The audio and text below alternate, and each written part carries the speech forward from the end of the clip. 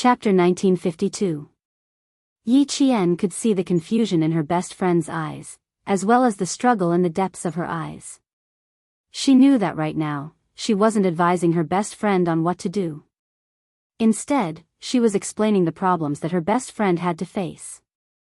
This cycle continues day after day, relying on a short period of sweetness to support the days without him. Jessen, ask yourself if you can accept this kind of life, if you can bear this kind of life. I can't give you any advice. I can only analyze and tell you what to do. Only you can make the choice. No one else can help you or make the decision for you. And Jessen, who hadn't cried out loud, choked up and couldn't say anything for a while. Yi Qian pulled out a tissue to wipe the tears on her face and quietly and patiently accompanied her. And Jessen waited until her emotions gradually calmed down. Her voice was hoarse, and her eyes were filled with pain. She asked softly, "What about you? Are you the same?" "Jessen, I'm different from you. The person I love and I are both soldiers. We both chose to join the military, which means that we have the same direction. Separation and silence are normal for us. We will get used to it and accept it, but our direction will never change. So, I'm different from you." And Jessen didn't give up. She struggled to ask, "Jane Eyre, can you accept that he wasn't by your side when you needed him the most?" "I can, because I know that even though he wasn't by my side, his heart has always been by my side. When he needed me by his side the most, I didn't accompany him. But my heart is always thinking about him. I can endure separation, accept separation, and get used to separation. Because every time we separate, we will work hard for the next time we meet." Yi Qian's words were very thorough. And Jessen understood even more clearly that accepting a soldier with a special status required a lot of effort. And Jessen had never thought so deeply. She only thought about why he liked to leave without saying goodbye since he was pursuing her. She also thought that it was too rude and didn't take her seriously. Yi Qian's words were like a bolt of lightning that struck her heart. She suddenly realized that there were so many problems in dating a soldier. Think about it carefully. You can only make a choice if you think it through.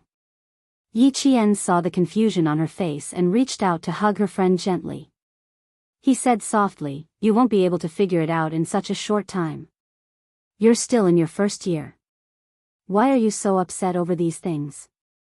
T6 was probably sincere to her, and she had no right to doubt T6's sincerity. However, she needed to tell Jessen how difficult it was to be in a relationship with T6. One was a comrade in arms, and the other was a good friend. She naturally hoped that the two of them could live well. However, she didn't want the two of them to fall in love in the future, only to hate each other in the end. The room fell silent. Even though it was past 4 in the morning, the city was still dark. Yi Qian, who was lying in bed, gradually closed his eyes. After some time, Yi Qian suddenly heard Jessen ask him cautiously, "Jane Eyre, what if I join the army? Am I the same as you?" The sleepiness that had just surged up was instantly swept away. Yi Qian opened his eyes and looked at her with clear eyes.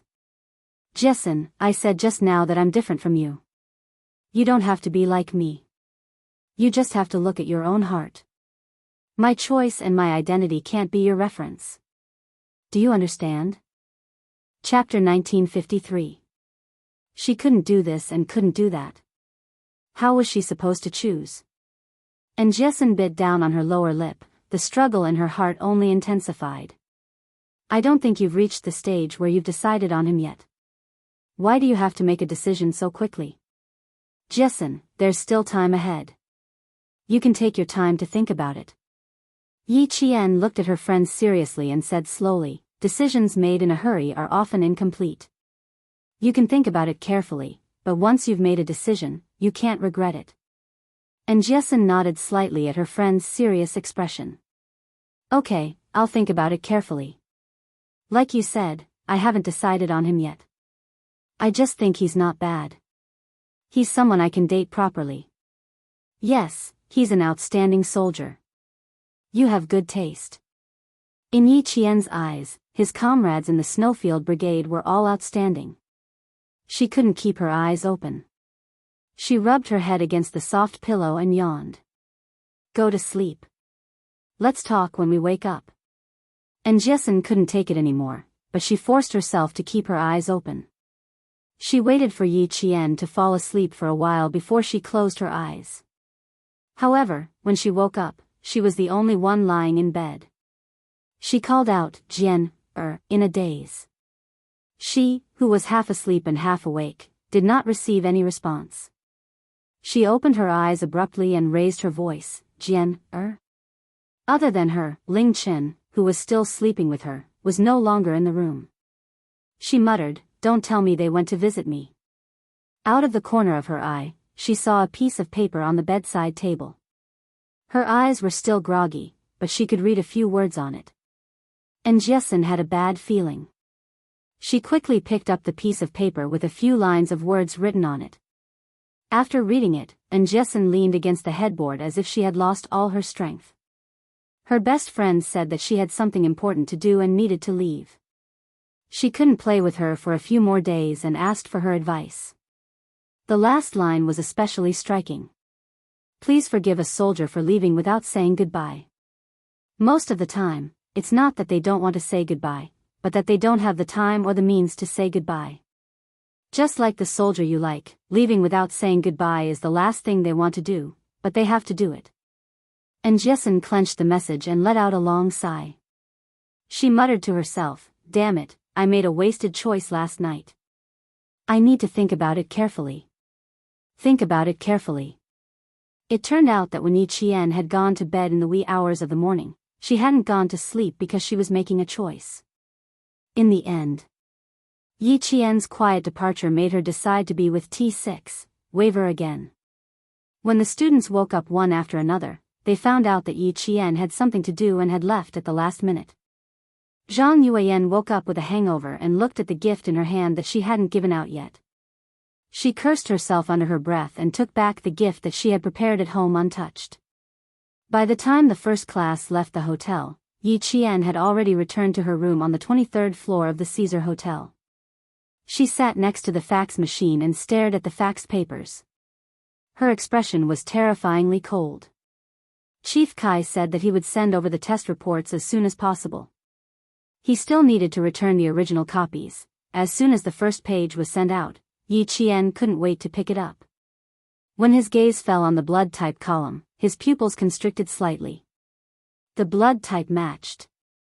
Before the second page was sent out, Yi Qian's eyes were already filled with hostility. There was even a murderous glint in his eyes. It was the same, the two reports were exactly the same. Chapter 1954. When the second page was sent over, Yi Qian compared the results of the two reports. The match was 99.9%. There was no need to investigate further. The two reports were enough to prove that Sun Yaozu was blinded by his mother. At the same time, Sun Yaozu also knew who blinded him. That was why he treated himself so viciously. With bloodshot eyes, Yi Qian slowly folded the two reports and put them away. Tonight, she needed to find Sun Yaozu. She had to properly ask him about what happened in the past. Chief Kai's call came. He spoke very quickly. Knowing that Yi Qian had already received the fax, he only said, "Wait for his call," and hurriedly hung up. Yi Qian was so agitated that her blood was boiling. Chief Kai's hurried words were like a bucket of cold water splashing her heart. It was so cold that it made her slowly come back to her senses. She couldn't go find Sun Yaozu yet. At least she had to wait until Chief Kai was safe. She couldn't put Chief Kai, who had already risked his life to help her, in danger because of her hatred. Wait a little longer, Yi Qian. Wait a little longer. You've waited for so many years.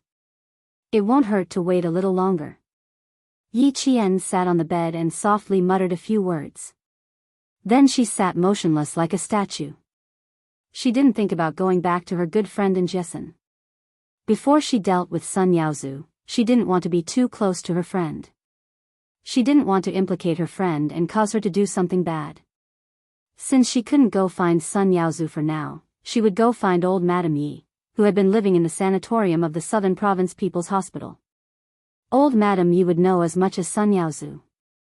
The sanatorium of the Southern Province People's Hospital was equivalent to a nursing home, but it was a little more advanced. The elderly who lived there were all wealthy families who could afford to pay for treatment and care. Old Madam Yi had Yi Zhixiang's money to take care of her, so she was living quite well. Yi Qian looked at old Madam Yi, who was sitting in a wheelchair, slurring her words and ordering the caregiver around. She walked in with a cold smile and said to the caregiver, "Auntie, go and rest for a while." The nurse had never seen Yi Qian before. Just as she was about to ask, old Madam Yi, who was sitting in the wheelchair, stuttered, Yi Jian. The corners of her mouth were crooked to one side, and it was quite difficult for her to speak. It was also hard for the nurse to be scolded by her. "You're already stuttering. Why don't you speak less? I haven't visited you for a long time, so I thought it was time for me to visit you." Yi Qian walked in and put the fruits he bought on the way to the side. He even took the initiative to pass a glass of water to old Madam Yi. "I have something to talk to you about. Why don't you let the caretaker take a rest first?" Old Madam Yi was a strong-willed person at all times. When she saw Yi Qian, she wanted to scold him, but she was powerless. A bunch of words were squeezed out of her throat, and she couldn't speak fluently. All she could say was strange, sounds. The caregiver didn't dare leave. She was afraid that something would happen to the patient she was in charge of. She hurriedly said to Yi Qian, "You can come back next time." "Look," old Madam Yi raised her head, trembling. She pointed at the door and yelled at the caregiver, get out, get out." At her command, the caregiver glanced at Yi Qian. After a moment of hesitation, she took the cleaning tools in her hands and left. All the caregivers, nurses, and doctors in the sanatorium knew how bad-tempered the elderly in room 606 was. None of them were willing to take care of her for a long time. However, the hospital had specifically instructed them to take care of her. The caregiver who took care of her once a week left quickly. It was obvious that she didn't want to stay for even a moment. Chapter 1955. With no one else around, old Madam Yi stared coldly at Yi Qian. She raised her hand and swept the glass cup in front of her wheelchair to the ground. Bang! The glass cup shattered as it hit the ground. The water splashed all over the floor and the glass shards flew everywhere. Yi Qian didn't even raise his eyebrows. He smiled faintly and said, "It's better for an old lady who has suffered a stroke to remain calm. If you get angry too often, you might suffer a second stroke. I'm here to talk to you." "Why are you angry?" "But I don't know why, but seeing you angry, I feel quite happy." Old Madam Yi had been strong her whole life and rarely suffered in the hands of others. However, she had suffered in front of Yi Qian, whom she thought she could easily control. She couldn't swallow the anger in her heart. Otherwise, she wouldn't have asked Yi Zhifan to get rid of Yi Qian when she was just able to pick up a pen to write. Now that Yi Qian was standing in front of her, old Madam Yi couldn't suppress the anger in her heart. She just wanted to teach her a lesson. She couldn't move and couldn't speak clearly. The only thing old Madam Yi could do was glare fiercely to express her feelings. She couldn't do anything else. "Why are you, still, not dead?" Old Madam Yi slanted her lips and said viciously, "I don't know, where did this bastard come from? Why aren't you, dead?" When Yi Qian was young, he often heard old Madam Yi call him a bastard. He became numb after hearing so much. Now that he heard it again, he didn't think much of it. With an indifferent expression, she looked down at old Madam Yi, who used to be awe-inspiring and strong-willed. She smiled faintly and said, "Your current appearance really suits you. You've been pretending to be kind all your life, and now you're finally living the truth. Old madam, your serious illness was worth it. You did something wrong back then and didn't let Sun Yaozu kick me to death. It was your mistake.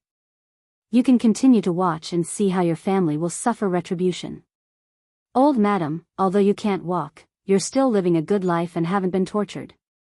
But it's hard to say whether I'll have a good life in the future." Yi Qian slowly bent down. She stopped sneering and looked into old Madame Ye's murky eyes. Her dark eyes were filled with murderous intent. One killed my father, and the other killed my mother. Old Madame Ye, your retribution has just begun. She spoke very slowly, and her words were very light and cold, like an invisible blade that suddenly cut into old Madame Ye's heart. Suddenly, old Madame Ye, whose mouth was crooked, and the stiff muscles on her face twitched as if she had been greatly stimulated. Her eyes were filled with fear. You. What do you want to do? Not only were her eyes filled with terror, even her tone was filled with terror. She was afraid, very, very afraid. Yi Qian, who had originally only wanted to trick Sun Yaozu, knew that she had made the right choice in coming here. She didn't need to know too much. All she needed to know was that her mother's sacrifice had something to do with Sun Yaozu. He stood up and said softly, "What do you think I want to do?" "I just want to do something that your family once did to my parents and me. Whatever you and Sun Yaozu did, I will return it to you truthfully, one by one." Bastard, bastard. Bastard, you're not. You're not. Old Madame Yi, who had been holding on to her courage, let out a strange cry. She shouted anxiously and in shock, and her entire body began to twitch in the wheelchair. Chapter 1956. Old Madame Ye's expression made Yi Qian even more certain that she knew something about his mother's sacrifice. He was even more certain that she had something to do with his mother's sacrifice. Otherwise, she wouldn't be so scared. If he continued to question her, old Madame Yi would definitely suspect something. No matter how much he wanted to get something out of her, he had to hold it in for now. He had to take things slowly. Furthermore, what he said just now had successfully made her think that he knew something. Based on his understanding of this old woman, she would definitely take action next. Old Madame Ye's heart would be even more ruthless and hardened. In order to get rid of a future threat like her, she would either tell Sun Yaozu or Yi Jifan about what happened today so that they could deal with her. She would tell Sun Yaozu as soon as possible. Sun Yaozu already hated her to the bone. If he knew that she had found out about what happened in the past, he would definitely take action. As long as Sun Yaozu took action against her, it would be her chance. In her previous life, she didn't have the ability to seek justice for herself. In this life, she would definitely take revenge for all the suffering she had suffered in both lives. She would laugh as she watched old Madame Ye's family and Yi Jifan's family fall from the clouds into the mud. Looking at the old woman who had completely lost her ability to move, but her mouth was still unforgiving, Yi Qian's murderous eyes flashed with a cold light. His gaze became even more terrifying. Save your energy. I just told you that people who have suffered a stroke should be calmer. In your case, it's only a matter of time before you have a second stroke. If you have a second stroke, I hope you won't leave so soon. It's better for you to stay in bed for the rest of your life. Yi Qian spoke calmly, revealing a look of contempt that old Madame Yi couldn't stand. I'm sure you're willing to live a life where you can't move your hands, can't speak, and have someone feed you when you eat or drink. Old Madame Yi, who had always thought of herself as high and mighty, naturally couldn't stand Yi Qian's contempt. When she heard him curse her again, she was furious and her limbs twitched even more uncontrollably. She really wanted to stand up and slap the bastard who dared to curse her. Unfortunately, she couldn't even speak properly, let alone stand up. Back then, you bullied my father because he was too obedient. It's a pity that he didn't see your current miserable state. If he did, he would be happy. Have a good rest. When I go to see my father tomorrow, I'll mention your current miserable state and what kind of miserable state you'll be in the future. My father and mother were killed by your family. How can I watch you live a good life? I only hope that you will be tortured and live a life worse than death. The cold and murderous words were like a sharp knife that ruthlessly pierced into old Madame Ye's heart, as if it had pierced a big empty hole. A heart-piercing cold wind blew past, instantly extinguishing the raging flames of anger, and her heart began to feel anxious. Did that bastard Yi Qian know something? Did he discover something? Otherwise, why would she say that one killed her father and the other killed her mother? That's right, that's right. That's what she said before. She even brought a photo over to scare her and Jixiang. Jixiang was easily frightened and screamed when she saw Yi Xinfan's photo.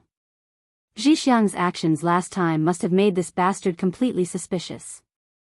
While she was lying in the hospital, Sun Yaozu and Yi Xifan were fighting openly and covertly. He secretly investigated on his own.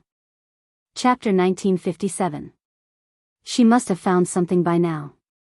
That's right. She must have found something. I can't let this bastard live anymore. I can't let her live anymore. He had to kill her, he had to kill her. Only by killing her can Jixiang's family be safe. Otherwise, she will pester Jixiang to death. She might even harm my two precious grandsons. Although old Madame Ye's body was paralyzed and her brain wasn't as good as before, she didn't completely go on strike. She looked at Yi Qian, who had grown to the point where she couldn't control him anymore. Seeing that he wanted to stand up for Yi Xinfan and Sun Xueqing, who had died early, old Madame Yi, who was anxious just a second ago, suddenly laughed crookedly. Her laughter flowed out of her mouth. It was like the strange laughter of a person who lived in darkness and damp all year round and was filled with malice. Just a bastard. She really thinks she's someone important. Old Madame Yi had never liked Yi Qian, not even for a moment. She stared fixedly at Yi Qian, who was now so arrogant that he could make her angry. Old Madame Ye's mouth moved a few times. Suddenly, she spat out a mouthful of thick phlegm at Yi Qian. Seeing Yi Qian nimbly dodge, old Madame Yi gripped the wheelchair's armrests tightly. Her face and eyes were filled with malice. Yi Qian, do you know why I don't like you? Because, you're a bastard. You're the bastard your mother gave birth to outside. She spoke in a hurry, so her words were even more unclear. However, Yi Qian heard everything clearly. Hearing this, his gaze suddenly sharpened. He stared at the old woman who couldn't even walk and was still acting like a tyrant. What did you just say? The ferocious-looking old Madame Yi looked at Yi Jian, whose expression had changed. Her upper lips trembled uncontrollably as she let out an unpleasant cackle. I said, your mother's, bitch, outside. Martyr? Cackle, cackle. Your mother is such a promiscuous slut. How can she be a martyr? Old Madame Yi was overjoyed and said happily, let me go, like a bastard. Tui. Yi Qian, who was about to leave, narrowed his eyes. He squatted down again and looked at old Madame Yi with a gloomy expression. So, you scolded me because of this? What right do you have to talk about my mother? What right do you have? Boss is a good-for-nothing. He clearly knows that his wife gave birth to a bastard, but he doesn't even dare to sleep with her. I raised him up, but he didn't listen to me and strangled a bastard like you. He wants me to treat him well? Bah. Just a piece of trash. The gloomier Yi Qian's expression became, the more comfortable old Madame Yi felt. Strange laughter kept coming out of her throat. A martyr with a lover, how ironic. Shut up. Yi Qian could not tolerate such a vicious person slandering her mother. The killing intent that she had been suppressing grew again. She reached out and grabbed old Madame Ye's neck. She gritted her teeth and said fiercely, those who slander my mother, die. Come, strangle me to death, you, strangle, ye girl. The door of the ward behind her was pushed open with a bang. Principal Chen's angry voice shook the air. What are you doing? Stop it. Strangle. Strangle me to death. Strangle me. Old Madame Ye's laughter was unusually loud. She continued to provoke Yi Qian fiercely. You're not boss's child. You're a bastard. Ha ha ha, you want to make my life difficult? Bastard, let's see who's the one who's going to suffer. Chapter 1958. You're a bastard. Your mother gave birth to you with another man. Your father is a good-for-nothing.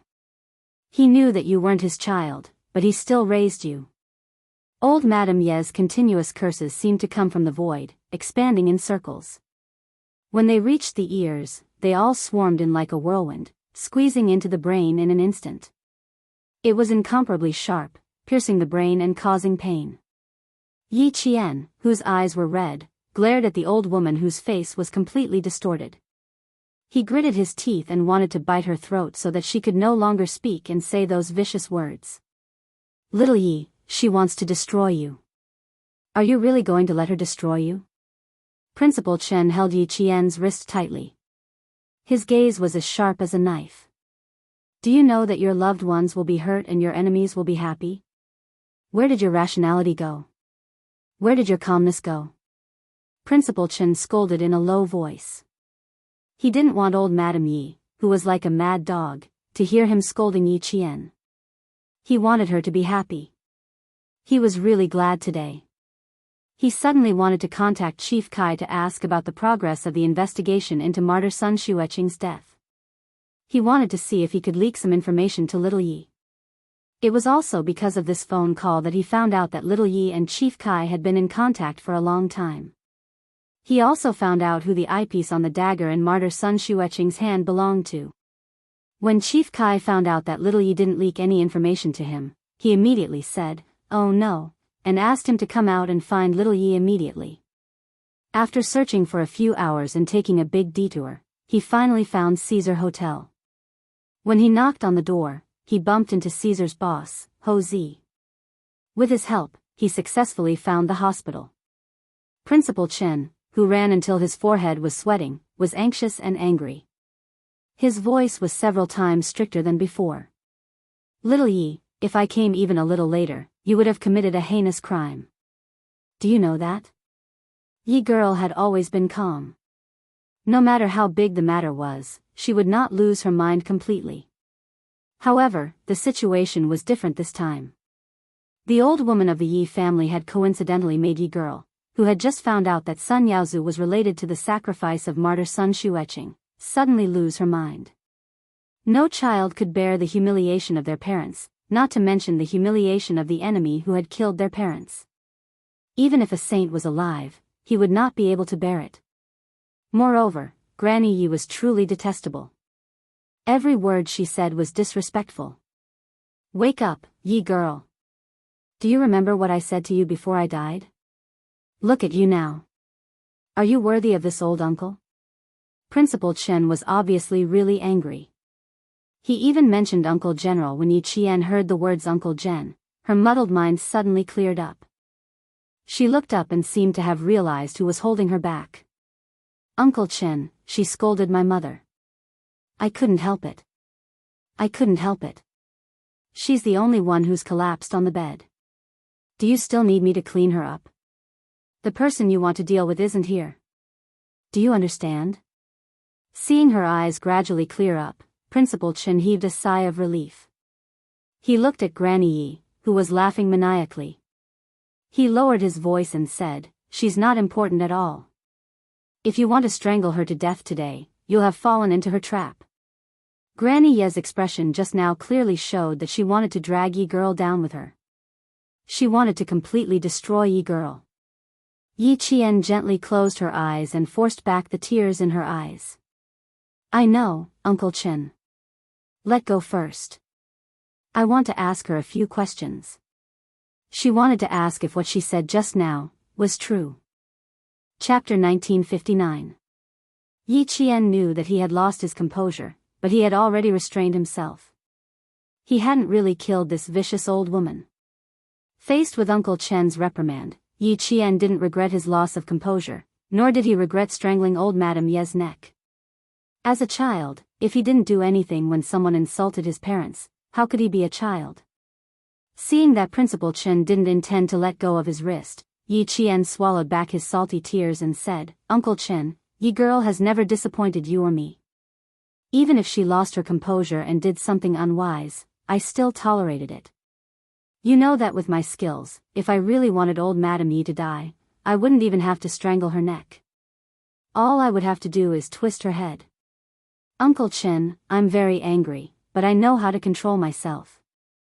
After all, my status restricts my actions and I can't make any mistakes. I won't do anything that would make my enemies happy. I will never do that. Principal Chen thought for a moment, then slowly retracted his hand. That's right. With Yi girl's skills, if she really wanted to kill old Madame Yi, she wouldn't have to go through the trouble of strangling her. She could have just twisted her neck. But what she wanted to ask? Sigh, he could answer her. Don't ask any more, girl. She's right. You are indeed not your father's daughter.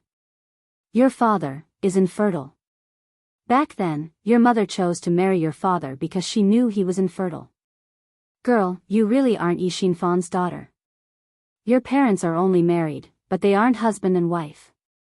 Uncle Chen's words made Yi Qian, who had gradually calmed down, narrow his eyes. He looked up at Principal Chen in shock and disbelief. What did you say? Your father and mother got together because of me. It was your mother who found me and asked me to find an honest and reliable man of the same age in the same village, so I found your father. Principal Chen knew that she actually heard it very clearly, but she just couldn't accept it at the moment. Principal Chen glanced at old Madame Yi, who was still laughing strangely, and looked kindly at Yi Qian. He sighed softly and said, Your father didn't dare to agree, but old Madame Yi did. He secretly went to your mother and told her about his situation. He thought that your mother would refuse, but unexpectedly, your mother agreed. Even Uncle Chen doesn't know what happened between your parents. Uncle Chen only learned about it from your mother's diary. If you want to know, Uncle Chen can bring it to you when he returns to the village. This diary was personally delivered by Chief Kai. Principal Chen's words completely shattered Yi Qian's last hope. He stood there in a daze, as if he had lost his soul. She was actually not her father's daughter? Then whose daughter was she? No wonder old Madame Yi called her a bastard child. She already knew that she wasn't her father's daughter. Then, who is my father? Yi Qian, whose eyes were blank, asked in a daze. It didn't seem like a question, but more like a sentence that he didn't even know what he said. Principal Chen couldn't answer who Yi Qian's father was because he didn't know either. Martyr Sun Xueqing's diary didn't mention it in her comrade's safekeeping. Chapter 1960. Old Madame Yi, who was sitting in her wheelchair, looked at Yi Qian, who was standing a few steps away from her. Her eyes were filled with disappointment. That wretched girl was becoming more and more tolerant. She could actually hold herself back from humiliating Sun Xueqing like this. The laughter in old Madame Ye's throat didn't stop, but her heart was sinking. That wretched girl who could hold herself back had already become a big problem. Back then, she was worried that if she killed Sun Xueqing's illegitimate child immediately after her death, she would be criticized by the villagers. Moreover, Yi Zhifan, the white wolf, convinced her to keep the illegitimate child. She was so obsessed that she really kept the illegitimate child. She regretted it so much, so much. She should have thrown Sun Xueqing to her death back then. Falling to her death would have eliminated all future troubles. If she had fallen to her death, today's events wouldn't have happened, and she wouldn't have to worry about the bastard's revenge in the future. Now, the bastard was no longer the little girl who could be bullied by others. She had already become a big problem that made her afraid and anxious. No, she couldn't hold back anymore. Either Yi Zhifan would do it, or her son-in-law would do it himself. She had to see the bastard die while she was still alive to be at ease.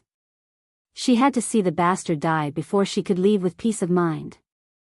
Old Madame Yi, who had thought of 10,000 ways to make Yi Qian die on the streets, stared darkly at Yi Qian, then at Principal Chen. For a moment, old Madame Yi hated Principal Chen again. The principal of this town's middle school was also a busybody. Just now, he had appeared in time and ruined her plan. Old Madame Yi couldn't hear what Principal Chen was saying in a low voice. She glared at Principal Chen a few times in anger and raised her trembling hand to touch her neck. She didn't pinch too hard, so there shouldn't be any handprints left. If there were, she would have a way to ruin the bastard's reputation. Her gloomy and calculating gaze made Principal Chen involuntarily sweep his sharp gaze over. A sniper's gaze was undoubtedly frightening. Old Madame Yi, who was caught in the eye, was so frightened that she couldn't breathe properly. Waves of violent coughs came from her throat. Yi Qian slowly turned around. His eyes, so dark that they seemed to be able to swallow everything, stared straight at old Madame Yi. Step by step, he walked up to the old woman who had done evil all her life. He said softly, "I will make your family pay for all the pain I've suffered." It was very light, but the smell of blood inside was so thick that one could almost smell it. "Bastard, what are you trying to do?" Old Madame Yi was shocked and angry at the same time. Even though she was still putting up a strong front, her paralyzed eyes had already revealed her true thoughts. She realized that Yi Qian's family included her two most beloved grandsons, Yi Lei and Sun Jiacheng. That was why she asked Yi Qian what he wanted to do. "I want to do what you're most afraid of." Yi Qian coldly spat out a few words, then ignored the struggling old woman. He turned to Principal Chen and said, "Uncle Chen, let's go." She knew enough. She could stop here for today. Next, she quietly waited for Sun Yaozu or Yi Zhifan to come. After leaving the hospital, Principal Chen didn't blame Yi Qian. When they returned to Caesar Hotel and walked out of the revolving door, a man in a suit who looked like a hotel attendant immediately came to greet them. He respectfully said to Yi Qian, "Miss Yi, Zi Gu invites you to his office." He glanced at Principal Chen and said, "He also invited the person beside you to come with us." Ho Zi's office was on the top floor of the hotel.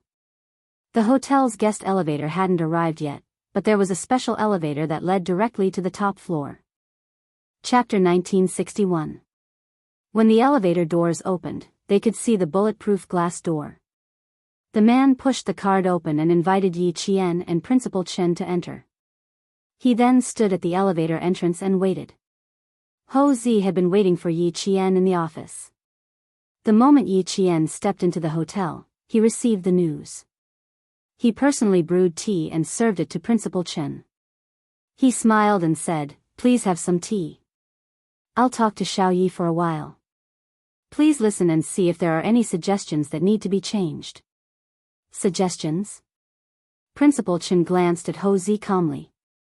Although he had never been in the underworld, he had heard of Ho Zi. He was a well-known underworld boss in the southern province and even in other countries. He was also a very law-abiding underworld boss. Both the white and the underworld would give him some face. He had heard of him, but when he saw him in person, he could only say that the real person did not show his true colors. Who would have thought that the underworld boss would be so gentle? Principal Chen took the tea from him and smiled. "You're too polite. If it's about little Yi, I'll have to be thick-skinned and listen to it." He really did not know that little Yi was in contact with Ho Zi. When he received Ho Zi's help, he was shocked. "It is indeed about little Yi. Yuan has asked me many times to take care of little Yi. Therefore, I know a little about any movements on little Ye's side. It can be said that little Ye's matters are Ho Zi's matters. Whatever she wants to do, I'll support her." Ho Zi was a righteous person. When he spoke, he was calm and had the demeanor of a general. As he spoke, he explained how he knew Yi Qian. Principal Chen understood when he heard this. So that was the case. He immediately felt relieved. Seeing this, Ho Zi smiled faintly and said to Yi Qian, "Is Sun Yaozu's matter not over yet? How far has it progressed? Can you tell me? Sixth brother told me in secret that if you make any big moves in the southern province, I must help you. I reckon that your actions this time were indeed a little too big." In addition, this old senior's expression changed a little. "I thought that your actions might not be as big as what I saw. It's very likely that there's an even bigger movement in the dark. You're Lalio's girlfriend, and I'm your brother Zi. With such a relationship, Xiao Yi, you can tell me what to do next. I need to say one more thing. With my status, it will be easier for me to do things." This sentence made Principal Chen, who was quietly drinking tea, raise his eyes slightly. That's right, it was indeed easier to do things with Ho Zi's identity than with little Ye's identity. However, dragging Ho Zi into this mess was a little unkind. Yi Qian thought so too. He smiled bitterly and said, "Brother Zi, you've helped me too much. If you continue to help me, you'll be in deep trouble." I'll be honest with Brother Z. Sun Yaozu and I have a grudge against each other for murdering my mother. There are too many things that are related to this grudge. I'm afraid that if I'm not careful, a disaster will befall anyone who has anything to do with me. Chief Kai clearly told her that her mother's sacrifice had deep implications. Some things were still classified and couldn't be revealed. They could only be buried by time. And she needed to dig through the mud of time to find the truth behind her mother's sacrifice and the murderer behind it. She really didn't dare to involve too many people, even though many people were already involved. Chapter 1962. Ho Zi sneered. If you want me to get involved in the military, I can tell you right now that I definitely won't. But if I want to deal with Sun Yaozu, it won't be a problem. If sixth brother was here, he would definitely think of me first. He wouldn't even bother with his childhood friends. Xiao Yi, just tell me your plan. If Gu Zi can help, he will. If he can't, he will tell you immediately. He then looked at Principal Chen, who had been silent all this time. Senior, what do you think? Xiao Yi didn't mind. This senior who cared about Xiao Yi from the bottom of his heart would know what to do. It was best for him to speak. Ho Zi wouldn't be wrong. Otherwise, he wouldn't have invited Principal Chen to his office. Little Yi, tell me your plan first. Principal Chen would be very happy if someone from the underworld helped Little Yi, because Sun Yaozu was also from the underworld. Yi Qian, who had been silent for a long time, finally spoke up when Principal Chen opened his mouth again. He lowered his eyes slightly and said, I want to deal with Sun Yaozu, and I also want to get some information from him. It was related to a person's life. She planned to deal with it in secret. I won't show up to deal with Mr. Sun, but I can help you, Ho Zi said calmly. A big matter sounded like a small matter to him. It was extremely easy. Yi Qian looked at him and said, I'll wait for Sun Yaozu to come looking for me. Even if they want to investigate, we have to let the police know that Sun Yaozu was the one who committed the murder and was killed in the end. He knew that sixth brother's girlfriend was a ruthless character. Look at this arrangement. It was quite well planned. The matter was settled just like that. Principal Chen, who wanted to stay, was forcefully sent back to the military by Yi Qian. He was not allowed to interfere. Ho Zi repeatedly assured him that there wouldn't be any problems, so Principal Chen had no choice but to return to the military. Even after returning to the army, he was still worried. He was afraid that something would happen to Yi Qian. Sun Yaozu found out that Yi Qian had gone to look for old Madame Yi 3 days ago, and it was from his wife, Yi Zhixiang. Sun Yaozu glanced at his clueless wife and immediately drove to the People's Hospital.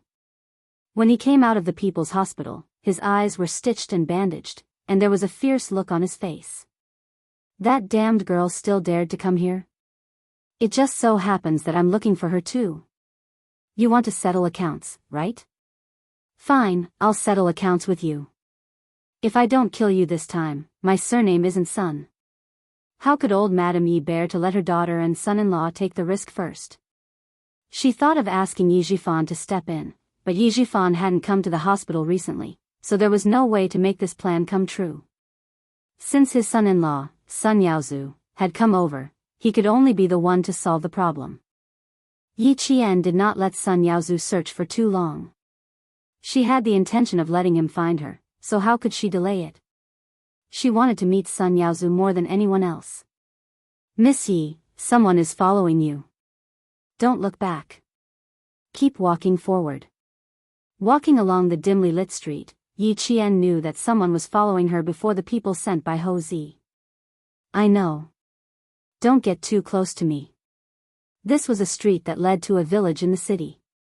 The residential buildings hidden among the tall buildings were all low-rise buildings from the 1970s and 1980s.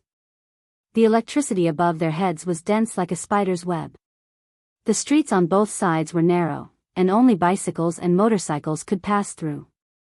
Yi Qian had been in and out for 2 days. Finally, the people sent by Sun Yaozu arrived. Chapter 1963. In the depths of the alley, someone hurried past, as if there was a terrifying monster behind him. The footsteps became faster and faster, and in the blink of an eye, he turned into another alley. After confirming that he had not caused any trouble, the pedestrian pressed his back tightly against the cold wall. While gasping for breath, he hurriedly knocked on the rusty iron door outside his house. The lights in the house were turned on, and a woman answered, "Coming." She opened the inner door with a creak, and then opened the outer iron door. Before the door was fully opened, the frightened pedestrian squeezed in with a frightened face. "Come in, come in." His voice was soft and hurried, as if he was afraid of being seen. Seeing this, the female owner was also shocked. What happened?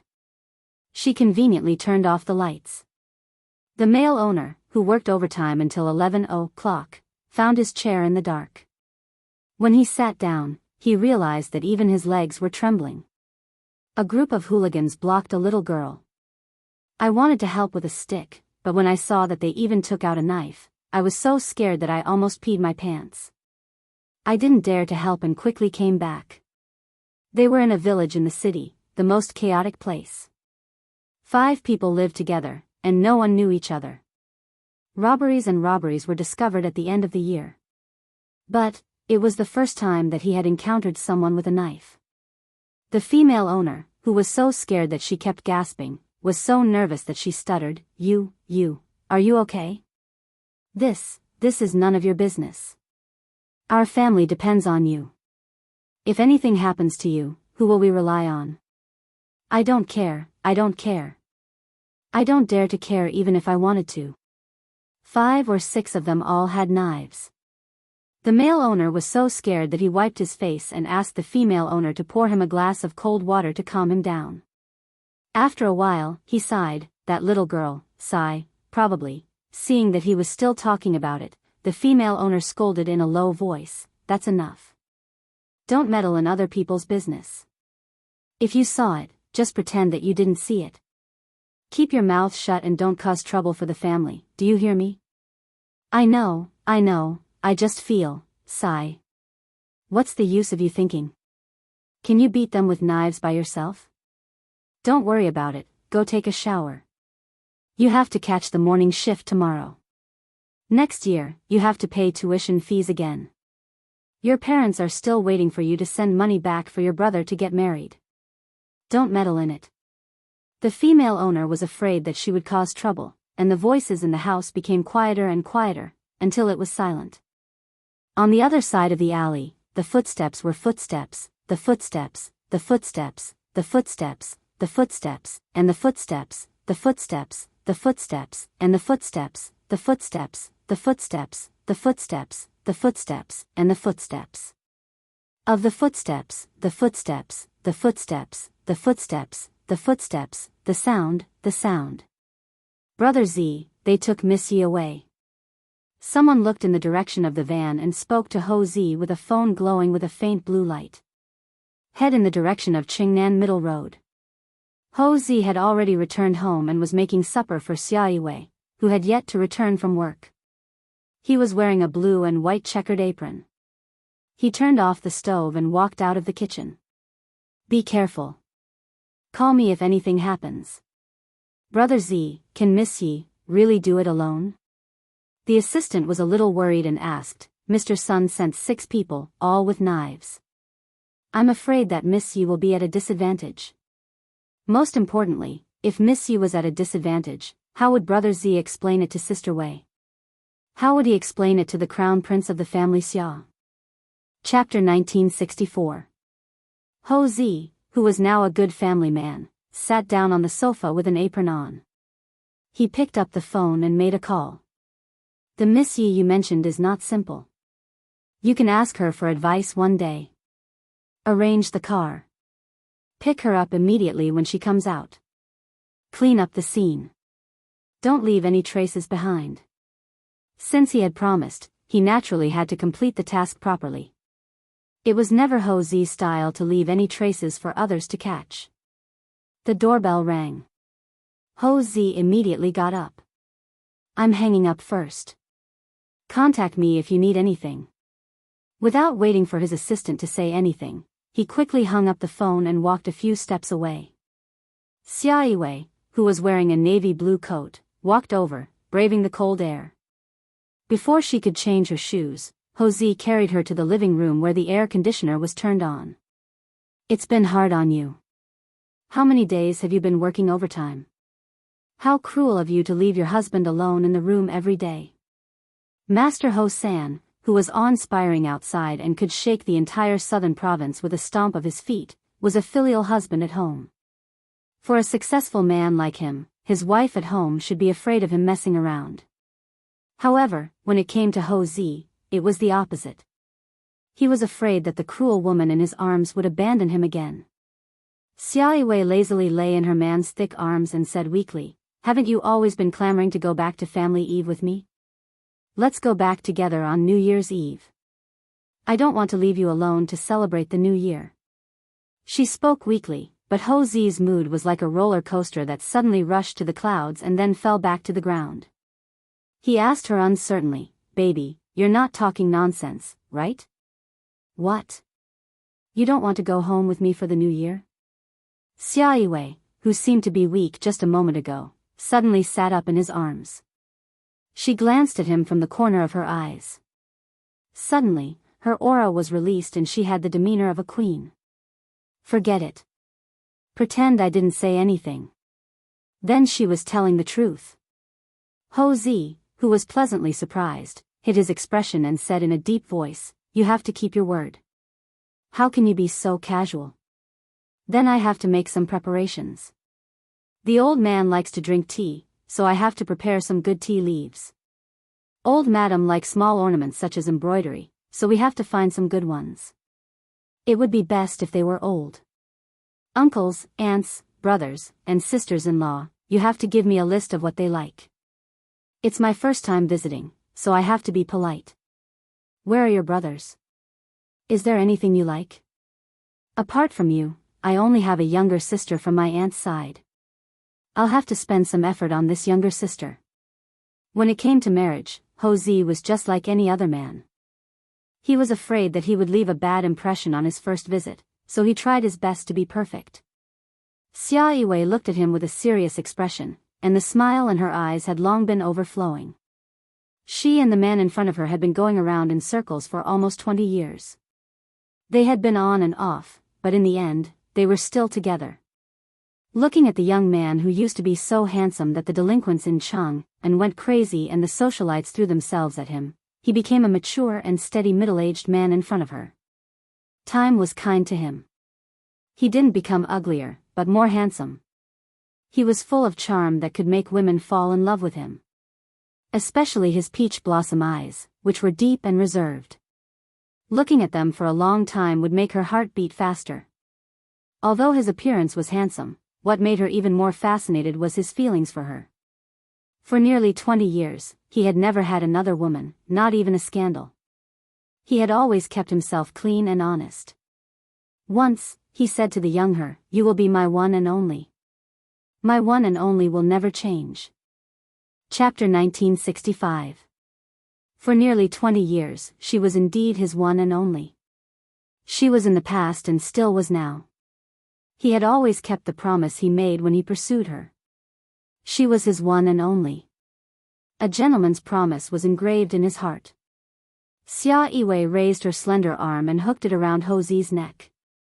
She lowered her head and kissed his sexy lips that were still chattering away. "Master Ho-san, did you plan to come home with me a long time ago? Otherwise, how could you know so much about my family's hobbies? You even know that the old madam likes embroidery. Everyone thinks that the old madam likes reading." Jose was the most vulnerable to Xiaoyue's teasing. His sexy Adam's apple moved slightly as she nibbled on his lips.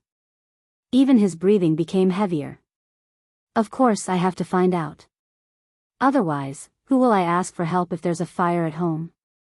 Darling, you're a big family, and I'm alone. I need the Yu family's support. Only with the Yu family's support can I." He turned around and pressed the bewitching woman in his arms onto his body.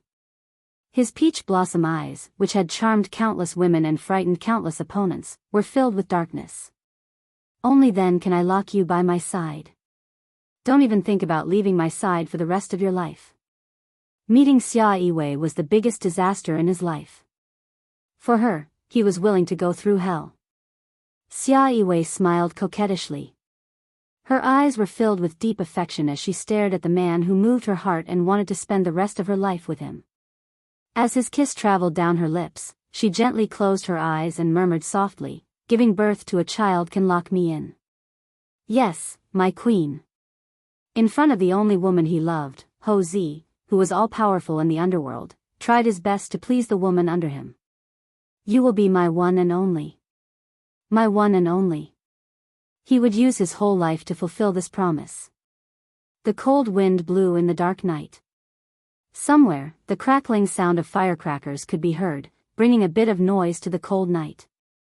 The assistant sent by Ho Zi followed them all the way to the villas under construction in Qingnan Middle Road.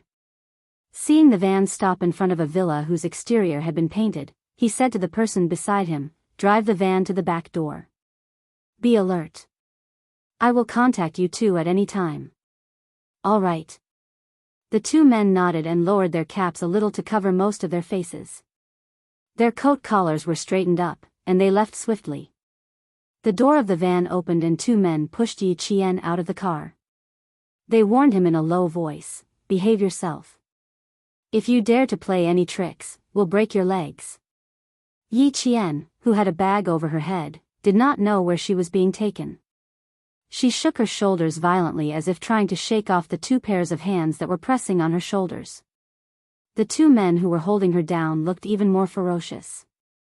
The man who jumped down first and walked to the front quickly walked into the villa.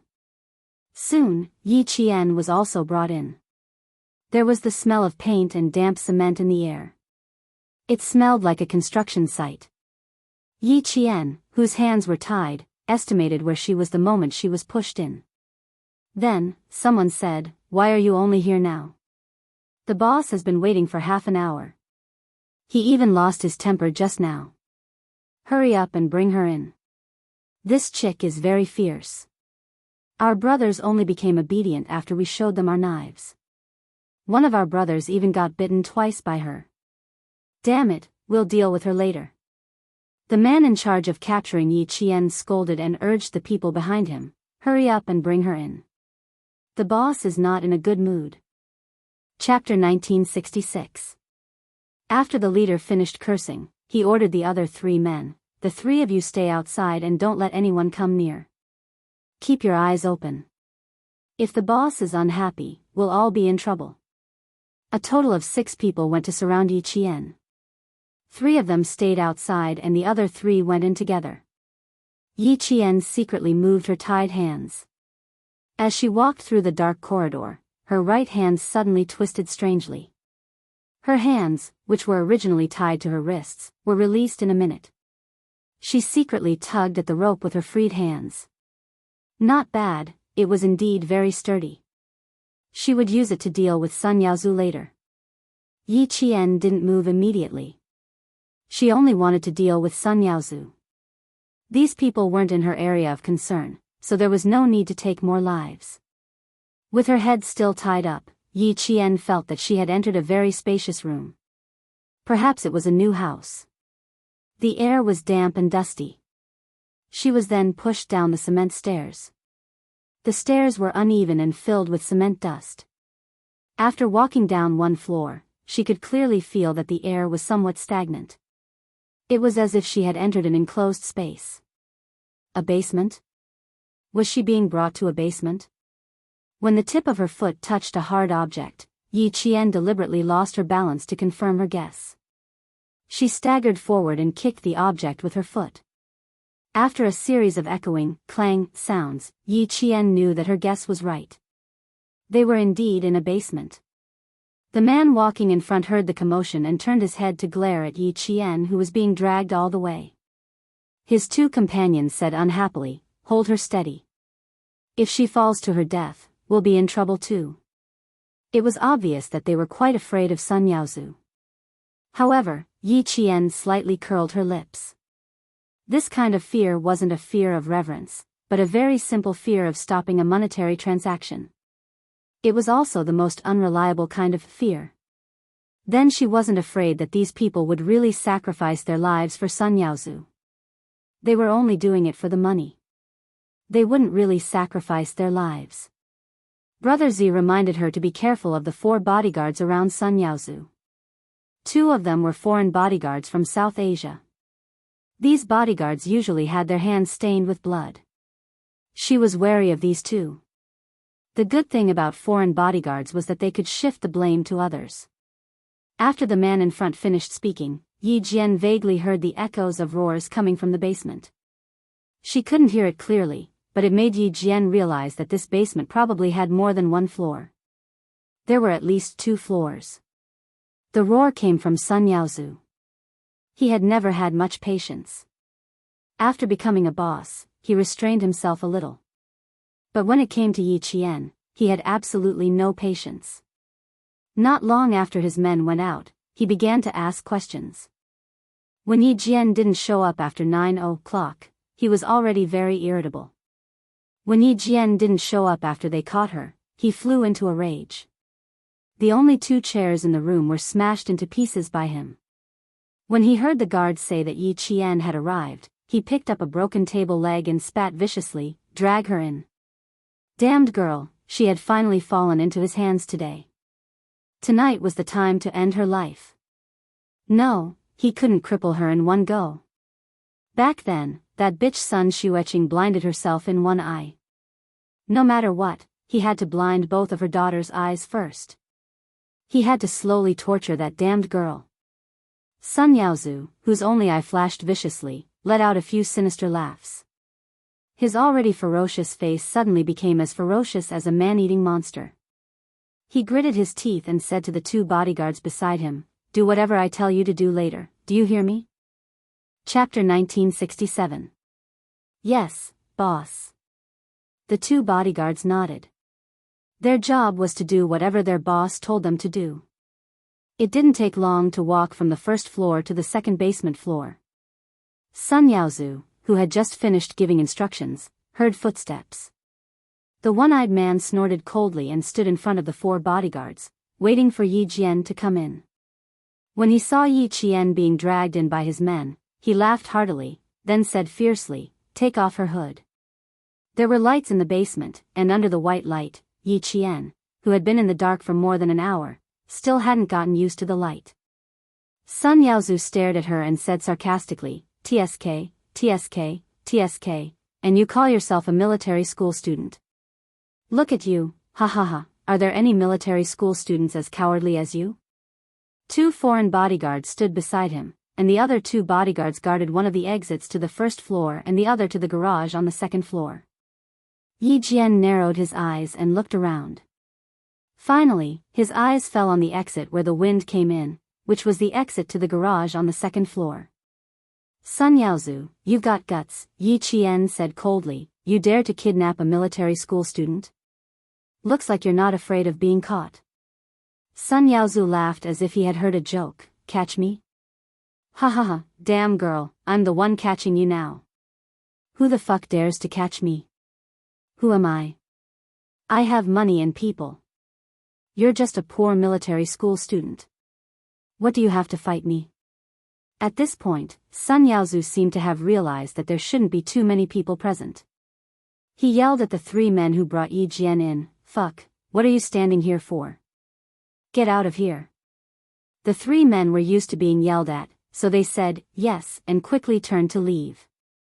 After the 3 of them left, Sun Yaozu glared at Yi Qian fiercely, "You want to cause trouble for me? Who the fuck do you think you are? The old hag said you want to kill my whole family? Damn girl, I'll kill you first today. It's normal for me to want to kill your entire family. You were the one who made my mother sacrifice herself back then." In the face of his viciousness, Yi Qian, whose eyes were as cold as water, said indifferently, "You made my mother sacrifice herself. I want to kill your whole family. What are you angry about?" Yi Qian naturally brought the topic back to the past. Now that Sun Yaozu thought that victory was within his grasp, based on his understanding of Sun Yaozu, he could not help but say a few more words to show that he was the victor. The fact that he had chased the person who had captured her away and only kept the bodyguards by her side showed that he knew that she might say something, but he didn't want too many people to know.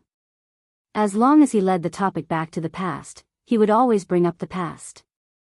Although Sun Yaozu did not have much patience, he had not told Yi Qian about what had happened in the past all these years. It was obvious that he was a tight-lipped person. When Yi Qian mentioned what had happened in the past, his laughter grew louder. What can you do even if you find something? My eyes were blinded by your mother back then. I can only take revenge on you. He took out a small knife from his pocket and gave his bodyguards a look. He said fiercely, "Hold her down."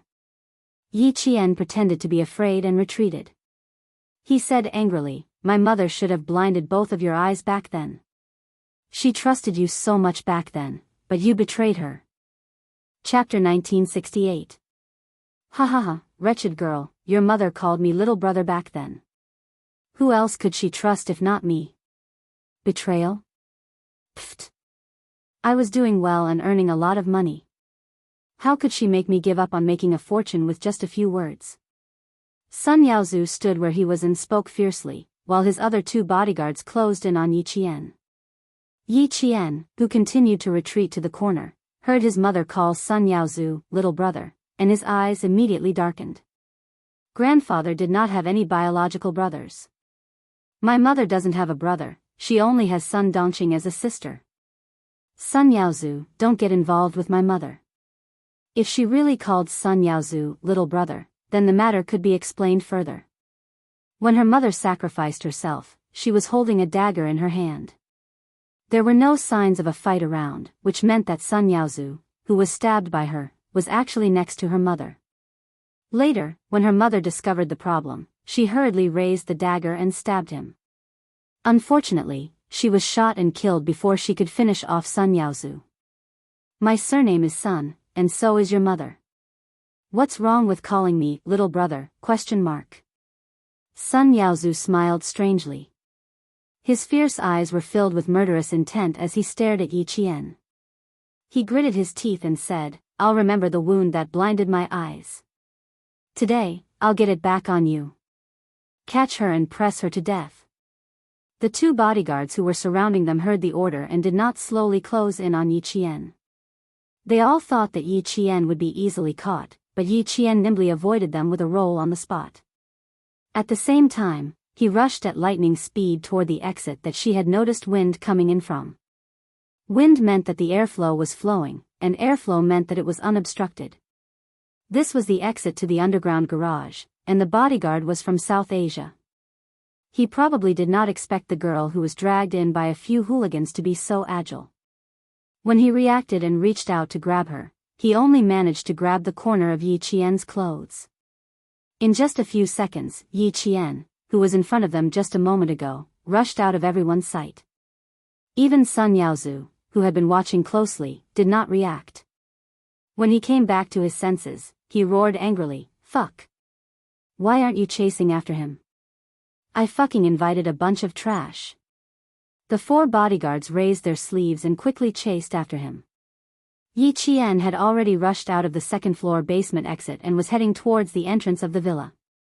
Now, she needed someone sent by Ho Zi to distract the bodyguards. Ho Zi's assistant wasn't an ordinary assistant. When he saw Yi Qian's figure flash past him, he immediately knew what to do. A stray cat's meow came out of its mouth, and Yi Qian quickly hid after hearing it. Soon, four figures came out and caught up with the vague shadow in front of them. The three men guarding outside the villa had already been tied up. Even the three men who were chased out by Sun Yaozu were tied up and thrown into the van they drove over. 6 people were tied up, and 4 bodyguards were chasing after them. Sun Yaozu was the only one left in the huge villa. When he saw Yi Jian return, he didn't even have the chance to speak when Yi Jian took a broken leg of a wooden chair and fiercely smashed it against the back of his neck. His plump body instantly turned into a pile of mush and fell to the ground with a thump.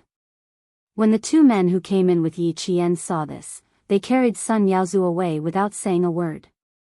Chapter 1969. The people who came to help Yi Qian were Ho Zi's most trustworthy subordinates.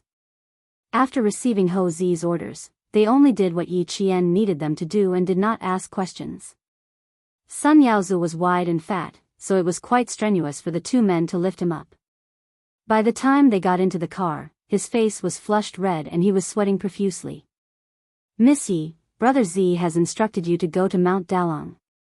There are still men waiting for you there." After putting him in the car, the driver jumped out and handed the car keys to Yi Qian. "Leave this to us." They still needed to get the two foreign bodyguards into the car and bring them to Mount Dalong. They also needed to leave behind a series of disguises so that Brother Z could take care of Miss Yi safely. Just as Principal Chen thought, Ho Zi's help would save Yi Qian a lot of trouble. With his ability, he could protect Yi Qian. This was also why Xia Jinyuan asked Ho Zi for help. Although Ho Zi, who had a large influence in southern province, had retired from the underworld, it did not affect his ability to do things. "Thank you for your hard work. The two bodyguards are South Asians. They might have retired from the government army. Be careful." At this point, Yi Qian did not stand on ceremony anymore. He took the car keys and drove away quickly under the gazes of the men. Mount Dalong was the largest natural forest park in southern province. Many places were listed as protected areas and prohibited from being developed. It was indeed a simple matter to get rid of one or two people in the depths of the forest. Sun Yaozu was woken up by the cold. The pain in his neck made him shiver violently. He opened his only eye in a daze and soon realized that something was wrong with his surroundings. A gust of cold wind blew past, and the pitch-black surroundings made him jump to his feet. "Damn it, what is this place?" Before he could stand firm, Sun Yaozu suddenly remembered that he was knocked out by Yi Qian. After that, he did not know anything. He was in the mountains. Sun Yaozu, who had completely sobered up, roared, "Damn girl, you actually fucking left me in the mountains." He had been careless and ended up being tricked by the wretched girl. Sun Yaozu clenched his teeth and leaned against the cold tree. His eyes were filled with malice as he said, "Wretched girl, just you wait." At this time, he was still unaware of the danger. Some wild animals were drilling through the frozen bushes. The sudden rustling sound startled Sun Yaozu. He then lifted his foot and kicked the tree he was leaning against. He cursed, "Damn it. Here." Before he could finish his sentence, his raised left leg was pulled back, and his entire body crashed into a tree. Sun Yaozu, who was seeing stars, realized that his legs were tied up. When he tried to kick the tree, he tripped over himself. Yi Qian, who had been looking at him nonchalantly, said coldly, "You didn't really think that I would just leave you on the mountain, did you? Did they go all the way just to bring him to the mountains? Heh, they really thought too highly of themselves." Her voice was faint, but it was enough to make Sun Yaozu's heart sink. He raised his hand to cover his head and stood up again. He looked at the pitch-black surroundings and roared violently, "Damn girl, get out here. Back then, I was also thrown into the snow by your family. Didn't you say that you would let me have a taste of what it was like to be stabbed in the eyes? Then I'll let you have a taste of what it's like to be frozen to death. As for you wanting to stab my eyes, I won't give you the chance." Chapter 1970. Yi Qian, who was stepping on a pile of clothes, chuckled coldly. Then, he slowly said, "It's not nice to be frozen to death. Enjoy it slowly." After being reminded by Yi Qian, Sun Yaozu was shocked and angry. Only then did he realize that he was only wearing a thin shirt and pants. No wonder it was so cold. It turned out that the damned girl had taken off all his clothes. No, this was the mountain. She couldn't have gotten him up the mountain alone. Someone was helping her in the dark. Sun Yaozu was shivering all over. He hugged his arms tightly. The ferocious glint in his single eye didn't diminish. He really thought of himself as a local tyrant who couldn't be offended. As usual, he shouted, "You want to play with me? I'll play you to death, you fatherless bastard." Sun Yaozu, who hadn't realized that his life was about to end, had the confidence to say these words because he had money and power. And in his eyes, Yi Qian was just a little military academy student who didn't have anyone to protect him. She wanted to kill him? Sun Yaozu didn't even think about it. Ho Zi's subordinates, who were guarding nearby, heard this and couldn't help but look up. Only this boss Sun didn't know that he was about to die. Aren't I playing with you right now? Yi Qian laughed softly. His laughter was even colder than the cold wind blowing past. Your words are exactly what I want. If I don't play you to death tonight, I won't leave. He spoke softly and softly. His words were wrapped in the cold wind and drifted into everyone's ears. Instantly, the sound of a bloody massacre was heard. Sun Yaozu didn't feel anything. Instead, he raised his head and laughed loudly. Play me to death? Ha ha ha, an orphan like you wants to play me to death? Ha ha ha, are you fucking kidding me? I have money in the southern province. I have people above and below me. You, a little military academy student, dare to go against me? Damned girl. I can pinch you to death with a single finger. Let go of me first, then kowtow to me 10 times. I'll consider letting you go tonight. Ha ha ha, you want to play with me? Ha ha ha, what do you have to play with me? Money? People? Do you have any? Ha ha ha. Ha ha ha. He laughed maniacally. He was absolutely certain that Yi Qian would not dare to do anything to him. That was what he thought. Yi Qian smirked. You don't believe me? All right, let's begin then. The more you don't believe it, the more scared you will be in the end. If you are complacent, there will be a time when you beg for mercy. She didn't open her mouth to respond, and the surroundings quieted down. The cold wind blew through the pine needles that had even frozen the leaves, bringing a bone-chilling cold that could freeze the blood in one's body. After laughing maniacally, Sun Yaozu was still waiting for Yi Qian to kowtow and admit his mistake.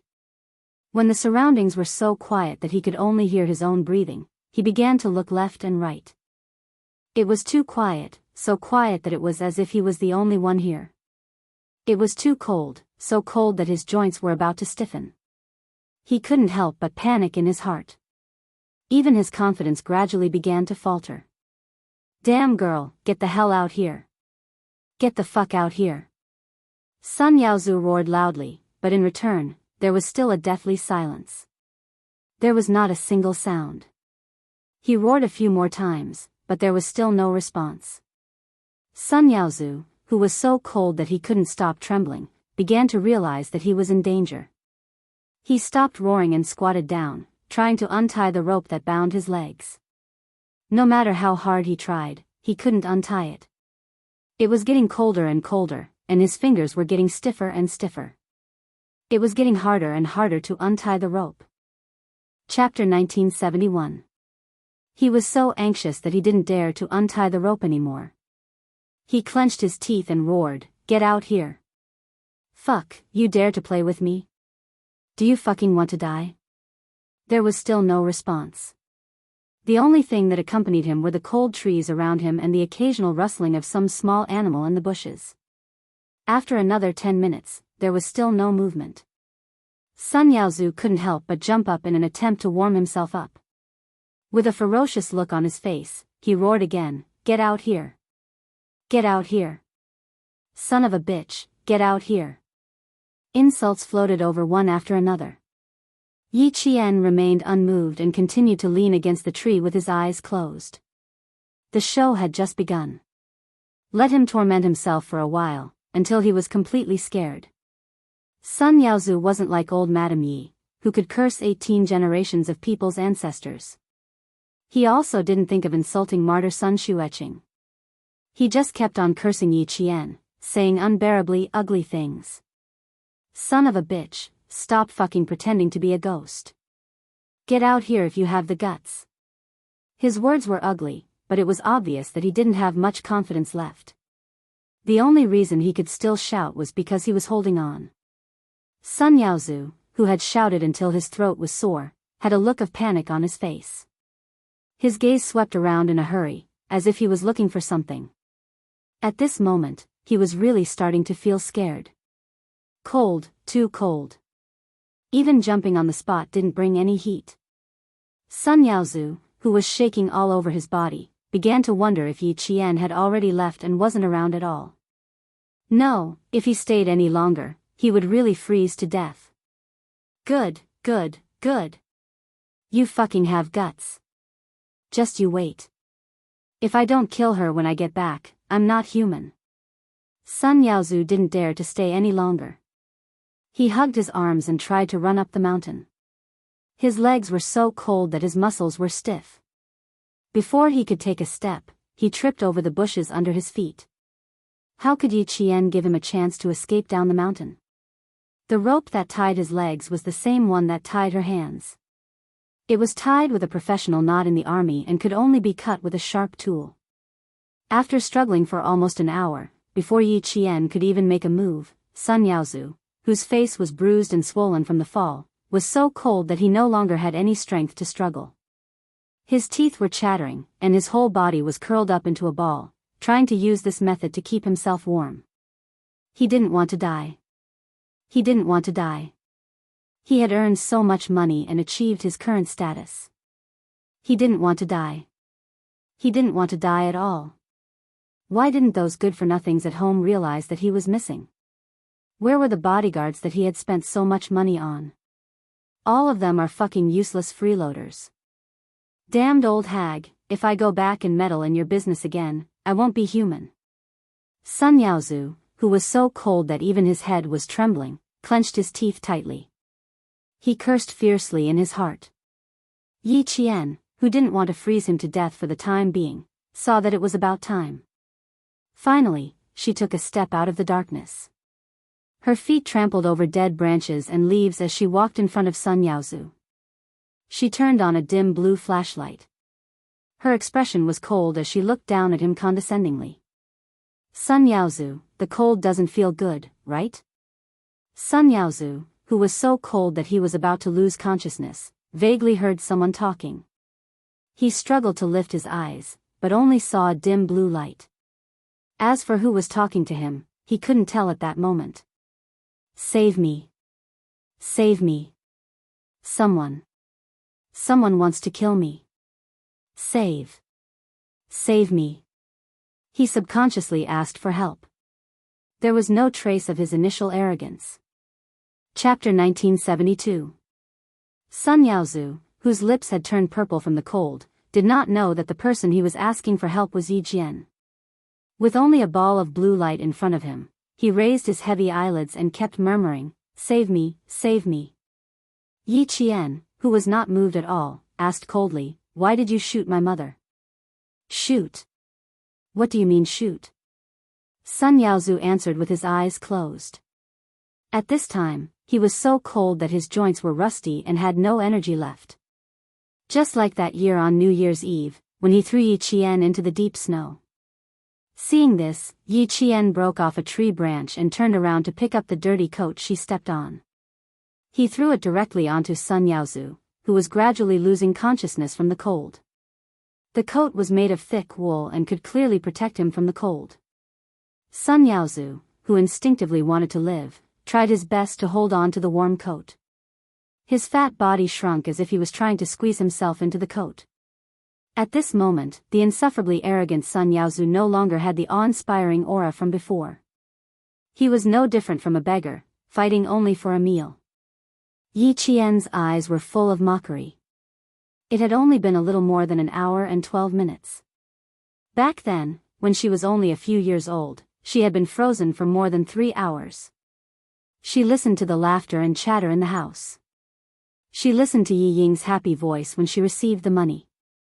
She listened to Yi Zhixiang's proud voice when she talked about how much money her family had made in the coastal area. She also listened to Sun Dongqing's flattery. They stayed in the warm house, eating meat and drinking wine for the new year. She shouted, cried, and begged. Who would even look at her?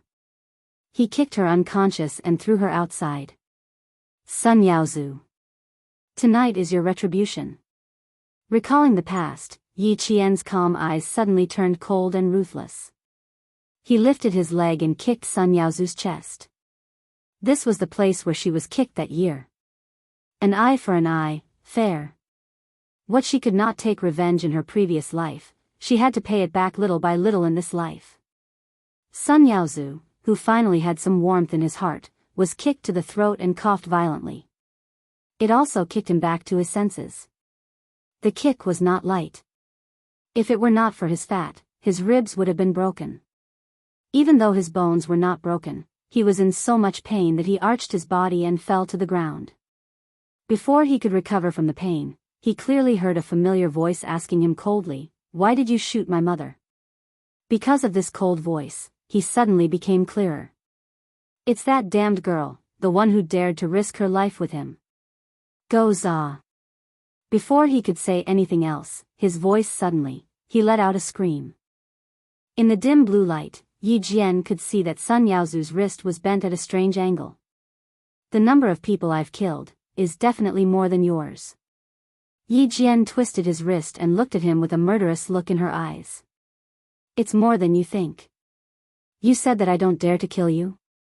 Bye. Don't challenge my patience, and don't waste our time. We can't afford to waste time. His gaze was as sharp as the sharpest blade.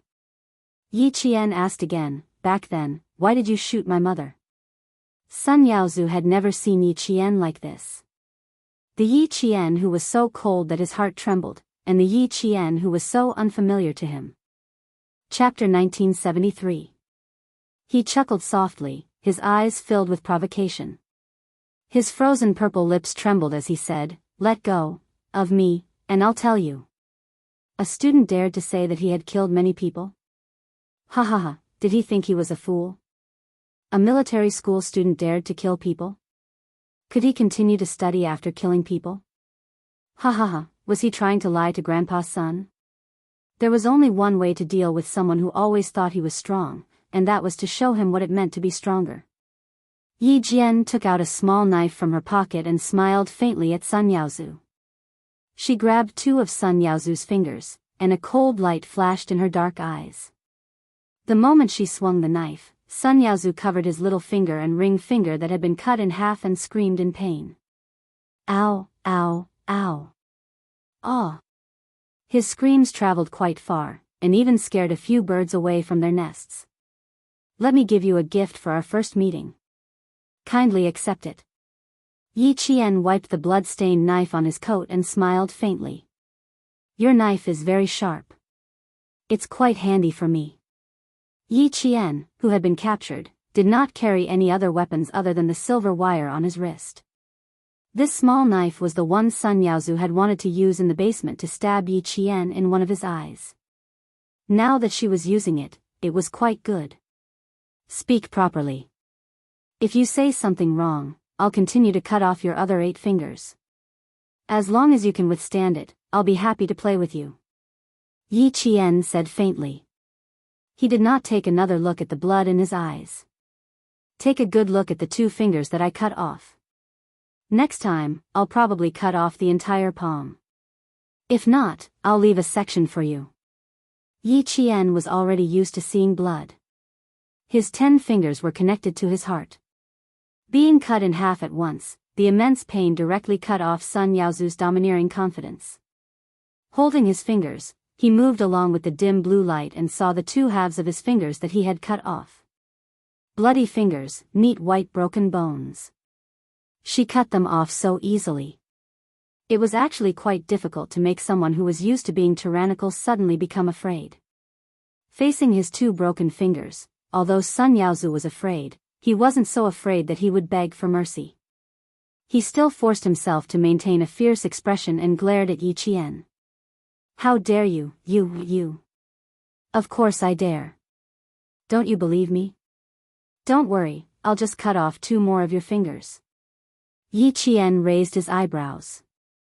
He didn't give Sun Yaozu any chance to react. He reached out and grabbed Sun Yaozu's other hand as fast as lightning. The cold gleam of the knife slashed across Sun Yaozu's eyes. His pupils constricted, and the sound that came out of his throat was even more miserable than before. Yi Qian laughed coldly, there are only 6 left.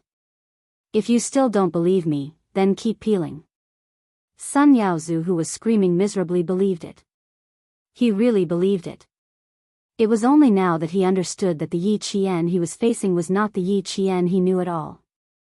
It was also not the Yi Qian that he thought was easy to deal with. She easily cut off half of his fingers without a trace of fear. It was as if she had done this kind of thing so many times that she was completely numb. Thinking of this, Sun Yaozu, who had always been domineering, was finally so scared that his eyes were filled with terror. He fell to the ground and could no longer hold his hands tightly. He was in so much pain that sweat broke out on his forehead and he ground his teeth. The wretched girl that he was calling out and the bastard that he was cursing would really kill her. She would really kill her. Chapter 1974. The pain in his body told him that the wretched girl he looked down on was actually a ruthless character. How many people could cut someone's finger just like that? The coldness on his body told him that it was the wretched girl he looked down on who had planned to bring him to the mountains. How could such a ruthless person be caught by his men so easily? Moreover, she was able to escape from the 4 bodyguards he had hired at a high price and come back so easily. She had planned everything long ago and was just waiting for him to fall into her trap. The cold and painful Sun Yaozu finally realized that he had fallen into her trap. Just like she said, she was actually waiting for him to come over. Sun Yaozu's heart was trembling, but he did not dare to continue crying out in pain. His teeth trembled as he said, I'll talk. Let me go, I'll tell you everything. He stated his conditions, but in return, Yi Qian sneered contemptuously. What right do you have to negotiate with me? Money? People? You'll lose everything if you die. Unfortunately, I don't care about what you have. What right do you have to negotiate with me? Back then, why did you shoot my mother? She asked sternly again. Sun Yaozu, who was terrified, trembled as if the doorknob in his mouth was broken. He was so shocked that he blurted out a lot at once. Smuggling. Back then, when I was working as a smuggler, every batch of goods that came from the sea didn't need to be inspected. I don't know when your mother came over. One day, she accidentally found out that I was helping to move the goods. The smuggled goods couldn't go through the docks, so they went through the undeveloped seaside. The workers were all controlled vagrants. Your mother happened to see me moving the goods that day and recognized me at a glance. She thought that I was being controlled and was very anxious. She found me when I was moving the second batch of goods. At that time, I didn't think that there was anything wrong with her. I thought that she was sent by the people in the army to cooperate with us. Fortunately, your mother spoke first. Although your mother didn't say why she came over, the people in the army greeted us and said that there might be someone who had mixed in with our route and that we should be careful. Your mother asked me, how long have you been here?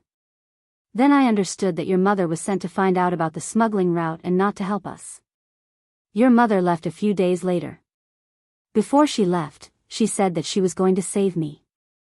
Your mother is from Sunjiawan, and I'm also from Sunjiawan. My grandfather and your grandfather have the same grandfather, and we're relatives. In addition, my mother helped your grandfather's family before, and your mother has always remembered this favor. She wants to save me. I didn't want your mother's life. It was your mother who was stubborn and wanted to blow things up. I can't coax your mother and deliberately let her continue to misunderstand that I'm being controlled while quickly telling the news to the person convenient for us. I don't know who that person is. I only know that he is from the army. I received a message from that person saying that your mother cannot be left alive. He will plan to get rid of your mother. A month later, the army sent a special force to encircle us. Your mother was one of them.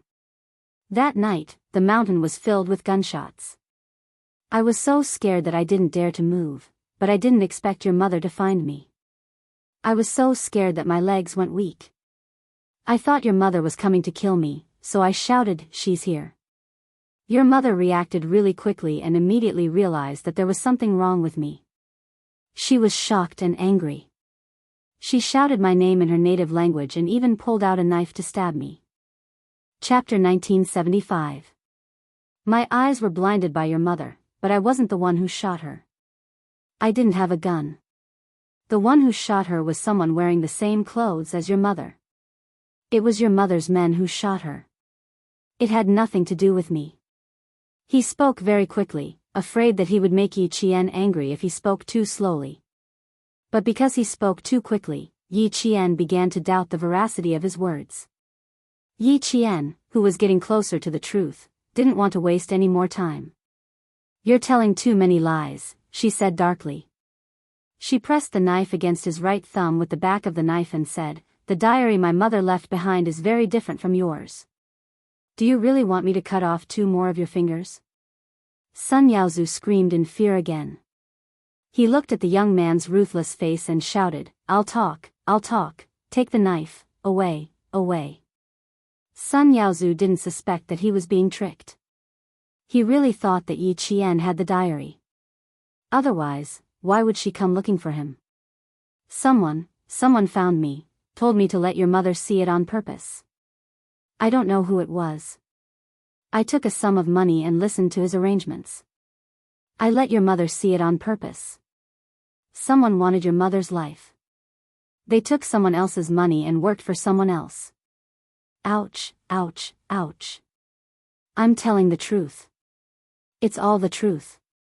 Knife, take the knife away, take it away.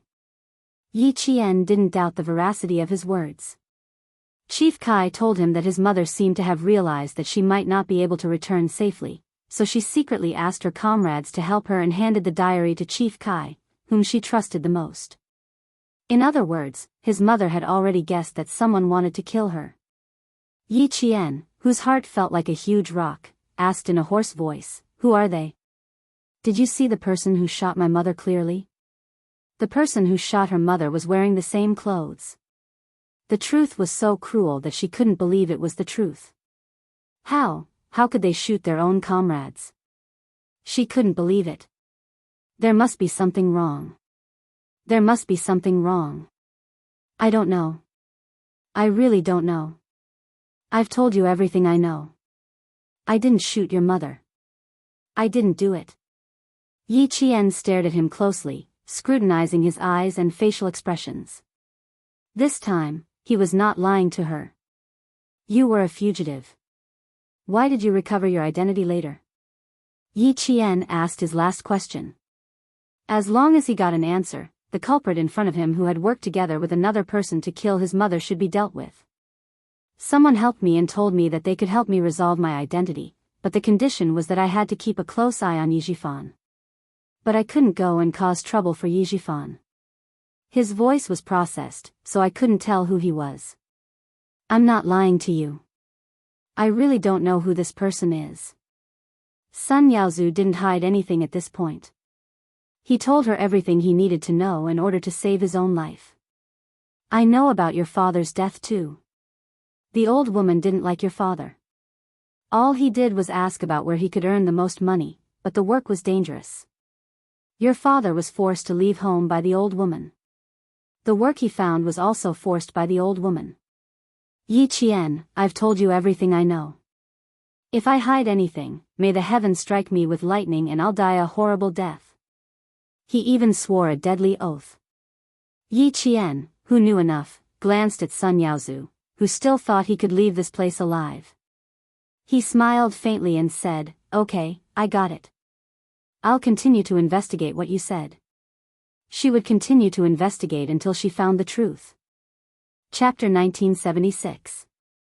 In the face of difficulties, Yi Qian in this life would always face them head-on. Even though she could tell from Sun Yaozu's words that her mother's sacrifice involved the higher-ups of the army, she wasn't afraid.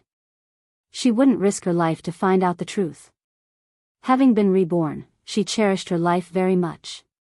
She wanted to find out the truth, and she also needed to protect her own life.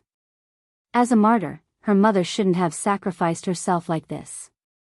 How could she have died under the gun of her comrades? She didn't believe it at all. Mother's comrades, like Chief Kai, and those uncles who never showed up but were still investigating in secret. They were loyal, hot-blooded, and had an unwavering sense of justice. How could someone like them raise a gun and shoot at their own comrades? She didn't believe it at all. When Sun Yaozu heard Yi Qian say that she would investigate thoroughly, a sinister sneer flashed across his eyes. Investigate thoroughly? Ha ha ha, that's right. He admitted that he had underestimated Yi Qian. He also knew that he had been too careless. He had fallen into her trap and almost froze to death on the mountain. But she said that she would investigate thoroughly. Ha ha ha, although she was a ruthless person, she was a ruthless person who didn't know the immensity of heaven and earth. That person could easily mobilize an army and cooperate with a smuggling team. She even had a way to collect illegal money. Would someone like that be afraid of being investigated? With such power, who would dare to investigate? She actually said that she would investigate thoroughly. Fine, he would wait for her to investigate thoroughly. If she did, she would end up like her mother, she would end up losing her life. Sun Yaozu, who didn't notice anything from her indifferent expression, sneered in his heart. He put on his coat, and his body of fat warmed up his limbs. His mind became active again. He smiled ingratiatingly and said, "Okay, okay, okay. Investigate, investigate. I won't disturb your investigation. I have to go.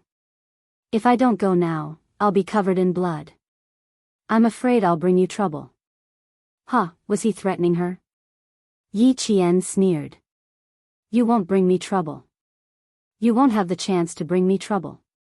She was involved in the murder of her mother, and she still wanted to leave alive? Naive. Looking at Yi Qian, who was smiling at him, Sun Yaozu narrowed his eyes. He swallowed hard. What do you mean? Aren't my intentions clear enough?" Yi Qian raised his eyebrows. "Oh, that's right. You think I don't dare to kill you.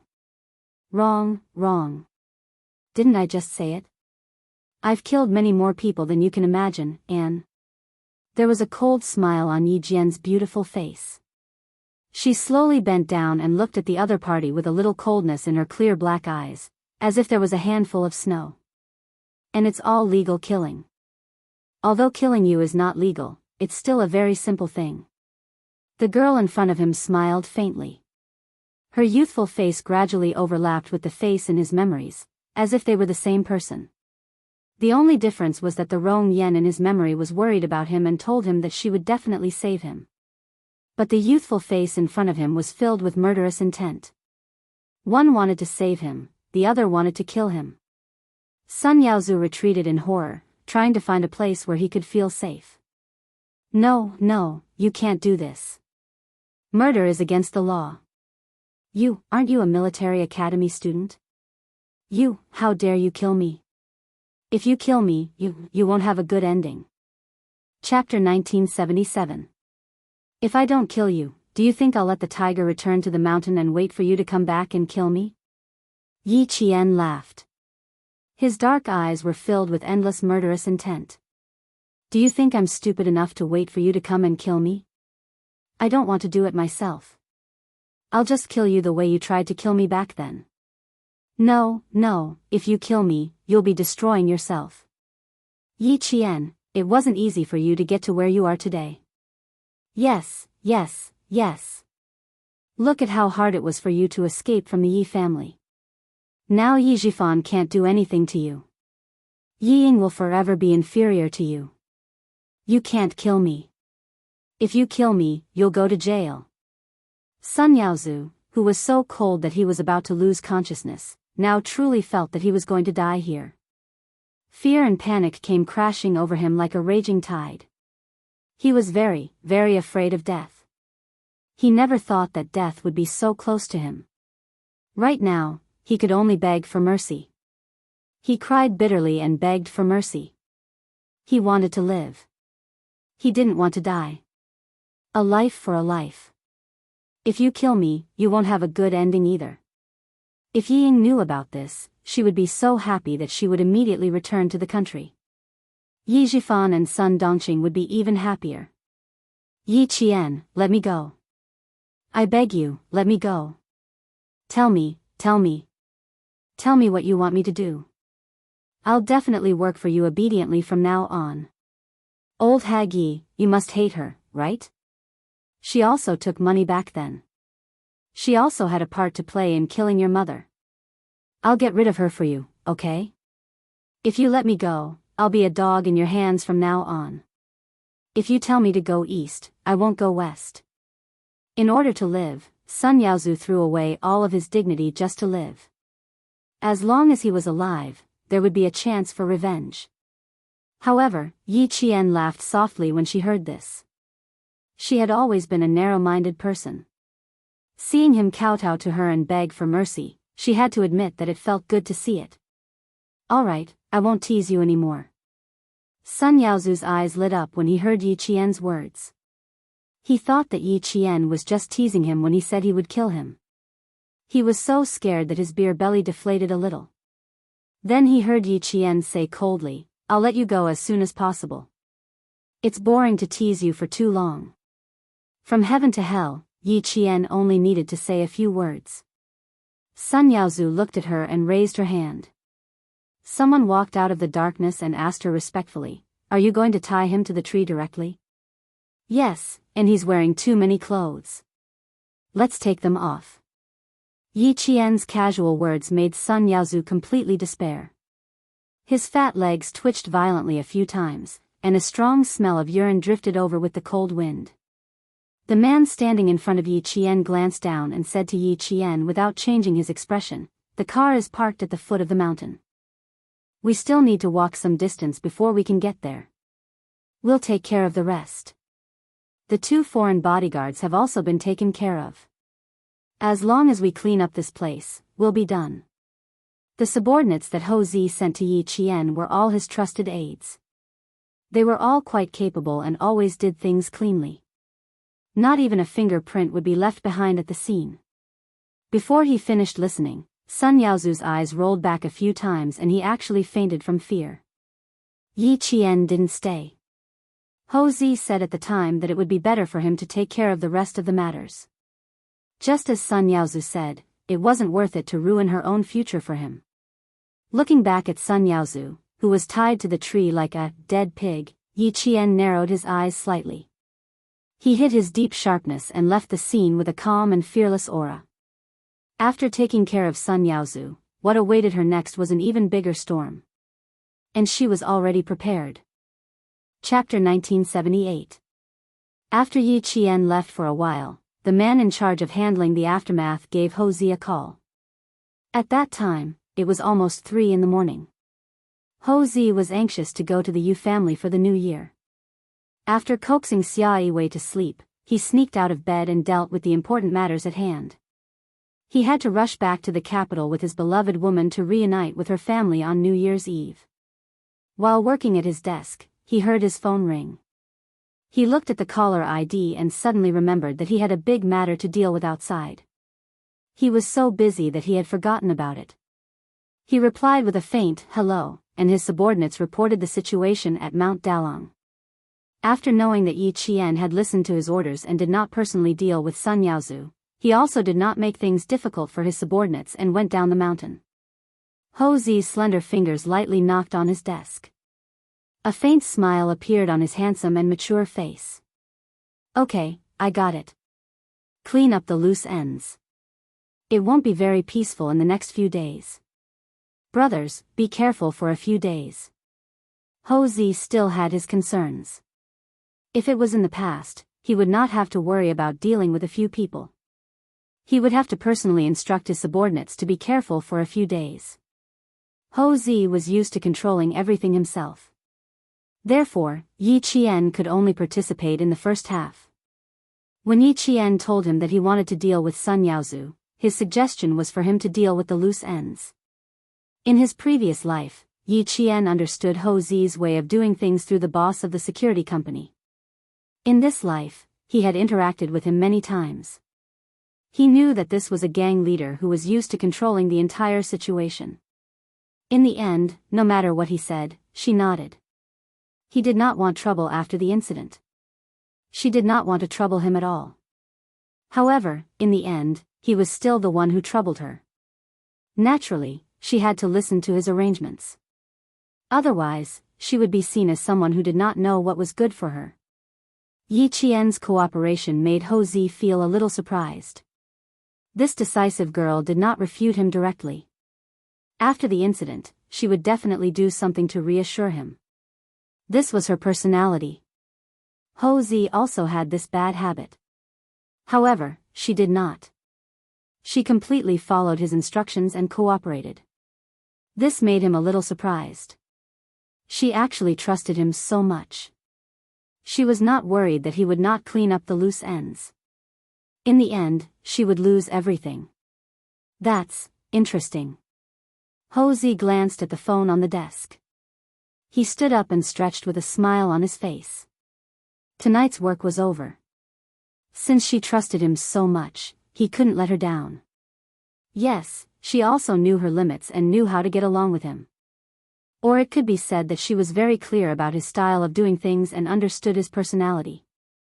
If it was someone else who knew him so well, they would have said that he wouldn't live long, but she was the daughter-in-law that old Six had chosen, anyway, also admired her very much. For the sake of their relationship as a family in the future, he was very willing to help this girl who had relied on her own efforts to get to where she was today. Old Six, your wife is not simple. You are really lucky. At that time, a clan with 3 generals will be recorded in the annals of history. After saying that softly, Ho Zi turned off the lights and left the study. She returned to the bedroom and fell asleep with her warm and fragrant jade in her arms. After returning to the hotel, Yi Qian took a shower and laid on the bed. However, he did not feel sleepy at all. He was still thinking about every word that Sun Yaozu said. He was trying to find the most useful clues from it. The initial confusion gradually turned into a clue. Yi Qian suddenly sat up from the bed. He picked up the pencil that the hotel had prepared and started to write and draw on a piece of paper. Chapter 1979. Soon, a relationship chart appeared on the paper. In the end, Yi Qian focused on the someone who helped Sun Yaozu recover his identity and asked him to keep an eye on Yi Jifan, but didn't allow him to cause trouble for Yi Jifan. In the end, Yi Qian drew a thick line around that someone. Could she assume that this person was the person she was looking for? Yi Jifan took her mother's jade pendant and rose through the ranks. This person, who hadn't helped Sun Yaozu recover his identity for so many years, suddenly made a move one day and asked Sun Yaozu to keep an eye on Yi Jifan. Could she assume that this person was afraid that he wouldn't be able to control Yi Jifan in the future, so he asked Sun Yaozu to keep an eye on him? That didn't seem right. How could he not be able to control Yi Jifan? The reason Yi Jifan was where he was today was all because of this person's guidance. Oh, right. When Sun Yaozu mentioned the army, Yi Qian drew a star in a thick circle and a promotion sign. This meant that if this person was still in the army, then he must be a high-ranking official. There was another question. If he was a high-ranking official in the army, how could he reach out to political power? What if this person's family members were high-ranking officials in the political arena? Every time Yi Qian thought of a question, she would write it down. Every time she thought of a possibility, she would write it down. Yi Qian, who had a strong sense of logic, circled one question after another based on what Sun Yaozu said. She then analyzed the various possibilities. She sorted out the messy situation bit by bit and slowly organized it. In the end, Yi Qian confirmed that this person was a high-ranking official in the army, and his family members were high-ranking officials in the political arena. Only the coexistence of these two could explain her current predicament. It looked like she would have to trouble Captain Xia again. She needed to ask him which high-ranking military officers had powerful connections in the political arena. This way, she could narrow down the scope of her investigation. Yi Qian didn't know that the Military Commission for Discipline Inspection had already begun investigating martyr Sun Xueqing. She also didn't know that Chief Kai was secretly invited to the capital. On New Year's Eve, news of a real estate tycoon being kidnapped and killed by his 2 foreign bodyguards suddenly spread in southern province. For a time, the headlines of all the major newspapers were dominated by the real estate tycoon's death. According to the relevant investigation, the origins of the 2 foreign bodyguards are unknown. They did not go through the normal immigration process. The police suspect that the 2 foreigners may have criminal records. The police later investigated the 2 foreigners for repeatedly molesting women in entertainment venues and obtained relevant evidence. After Yi Qian finished reading this short paragraph, he stuffed the 2 yuan newspaper into the trash can. The police were suspicious of the 2 missing foreign bodyguards. They even took 2 blurry fingerprints from the crime scene and compared them with the fingerprints of the 2 missing foreign bodyguards. It had to be said that Yi Zhixiang had played a big role in this. Otherwise, the police wouldn't have only suspected the 2 foreign bodyguards. She told the police that she had heard 2 foreign bodyguards asking her husband, Sun Yaozu, for a higher commission, but they were rejected. Therefore, she suspected that the 2 foreign bodyguards must be holding a grudge. If he had a wife who lowered his IQ, such as Yi Zhifan and Sun Yaozu, she would only drag him down at critical moments. When old Madame Yi found out that her son-in-law, Sun Yaozu, had died from a nurse, her heart sank. When old Madame Yi thought of her son-in-law's murderer, the first person she thought of was Yi Qian. After being paralyzed for so long, although she had food, water, and taken care of, she had still lost weight. Old Madame Yi pointed at the nurse with a trembling finger. She was so thin that her face completely revealed her mean nature. Her lips trembled as she asked sternly. You, what are you talking about? Chapter 1980. The young nurse did not have a good impression of the old lady, who was mean and would scold others at the slightest displeasure. But she was Director Ye's mother, so they didn't dare to say anything. They looked at each other and passed the newspaper to her. Look, we only found out after reading the newspaper. Real estate tycoon killed in kidnapping. The words that took up most of the page rushed into old Madame Ye's eyes. When she saw the name clearly, her body twitched violently. Her cloudy eyes flashed with obvious fear. She wasn't frightened because of Sun Yaozu's death. She was frightened because of what Yi Qian said before he left. She was the one who told her son-in-law to solve the problem in secret as soon as possible. She was the one who told him to clean it up before the new year. Because there were many crimes before the new year, as long as it was handled properly, the police wouldn't necessarily know if a life was lost. Who knew? The bastard was fine, but her son-in-law was in trouble. At this moment, old Madame Yi didn't think of the 2 foreign bodyguards as the culprit, but Yi Qian. Her intuition told her that Yi Qian had a lot to do with this. What a coincidence. She suspected that Yi Qian had something to do with her son-in-law's death. When she saw the newspaper and what her daughter Yi Zhixiang said to the reporters, she muttered, "Idiot, idiot." She was still holding the newspaper when she suddenly foamed at the mouth and fell out of the wheelchair. Just as Yi Qian said, old Madame Yi had a second stroke. Before she could tell Yi Zhixiang about her suspicions, old Madame Yi, who had a second stroke, wasn't as lucky as the first one. The doctors tried their best to save her, but they couldn't pull her back from death. Yi Zhixiang, who had just lost her husband, hadn't completely accepted it. When she heard the doctor say that old Madame Yi had passed away, she went crazy and threw her bag at the doctor. Trash. You're all a bunch of trash. You're all a bunch of quacks. I give your hospital more than 100,000 yuan a year, and you can't even save my mother. You're all a bunch of liars.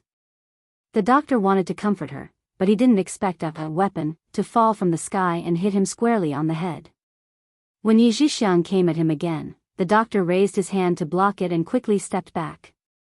He said sternly, "This is a hospital, not a place for you to be unreasonable." The old lady is easily irritable. Us doctors, nurses, and the nurses who take care of her have to remind her to pay attention to her emotions every day to prevent a second stroke. I remind him every day, but the old man turns a deaf ear every day. We've also made it very clear to the family about the consequences of a second stroke. Now, the old man has suffered a second stroke due to emotional agitation. Our hospital is already doing our best to save him. If you continue to be so unreasonable, I will directly call the police. How could Yi Zhixiang listen? The 2 nurses who were driving her were kicked several times. Yi Zhifan, who had rushed over, happened to see Yi Zhixiang throwing a tantrum. His expression immediately darkened. What are you doing? Don't you think things are messy enough? Sun Dongqing, who came later, took a look and gloated, "She's never worried about messy things. The messier, the better." Shut up. Yi Jifan, who had been in a bad mood all day, glared at his wife and hurried over. "Doctor, something big happened to my sister's family, and now something happened to my mother. She's in a bad mood. Please forgive her." He didn't know that old Madame Yi hadn't been saved yet. For Yi Jifan's sake, the doctor nodded with a cold face and didn't say anything else. He covered his bleeding forehead and left. Chapter 1981.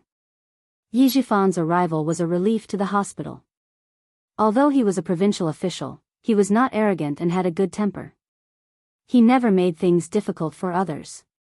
Every time he came back, he would advise the old lady not to make things difficult for the hospital and to be more considerate. The staff in the nursing home were all looking forward to his arrival. After the doctor left, the nurse comforted him with my condolences, and quickly left. They could understand the family member's emotions after the death of a loved one, but it was wrong to hit someone. The doctor tried his best to save her, but not only did he not get a word of thanks, he was also beaten up. Anyone would be angry. After the staff left, Yi Jifan's face darkened and he reprimanded, "Do you think this matter is not serious enough? Who do you think you are? You even hit the doctor. Do you really want to sit in the police station for a few days before you're happy? Things have never gone well for you. You've only made things worse. When the reporters interviewed you, look at what you said. You said it was definitely the work of the 2 foreign bodyguards. Are you sure? Even the police can't be sure." The old lady passed away. The doctor's hair was wet with sweat after saving her. "You didn't even say, thank you, when you came up. You even hit someone. Yi Jixiang, you're really something. You really think you're not afraid of anything just because you're rich? Listen to me carefully. Sun Yaozu and the old lady, who made money for you, are gone. If you continue to be so arrogant, you'll destroy the 2 children." Yi Jifan was indeed afraid that Yi Jixiang would drag him down. Things were different now. If anything happened to a government official, the media would swarm over like flies. They were just waiting for you to commit a crime so they could expose you. Although he had people protecting him, he was still cautious. If he were to become the subject of gossip because of his relationship with Yi Jixiang, he would definitely teach her a lesson. At this time, Yi Jifan was not concerned about the old lady's death. He was worried that Yi Jixiang would implicate him in the future. Yi Jixiang didn't inherit old Madame Ye's intelligence, but she inherited her temper. How could she be intimidated? Hearing this, she straightened her neck and roared, "Yi Jifan, don't put on airs in front of me." The moment she shouted, Yi Jifan's expression changed. If there weren't people walking around, he would have slapped her. Yi Jixiang seemed to have found a place to vent.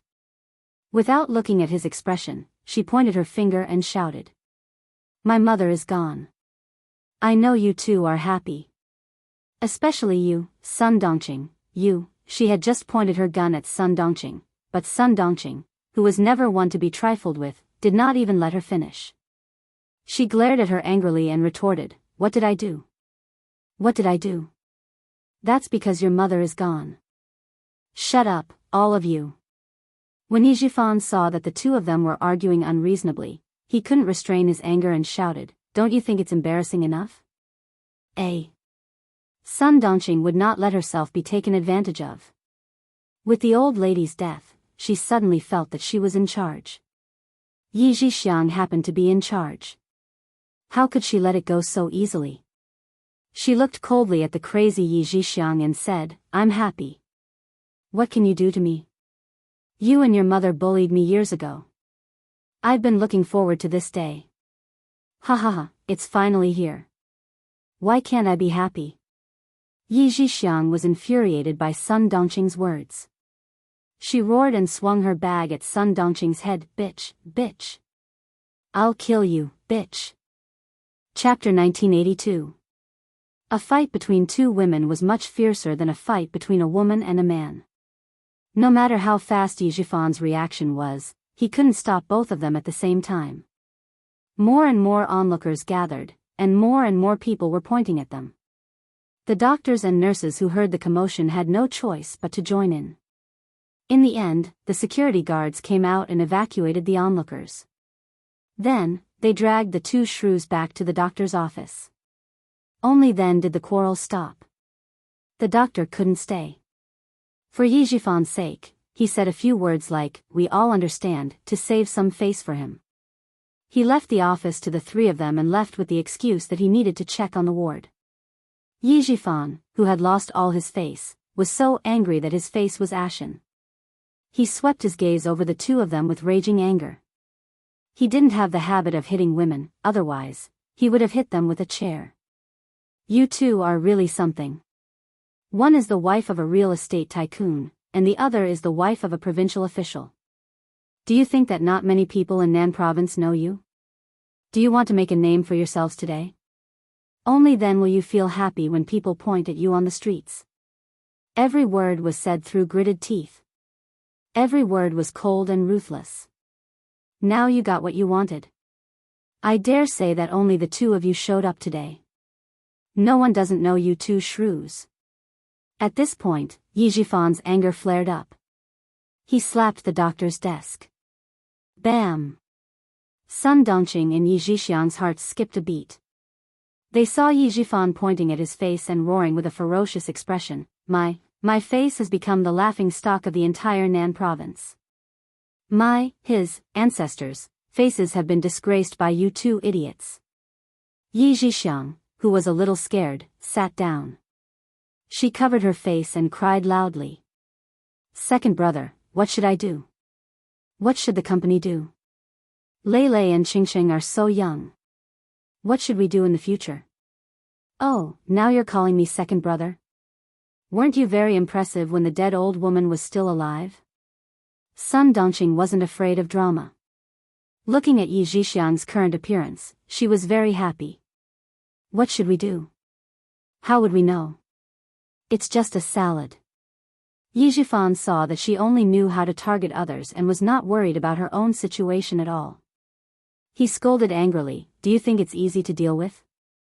At that time, those people who flatter you will be gloating behind your back. I'm sure you'll feel very comfortable in your heart. How dare they? Sun Dongqing shouted coldly. Whoever dares to gossip about my family, I'll teach her whole family a lesson. Yi Jifan, who had completely lost faith in his wife, was too lazy to persuade her any further. She was a stubborn woman.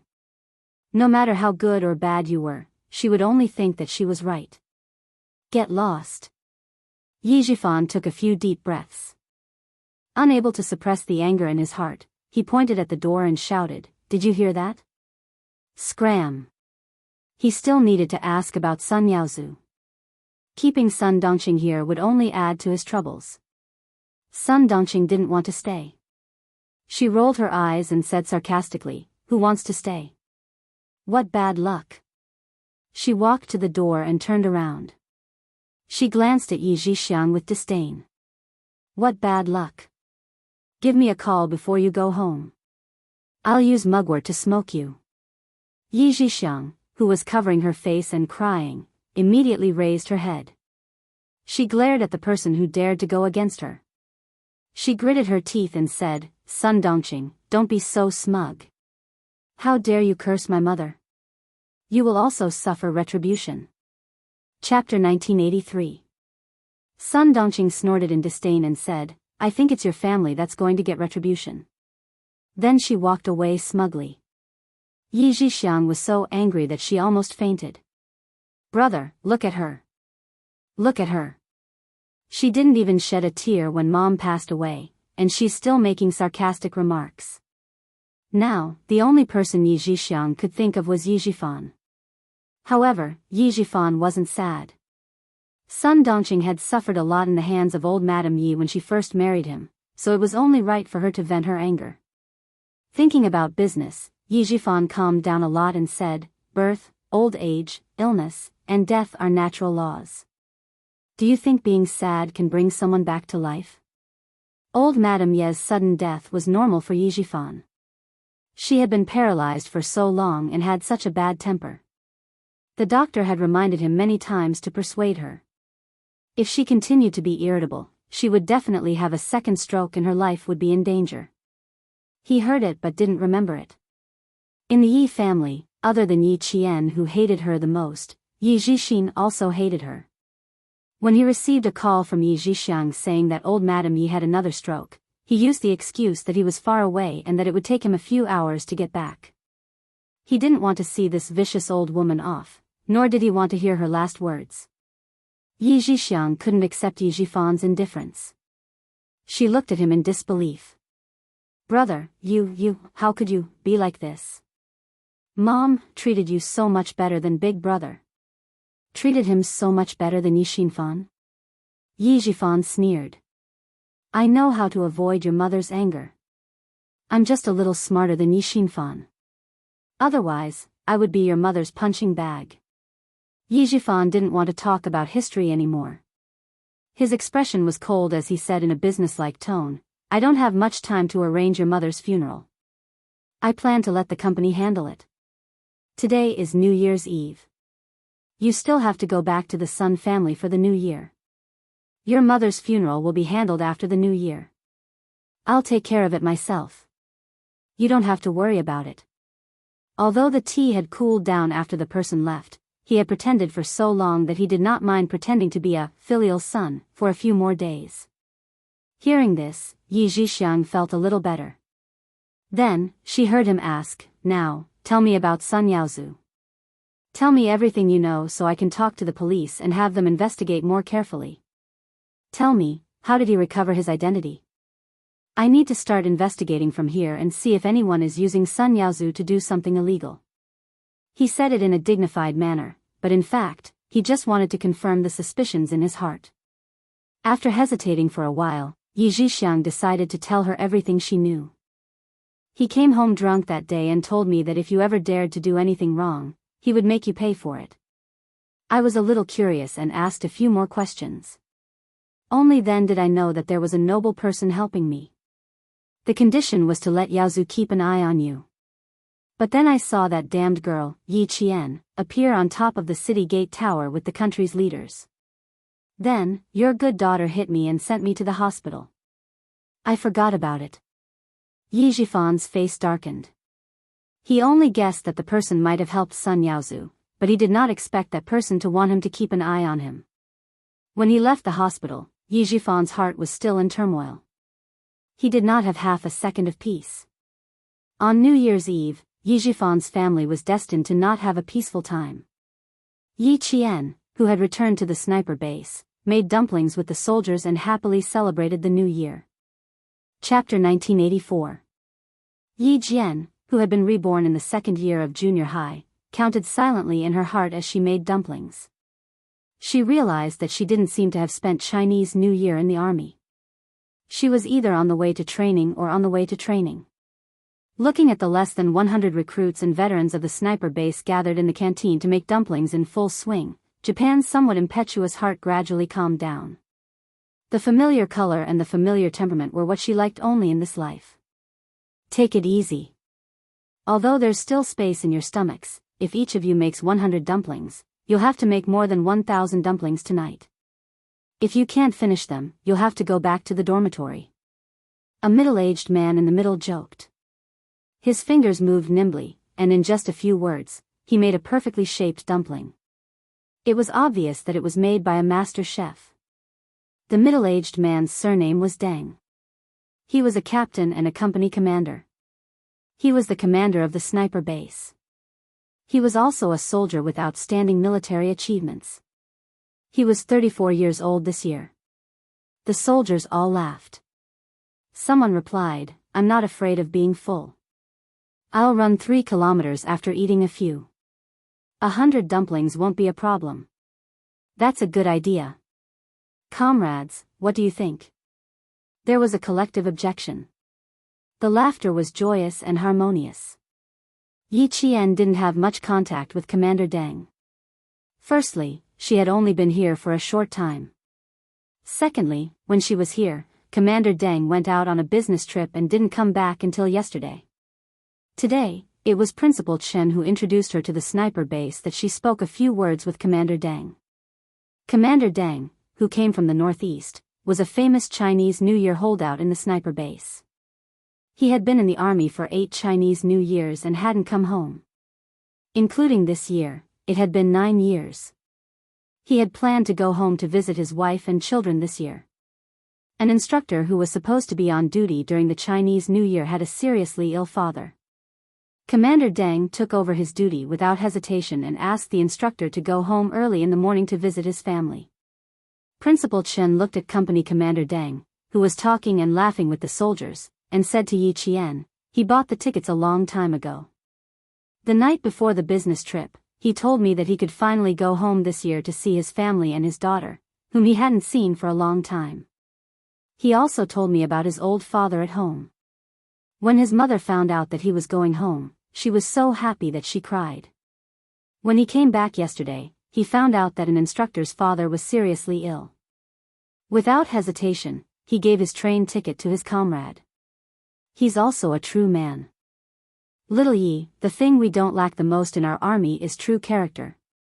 Yi Qian thought they were just talking about Commander Deng, but when she heard the last sentence, she immediately understood that Principal Chen had put in a lot of effort into this matter. He was using this as an excuse to lecture her because he was afraid that she would act rashly again. "Chief Kai, did he say something to you?" Yi Qian put down the weirdly wrapped dumpling in her hand. She lowered her eyes and picked up another dumpling skin. She didn't look up at Principal Chen. Her long, thin eyelashes trembled slightly. "Can you tell me more?" Principal Chen felt that Yi Qian was good at everything, except for one thing: she was too thoughtful. He sighed softly and tried to persuade her. "Little Yi, I'm starting to suspect that your father and I have taught you to be so strong. Have we gone overboard? So much so that you want to solve everything by yourself, and you like to do it in secret. Even Uncle Chen doesn't know what you've been doing in secret. If it wasn't for Chief Kai's call, he wouldn't have known that she had left the base to seek revenge." 7 days.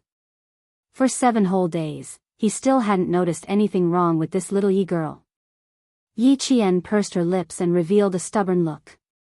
She gently pinched the dumpling skin with her eyes lowered. She said softly, "You need to rest. I didn't want you to worry, so I didn't tell you." Chapter 1985. This time, I got some information from Sun Yaozu and found some clues myself. In the future, I won't be as impulsive as I was a few days ago. Because the enemy was powerful, if she continued to be impulsive, she would end up harming herself. It had not been easy for her to get to where she was today. How could she harm herself because of impulsiveness? After putting away the weirdly wrapped dumplings, Yi Qian, who knew she was wrong, finally raised her eyes and dared to look into Principal Chen's eyes. "Uncle Chen, what else did Chief Kai say to you? Can you tell me about it?" The cafeteria was very lively. Company Commander Deng even asked the soldiers to move the large color TV, which was usually used for news broadcasts, into the cafeteria and put it on 2 stacked steel tables. Festive songs were played on the TV, adding to the Chinese New Year atmosphere in the cafeteria. Principal Chen looked around and picked up a towel to wipe the flour off his hands. He said to Yi Qian, "Girl, let's go for a walk." It was snowing outside again. They walked out of the cafeteria and walked along the cement path towards the field. The light in front of them was very bright, but behind them was darkness. It was just like Yi Qian's life, who had walked through the darkness and was moving towards the light. The thin white snow left a trail of footprints that extended all the way to the field. Principal Chen pointed at the obstacle course that was usually used for physical training. "I haven't seen you do a 400-meter obstacle course in a long time. Let's go. Run a lap with Uncle Chen." "No, your body has just recovered. You can't do such intense training," Yi Qian refused without thinking. She then said, "Give me the time, and I'll finish it. The throne of the world sniper is not that easy to sit on. Girl, don't underestimate Uncle Chen." Her refusal was useless. Principal Chen unbuckled the belt around his waist and put it aside seriously. He then challenged Yi Qian, "Come on, girl, show me what you're capable of. Show Uncle Chen what you're capable of." For the 400-meter obstacle course, one had to first run 100 meters in the air, then turn around and cross the 5-step pile. Yi Qian saw Principal Chen shoot out like an arrow as soon as he finished speaking. She still wanted to say a few more words to persuade him, but her reflexes were faster than her brain. She was a few seconds behind him and rushed a few meters away. Principal Chen was 3 steps ahead of him. "Little Yi, your strength shouldn't be limited to this, right?" As they brushed past each other, Yi Qian heard Principal Chen teasing him with a faint smile. He couldn't help but tease back, "I have to save you some face." Ha ha ha, what a boastful tone. Let's see who gives whom face. Principal Chen, who had lost a lot of weight due to his serious illness, didn't become dispirited because of it. He had been a soldier for more than 10 years and had the will to risk his life. He leaped over the deep pit and soared into the air like a tiger released from its cage. In the blink of an eye, he jumped over the low wall. The military field was the best place to ignite a soldier's fighting spirit. Yi Qian's eyes turned cold when she saw this. She didn't want to be seen as weak. She rushed up the high platform and jumped down with open arms like an eagle. "Not bad. You're a bit off." Principal Chen jumped up the high wall and smiled at Yi Qian, who was already beside him. "You're not even halfway there. Keep it up, girl." Climbing up and down the high wall, Yi Jian crawled over the net of low posts. She was much faster than Headmaster Chen here. She supported herself with one elbow and slightly bent one knee to make her body as close to the snowy ground as possible. With a sound of swish swish swish, she nimbly crossed the net. Once her feet were out of the net, she quickly climbed up and returned to the low net. This time, she had to jump over the low net. Chapter 1986. Principal Chen looked at the silhouette in the light. His kind and gentle gaze was fixed on her. Her slender and small figure was like an eagle that could spread its wings and fly. She no longer needed much protection and could fly freely in the sky and the 4 seas. As for him, he was really getting old. Yi Qian quickly climbed over the 2-meter-high wall and leaped into the air. Like a snake, she ran across the single-plank bridge at lightning speed. As if she felt something, she looked back and saw a figure standing proudly in the light, quietly looking at her. In the light, she saw Principal Chen smiling. "Start running, girl." Principal Chen, who was standing in place, waved his hand. His eyes were full of encouragement. "Start running, girl. Your excitement has already begun. The scenery in front of you is the most beautiful scenery. You must enjoy it well. Don't let down the most beautiful scenery and your most beautiful self." Yi Qian waved her hand. She ran up the high board and down the platform. She crawled through the short hole. In the blink of an eye, she disappeared from the flat ground. A few seconds later, she climbed out of the ground.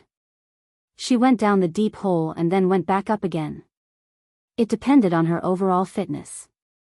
Once the 5-step pile was done, he turned back and completed the last 100 meters of the empty run. Yi Qian ran back. Although her breathing was messy, her eyebrows were high. She was full of fighting spirit. Wearing a combat uniform, she was a qualified soldier. It's better to run 10,000 meters than to run 100 meters. Soldiers in the army would feel like dying at the end of the 5-kilometer and 8-kilometer runs. However, a 400-meter obstacle run would make soldiers wish they were dead. Although Yi Qian didn't feel like dying, her breathing was messy. She had to run, jump, grab, climb, and roll. She had to use all kinds of martial arts to pass the 400-meter obstacle run. Not bad, 1 minute and 54 seconds. Principal Chen nodded with satisfaction. Although it's not a record, it's still possible to break it under 1 minute and 40 seconds if you train harder. Yi Qian smiled. "I heard that at the main entrance of a 400-meter obstacle course in the Linan military region, there is a stone with the words, 'Elite Soldier,' written on it. On the back of the stone, there is a general who personally carved the name of a soldier who completed the obstacle in 1 minute and 22 seconds. Uncle Chen, my current record is 1 minute and 54 seconds. I'm far from that record. Every army had an outstanding soldier who was admired and surpassed. Even if he was just a private, the entire army should learn from him." When she mentioned these soldiers who were admired by the other soldiers, Her dark eyes were as bright as the stars. They were filled with fighting spirit. When Principal Chen saw this, he felt as if a stone had been lifted from his heart. She was indeed a girl who wouldn't disappoint. Although she had thoughts of revenge, her goal was still the same and had never changed. Uncle Chen believes that in the future, you will also become an outstanding soldier who will be admired and surpassed, just like your mother. Even though she sacrificed for so many years, she still lives so vividly in the hearts of Chief Kai and the others. Principal Chen was gratified. He slowly changed the topic to martyr Sun Xueqing.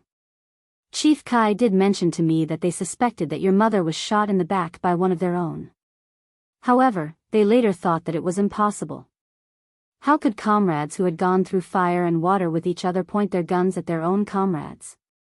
But since it was someone who was wearing the same color uniform, it was indeed possible that it was someone from the army, just not their comrades. Also, your mother herself had a premonition. She guessed that she might be sacrificed, which means that she actually guessed who wanted her to be sacrificed. However, this person's identity made her somewhat apprehensive, so she had to avoid it. Chapter 1987. Principal Chen didn't know any more than Yi Qian did. After listening quietly, Yi Qian's hands swept across the parallel bars. His fingers lightly grasped the snow that had fallen into his palms as he gazed into the distance. In front of the sniper base were towering mountains and precipitous ridges. As far as the eye could see, there were only rolling mountains. On the other side of the mountain, there might be another mountain, or it might be a flat road. Just like her journey today, there might be mountains blocking her way, or there might be a flat road. She didn't know what the future would hold. Now, she only knew to take every step steadily and not leave behind any regrets. Just like when she took action to get rid of Sun Yaozu, she didn't regret it at all, nor did she leave behind any regrets. Grasping the present was the foundation of a person standing. Uncle Chen, this person is very likely still in the army. He might even have become a powerful general. His family members are also involved in politics, so their power isn't low either, Yi Qian said in a low voice, his gaze resolute as he gazed into the distance. His tone was very calm, without the slightest ripple. Hearing this, Principal Chen's expression changed drastically. His tone was very strict as he said, Chief Kai has been investigating for so long and has no leads. He only has a vague feeling that the person who harmed your mother is still in the army. Little Yi, how did you know? Are you hiding something from Uncle Chen? His strict tone was filled with deep worry. Yi Qian tilted his head and smiled slightly at this concerned relative. My stubbornness has caused you to worry during this period of time. He was afraid that she would do something extreme that would destroy him. Hearing that something was wrong, he immediately became vigilant. Even his usually gentle gaze became exceptionally sharp. Only a relative who was truly worried about him would have such a big reaction. Yi Qian didn't have any intention of hiding it from Principal Chen. Since he already knew, rather than let Uncle Chen worry, he might as well tell him the truth. He told him all his guesses that night. The reason why I said that this person has military power and his family is involved in politics wasn't without reason. He helped Sun Yaozu go from being a fugitive to a normal citizen. He also helped Yijifan rise to the top. Uncle Chen, from these two things, we can see that his identity is not simple. Since his identity isn't simple, logically speaking, small fries like us shouldn't be able to hinder him. However, everything he has done is inconceivable. They all deliberately revealed to Chief Kai that I had fallen into the water and died prematurely, but at the same time spared my life. Uncle Chen, what do you think he wants? My mother let him go through so many twists and turns to take her life. I can still think that my mother might have discovered something about him and brought a certain threat to him. What about me? What threat could I possibly pose to him? Yi Jifan, Sun Dongqing, and old Madame Yi treated me like that.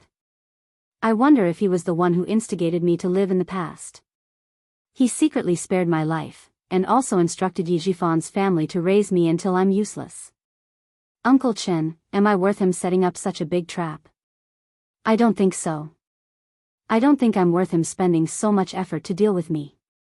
But then I thought, since he plotted against my family, can't we say that as long as my family lives, we'll be a threat to him?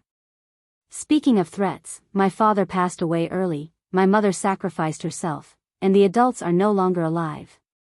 What else can threaten him? Me? More than 10 years ago, I was only a 2 or 3-year-old child.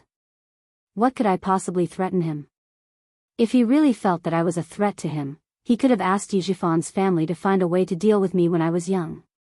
Chapter 1988. Falling into the water, all sorts of accidents could easily take care of a 2 or 3-year-old child. But why didn't he do anything? Why did he only let Yijifan's family beat me, scold me, and torture me? Did he feel a sense of accomplishment for raising me into a good-for-nothing? In her previous life, she had become a good-for-nothing, and in the end, she had been chased around by Ying like a stray dog until she died. Did that fulfill that person's wish? I can't figure it out, Uncle Chen.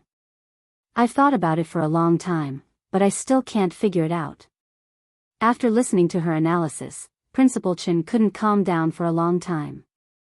He simply grabbed a handful of snow and rubbed it on his face. The cold feeling could at least calm his restless brain down a little. He asked her in a deep voice, "Girl, why are you thinking so deeply? After listening to your analysis, I faintly feel that there are more unspeakable secrets behind your mother's sacrifice. That night, before I took care of Sun Yaozu, I intentionally got information from him. Sun Yaozu was afraid of death and wanted me to spare his life, so he used what he knew as a condition and told me some things about the past." She summarized Sun Yaozu's words for Principal Chen. Her voice was cold and indifferent. Principal Chen's face darkened bit by bit. After about 5 minutes, Principal Chen's expression was so cold that it was heavy. "Girl, if it's possible, I suggest you mention this to Captain Xia. The army that your mother was in when she was alive erased all of your mother's deeds. It's very obvious that this person is in the army.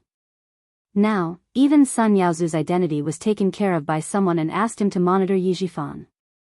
From this, it can be seen that this person has been keeping an eye on you. If Yijifan is also one of his people, he must have been suspicious of Yijifan when he asked Sun Yaozu to monitor him. Perhaps you can say that because you're successful now, he suspects that Yijifan has the intention to cultivate you, so he no longer trusts Yijifan and sent Sun Yaozu to monitor you." Principal Chen was also a logical and rigorous person. Coupled with his life experience, he would often cut straight to the heart of the matter and find the key to the problem. For Yi Qian, he suddenly understood why Sun Yaozu was sent to monitor Yijifan. Then, he seemed to have thought of something. His dark eyes flashed like shooting stars, and even his tone became lighter.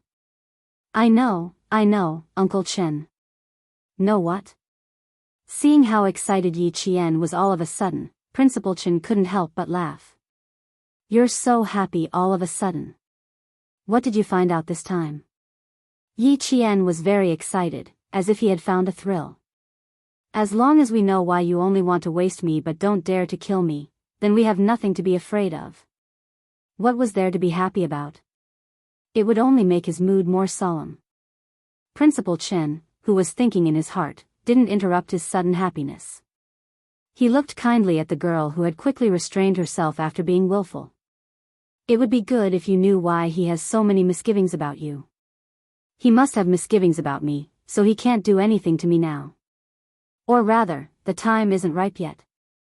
He has to keep me alive first. Only when the time is right will he make a move." Principal Chen nodded in agreement. The little girl was quite optimistic, but she was right. It must be because he had misgivings about Yijifan that he didn't dare to make a move. Chapter 1989. However, if he could plot to make Sun Xueqing sacrifice herself, then, he could also plot to make Yi Yada sacrifice herself. Principal Chen's heart sank, and he pursed his lips. No, he had to tell Captain Xia about this.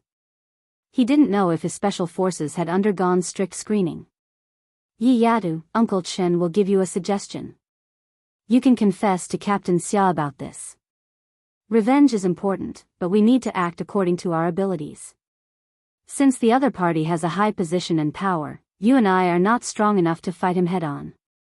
We must have external help. I know about Sun Yaozu's matter. Ho Zi, with your skills, you can deal with him secretly without leaving any traces. However, with Ho Zi's help, even if there are any problems, they won't be able to trace it back to you. Yi Qian had already pursed her lips. She didn't want to tell Captain Xia everything about her.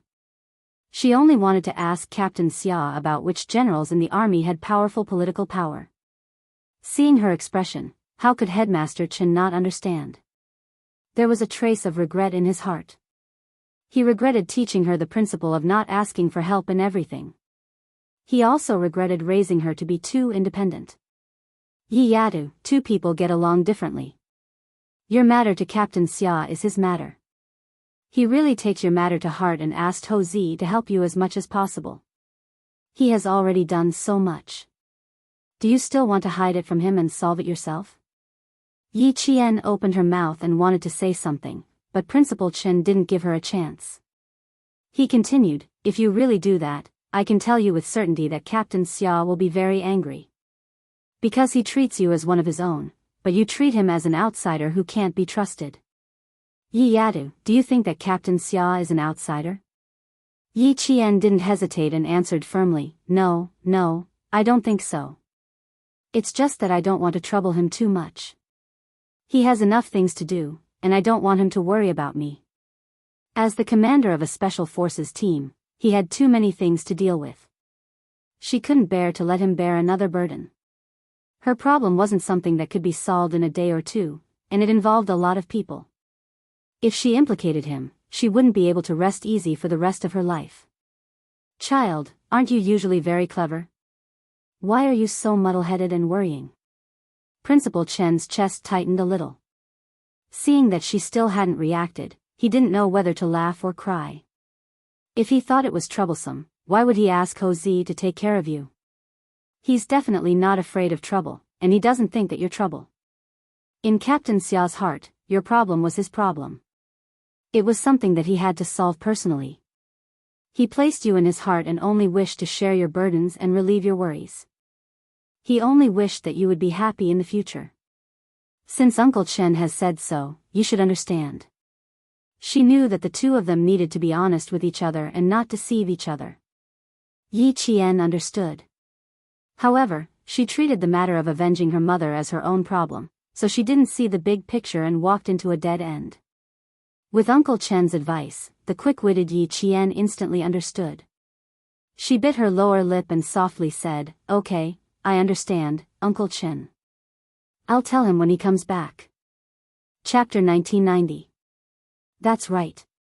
You can talk to Captain Xia about all your matters, especially big ones. He can even make the decision for you. Principal Chen paused after he finished speaking. He deliberated for a while before he continued, of course, you can't rely on him to make decisions for you. You have to have your own judgment and personality. After all, you don't have to rely on him completely. After all was said and done, Principal Chen still didn't want Yi Qian to always rely on others and lose his own personality. Yi Qian was already smiling. Uncle Chen, you're really making things difficult for me. You're too contradictory. You want me to tell Captain Xia everything, and you also say that I have to make my own judgment. Then what should I do? Then you have to rely on yourself to figure it out. Uncle Chen only knows this much. Principal Chen also knew that his words were a little contradictory, but sometimes there was no logic to the interactions between men and women. It all depended on personal exploration. Then they talked about Chief Kai. After receiving the inspection report, she didn't contact Chief Kai again. Principal Chen said, when she contacted me, she had just returned to Tongzhou. She should be celebrating the new year at home now. Tomorrow is the first day of the new year. I'll call Chief Kai early to wish him a happy new year. A soldier came over. Before he even got close, he said happily, Chief Instructor, the dumplings are cooked. Sergeant Deng invites you over to eat the dumplings and say a few words to us at the same time. Military leaders usually didn't just say a few words, but Yi Qian knew that Principal Chen really only said a few words. Hearing that, he laughed. Don't really say a few words. You should at least say 10. What's the point of saying so much nonsense? I'll try my best to say 10 sentences. Principal Chen didn't think much of it. He walked over to the soldier who came over and asked about the situation in the cafeteria. Hearing the soldier laugh, the three of them returned to the cafeteria. It was very lively at the sniper base. Every face was overflowing with a happy smile. Around 9 o'clock, the 4 landlines set up in the base began to be busy. The soldiers who had finished eating the dumplings lined up to call home. There were too few landlines. Principal Chen even took out his own cell phone and gave it to the soldiers. Yi Qian dialed Chief Kai's number to wish him a happy new year in advance. He called 3 times in a row, but no one picked up. Yi Qian frowned slightly. Just as he was about to call a 4th time, Chief Kai called. Chief Kai, who took the phone, listened to the beeping sound from the receiver. He looked indifferently at the soldier who brought his phone over. Then I'll just tell you where I am now. Yes, if the leader says so, she can know. The guard from the military commission nodded with a serious expression. Try to get her to come over tomorrow. Tomorrow was the first day of the Chinese New Year. Within 10 seconds of picking up the phone, Yi Qian's face darkened. He immediately said, "Okay, I'll immediately rush to the earliest flight." Chief Kai, don't make things difficult for yourself. The military commission is famous for being strict. Just be realistic and don't take the blame for me. You're treating the military commission as a tiger's den. Ha ha ha, not only am I fine, but I think it's a good thing. You don't have to worry too much. It won't be too late to come over when you wake up naturally. Chief Kai laughed heartily at Yi Qian's words. This kid was really loyal. The earliest flight was 5:10 in the morning. Principal Chen personally drove Yi Qian to the airport.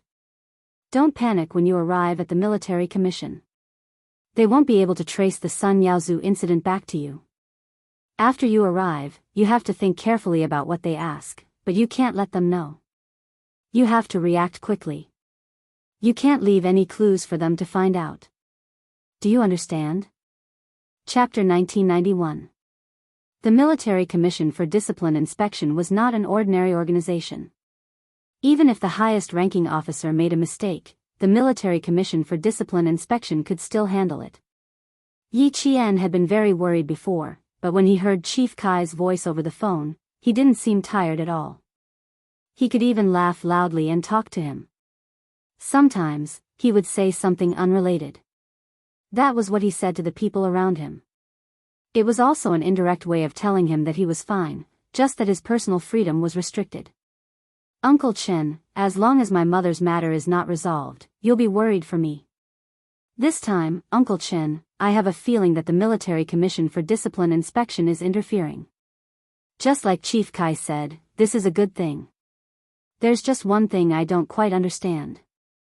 My mother's life was erased by the army she was in before she died.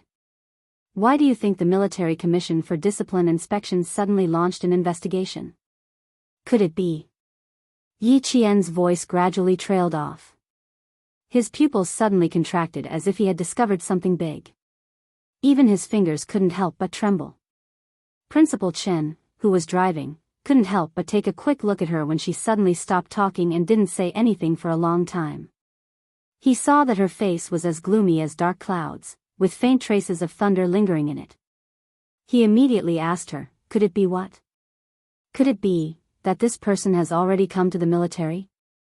The General Staff Department, the General Political Department, the General Logistics Department, and the General Armaments Department? Could this person be in one of these 4 major organizations? This was the only way to suppress the matter of her mother being in the army when she was alive. They had the ability to completely suppress it and not let anyone find out. Little Yi, your guesses always make me break out in a cold sweat. Principal Chen couldn't help but tighten his grip on the steering wheel as he drove steadily. He stared so hard ahead that a few more wrinkles appeared at the corners of his eyes. Don't make wild guesses for now. We might have an answer when we get to the Military Commission for Discipline Inspection. You said that the Military Commission for Discipline Inspection didn't investigate previously. Now that they're suddenly investigating, I think it might be Captain Xia who did it. But Captain Xia is a major, so the possibility of him doing it is not high. I'm afraid it's Commander-in-Chief Xia. Yi Qian was stunned. You're saying? Commander-in-Chief Xia reported my mother's matter to the Military Commission for Discipline Inspection? This was too shocking. She could believe that Captain Xia had reacted to the Military Discipline Inspection Commission, but Commander-in-Chief Xia's reaction. She really couldn't believe it. But even if he didn't want to believe it, he had to. When he arrived at his destination, Yi Qian saw a familiar figure standing in front of him. His hands were clasped behind his back, his tall and straight figure towering like a mountain. His imposing military aura caused the sentries on both sides to tense and straighten their legs. Seeing Yi Qian get out of the car, Commander-in-Chief Xia, who had been waiting for about 10 minutes, strode over. As he strode over, the golden military rank on his shoulder flashed with a cold golden light. Yi Qian did not dare to let the Commander-in-Chief receive him. He hurriedly jogged over. When he was a certain distance away, he strictly followed military etiquette and stood at attention. He saluted and greeted the Commander-in-Chief who was walking towards him. His actions were done smoothly and smoothly. He took a deep breath and said in a cold voice, National University of Science and Technology's first-year commanding student, Yi Qian, reporting. Greetings, Chief. Happy New Year. Commander-in-Chief Xia smiled and returned the greeting. When he saw Yi Qian's imposing military aura, he was also very happy. He said, You're really early. Didn't I tell you last night? There's no rush. It won't be too late to come over after you rest. This was his son's girlfriend and the daughter-in-law he was satisfied with. As a father, it was only right for him to care about her. Chapter 1992. Hearing this, Yi Qian understood that it was indeed Commander-in-Chief Xia who made the Military Disciplinary Committee investigate his mother's case. For a moment, his heart swelled so much that he didn't know what to say. Commander-in-Chief Xia saw this and thought to himself, my boy really knows Xiao Yi. He even knows that she will be moved to tears when she finds out that he is the one who stepped in to help Sun Xueqing. Isn't that right? Look at how red her eyes are and how she is about to cry. This child. Sigh, it's not easy. After going through so many hardships, he is still so pure and has the most sincere heart. It can be seen that his boy's taste is indeed better than his. Xiao Yi, you bleed but not cry. As a female soldier, although you are a little emotional, I still hope that you can be very calm and face everything calmly. Although Commander-in-Chief Xia spoke with a smile, his expression was still quite serious. Moreover, your matter is not your personal matter. It concerns the entire military. As the Commander-in-Chief, if I can't even handle this matter that shames the entire military, Xiao Yi, I don't need to step down myself. I will have to leave with my tail between my legs as soon as the General Assembly Hall issues an order. Yi Qian knew that his emotions were fluctuating. He sniffed lightly and slowly suppressed his fluctuating emotions. If my mother knew about this in the netherworld, she would definitely be very gratified. She knew that the country she was loyal to had never forgotten her. How can our country forget the martyrs who sacrificed themselves for the country? Do you see the standing heroes monument? Our country will never forget the martyrs who sacrificed themselves for the country. Commander-in-Chief Xia's expression changed. From his stern tone, it could be seen how angry he was about this matter. An angry Commander-in-Chief Xia made people even more fearful. A few officers on duty passed by and when they saluted him, their faces were very tense. Not only were the passing officers' faces very tense, but Yi Qian, who had been following him, was also very tense. When he was angry just now, his heart skipped a beat in fear. Yi Qian had lived 2 lives, but his real experience was not as much as Commander-in-Chief Xia's in this life. Although he had undergone strict training, Commander-in-Chief Xia, who had been through many trials and tribulations, was also like this. It was normal for her to be afraid of the angry Commander-in-Chief. It would be strange if he wasn't afraid. The Commander-in-Chief, who had spoken to Yi Qian, returned the salute and continued to lead Yi Qian forward. She probably realized that she had scared Yi Qian, so her tone became much gentler. I originally planned to contact you on the third or fourth day of Chinese New Year, but I didn't expect you to take the initiative to call Kai Zhizhang.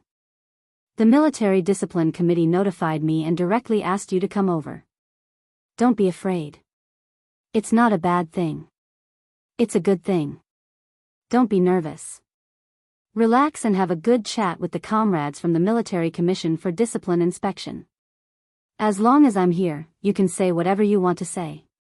Just say it from the bottom of your heart. She reminded him that everyone in Yi Qian was trustworthy and that there was no need to hold back. Yi Qian, who understood, nodded gently. She did not show any signs of fear even when she saw the leader of the Military Commission for Discipline Inspection. Commander-in-Chief Xia had specially rushed over to calm Yi Qian down. When Yi Qian was brought in, he directly sat in front of the surveillance camera, turned on the microphone, and said, "Just say whatever you want to say. There is nothing to hold back."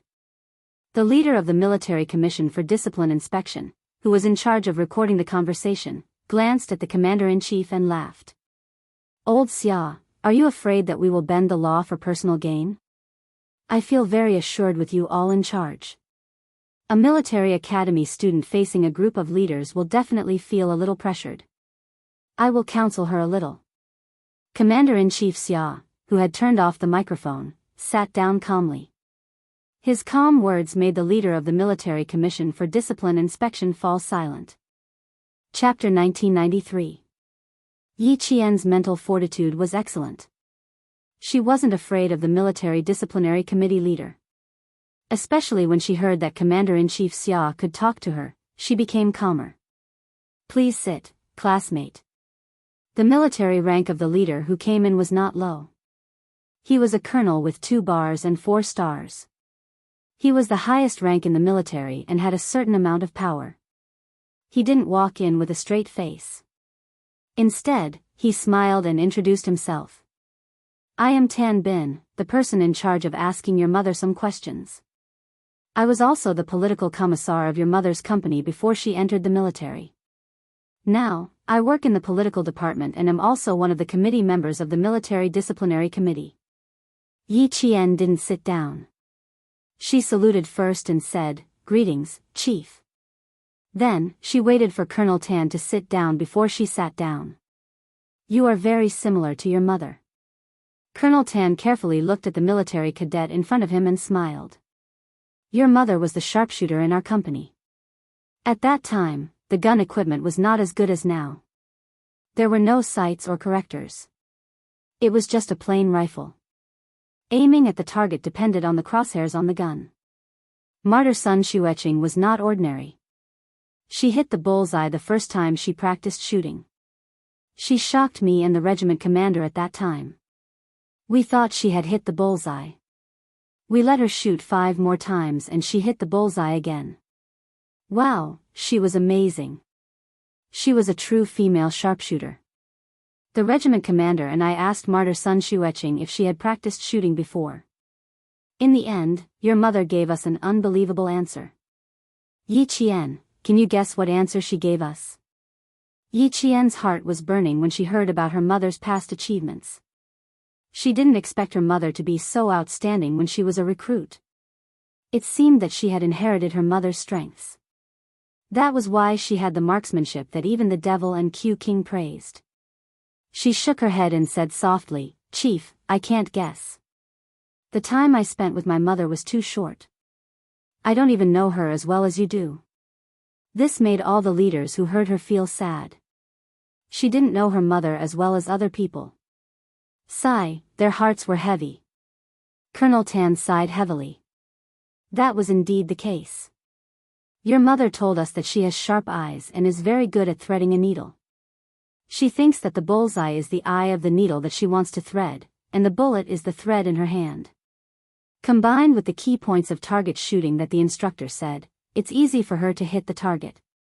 It was indeed an unbelievable answer. Yi Qian was flabbergasted when he heard it. Using target practice as a go-between, his mother was indeed a talent.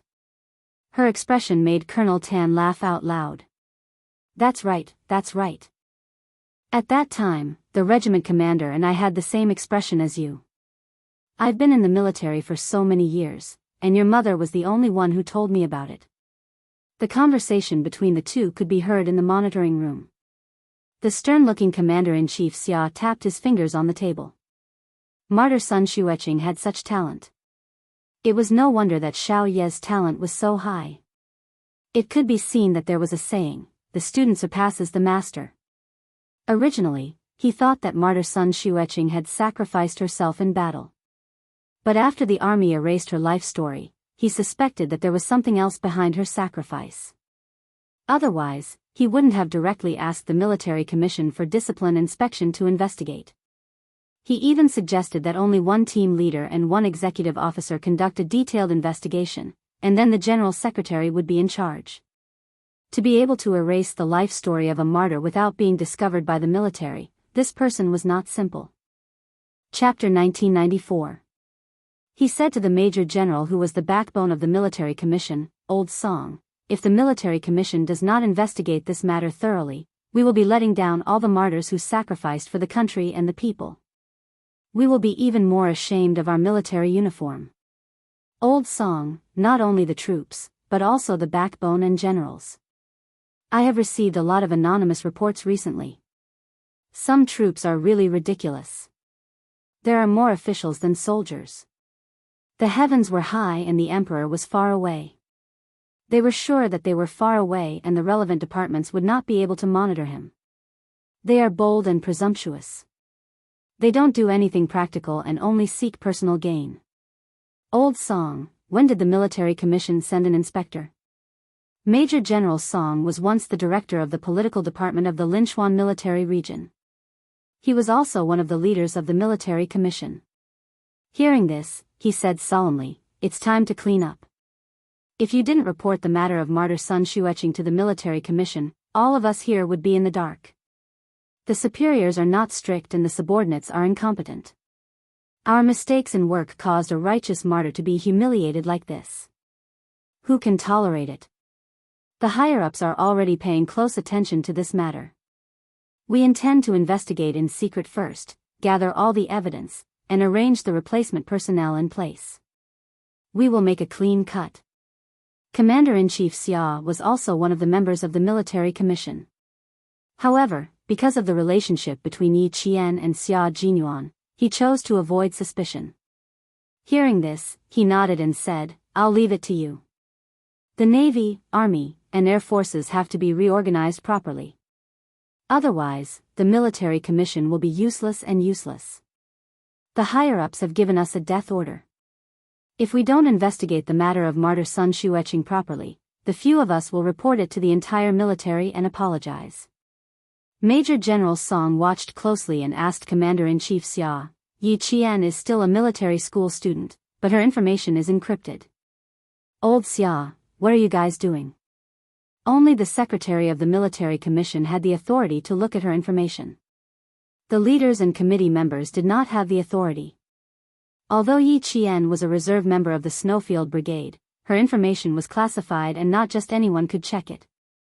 Commander-in-Chief Xia smiled and said, "Although she is a military school student, she is not simple. Martyr Sun Xueqing is a sharpshooter, and so is her daughter. Both mother and daughter are not simple. They are heroines in the army." Major General Song sighed with some regret after hearing this. If Martyr Sun Xueqing is still here, she must be very relieved.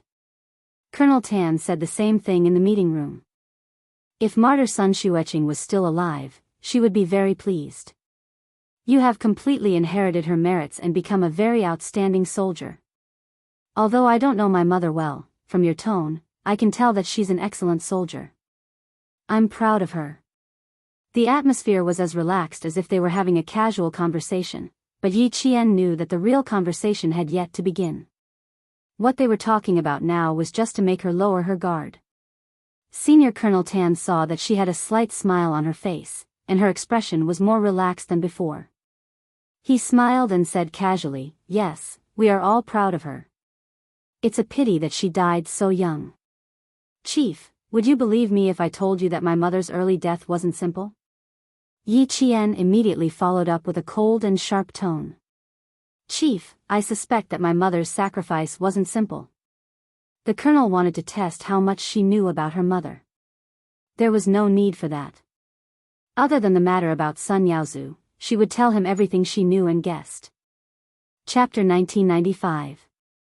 Senior Colonel Tan, who really wanted to test her, sat up straighter and looked sternly at the military academy student who said, "Newborn calves are not afraid of tigers." At this moment, Senior Colonel Tan no longer had a smile on his face. On the contrary, his expression was so cold that it seemed to twist the air around him. "Yi Qian, how much do you know?" he asked again. He didn't test her anymore and asked directly. From Yi Qian, he saw the toughness that a soldier should have. He didn't give in to power and disdain to scheme. It was better to speak openly and honestly when talking to them. Yi Qian didn't like to test people. Since the military commission had already intervened and the commander-in-chief said that they were all trustworthy leaders, she trusted the commander-in-chief's arrangements and also trusted this senior colonel in front of her. She looked at the senior colonel with her clear black eyes and replied calmly, "Chief Kai said a lot. In addition to the guesses I had in the past, I know a lot. This time, I suddenly came to the military commission and saw you and the two figures that flashed past the door. I'm even more certain that the person who killed my mother is of a high rank. Otherwise, why would the leader of the military commission be alerted?" Senior Colonel Tan crossed his arms on the walnut desk. He was surprised and asked in a low voice, "From what I know, Chief Kai didn't say much." "Yi Qian, how did you guess?" "He didn't say much. I just needed to say the main points." In the face of the senior colonel's domineering aura, Yi Jian replied calmly, "Now that I have the main point, I can think about it on my own and come up with my own guesses. It's not a difficult thing for me to do, sir. First of all, my mother's life was erased for no reason and no one in the military noticed it when she was alive. Even the military didn't know about it. This alone shows that this person's identity is not simple. Secondly, your appearance and the appearance of the other two chiefs shocked me. This shows that my mother's sacrifice is not simple. Also, I know that when my mother came back, the Prime Minister personally covered the flag and told the military to take good care of me. However, before the second year of the Chinese New Year, I didn't receive any special care from the military. On the contrary, Chief Kai and the others thought that I died when I fell into the water at a young age. Chief, do you think I can't guess what's going on? I've guessed many things, but I still can't believe it." He had guessed many things, but he still couldn't believe it. It was a few simple and calm words, but they made all the senior officials who heard it feel extremely heavy in their hearts. Even so, she still believed in the army and her country.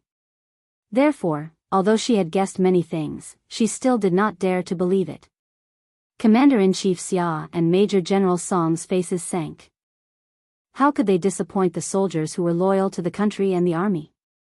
Absolutely not.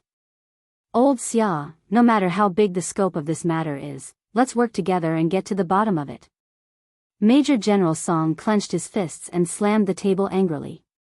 He said sternly, "I don't believe that we can't find the truth after a strict investigation." He was the leader of the investigation team. The highest leader had given him full authority to investigate this matter in order to give martyr Sun Xueqing justice. In the meeting room, Yi Qian gave his own guesses. They were all based on what Chief Kai had said before. It was so reasonable that Senior Colonel Tan nodded his head repeatedly. Occasionally, when he raised a question, Yi Qian would immediately answer it. He would also use his own careful reasoning to rationalize the situation. Chapter 1996. He was eloquent and unhurried. His reasoning was so meticulous that it made people gasp in amazement. However, Yi Qian actually made a colonel and a major general look at him in a different light with just one conversation. This made Commander-in-Chief Xia even more satisfied than he already was. "Your guess is correct, Yi Qian. We invited you to the capital to tell you that there is something wrong with your mother's sacrifice. It's related to a major case from more than a decade ago." After hearing Yi Qian's speculation, Colonel Tan only felt that it was extremely terrifying to have a woman like this. He was even more glad that this woman entered the army and was loyal to the army and the country. Luckily, she wasn't spoiled. Luckily, she was still an upright person and didn't go down the wrong path. With her intelligence, if she went down the wrong path, she could still make a name for herself. Since she had already guessed this point, there was no need to be guarded against some words. He could also let her know that the military commission attached great importance to martyr Sun Xueqing's death. We have already become a special investigation team to investigate martyr Sun Xueqing's death. The former director of the Linchuan Military Region's political department, Major General Song, will be the investigation team leader. The military commission's secretary, Lieutenant General Miao, will be the person in charge. The military commission's secretary, Secretary Miao, will be the general supervisor. We will conduct a comprehensive investigation into martyr Sun Xueqing's death. You were never disappointed in the country, and the country never gave up on you. It's even more impossible for a martyr to be humiliated like this after her sacrifice. The country won't allow it, and the entire army won't allow it. Yi Qian stood up and saluted Colonel Tan. His dark and bright eyes were filled with his trust in the country and the military. I've always believed in it. Justice may come late, but it will never die. This is great. Mother, your daughter didn't stand up for you in her previous life. In this life, your daughter can openly walk into the military commission's office and tell the leaders that you didn't die in battle, but were murdered. Yi Zhifan, no matter how powerful the people behind you are, no matter how high you climb, pulling you down is no longer my biggest headache. With the military commission's investigation, your good days are over. The big case from more than 10 years ago was brought up again. The dusty history was no longer covered in dust. The truth buried in darkness was only waiting for the sharp sword of the military commission to split it open and let the truth be revealed again. The conversation was over. Major General Song turned off the monitor and praised Commander-in-Chief Xia. Amazing, amazing. This cadet from the military academy was really something. I'm really glad that she's a military school student with the right values. If she had chosen the wrong path, she would definitely have caused trouble everywhere. He was too smart, so smart that it was terrifying. There was no shortage of smart people in the military, but Yi Qian's intelligence was not the intelligence of a flexible mind, but the intelligence of his ability to do things. She had meticulously dissected and slowly sorted out the clues, and in the end, she had actually gotten close to the truth. Listening to her analysis and her guesses made people break out in cold sweat for no reason. Commander-in-Chief Xia didn't like the last sentence. What did she mean by able to choose the wrong path and cause trouble everywhere? Even if Xiao Yi didn't join the military, she wouldn't be a bad person. Even if she didn't join the military, she's still an honest child. Just now, when she said, "I've guessed a lot, but I still can't believe it," it's enough to tell that she's an honest and righteous child. Commander-in-Chief Xia definitely had to protect his future daughter-in-law. Major General Song still didn't know about the relationship between Yi Qian and family Xia. When he heard this, he nodded in agreement. She's indeed an honest child. He suddenly changed the topic and said with great interest, "Old Xia, this is a good seedling. Your side even covered up her information. You're going to train her to be the sharp knife of the army." Chapter 1997. After the conversation with Yi Qian ended, Commander-in-Chief Xia also planned to leave. When Major General Song asked about Yi Qian's future plans, he pondered for a moment and said, "I have such a plan. But before that, we have to investigate the case of martyr Sun Xueqing. I don't want anyone to use their power again and cause the country to lose another outstanding soldier. Yi Qian has an uncle who is now the director of the Southern Province Construction Bureau. Back then, she was fostered in his house. Yi Qian just said that the mastermind behind the scenes didn't dare to kill Yi Qian directly. They might have instructed Yi Zhifan to raise her into a useless person. Old song, although beating the grass won't startle the snake, you can still startle the snake this time. Investigate Yi Zhifan's history and let the Central Committee for Discipline Inspection get involved in the investigation. First, remove his official position. Then, pay attention to who in the military will care about Yi Zhifan's fall. Then, we should be able to lock onto the target. Then, with this target as a coordinate, we'll start an investigation on the target's connections. At the same time, we'll be able to find out which big tiger is responsible for harming the country and the people of the army that Sun Xueqing was in. Major General Song thought about it for a while and nodded. What you said is a good idea. Okay, I will have a small meeting with them and plan out the follow-up step by step. It won't be difficult for the Central Committee for Discipline Inspection to get involved. The Legal News newspaper started to publish reports about officials' corruption and bribery last year. Let them go to the southern province to investigate. Yi Qian didn't know that Commander-in-Chief Xia's words had caused Yi Zhifan's career to come to an end. She walked out of the meeting room and pursed her lips. She seemed to have made up her mind and asked Senior Colonel Tan, who had ordered the guards to come over, "Chief, can I ask you something?" "Yes, why not? Ask away." Senior Colonel Tan, who had a good impression of Yi Qian, smiled and said, "I've already told you everything about your mother. If you ask again, it won't be easy to answer." Yi Qian shook her head. "No, it's not that. I'd like to ask Chief Kai. Is he doing well?" They had been talking about her mother just now, so she didn't dare to interrupt. "Kai Zhizhang, he's doing well. Don't worry, he'll be fine.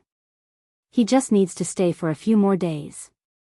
There are also a few comrades who have a good relationship with your mother and are investigating together with Kai Zhizhang. They haven't come yet.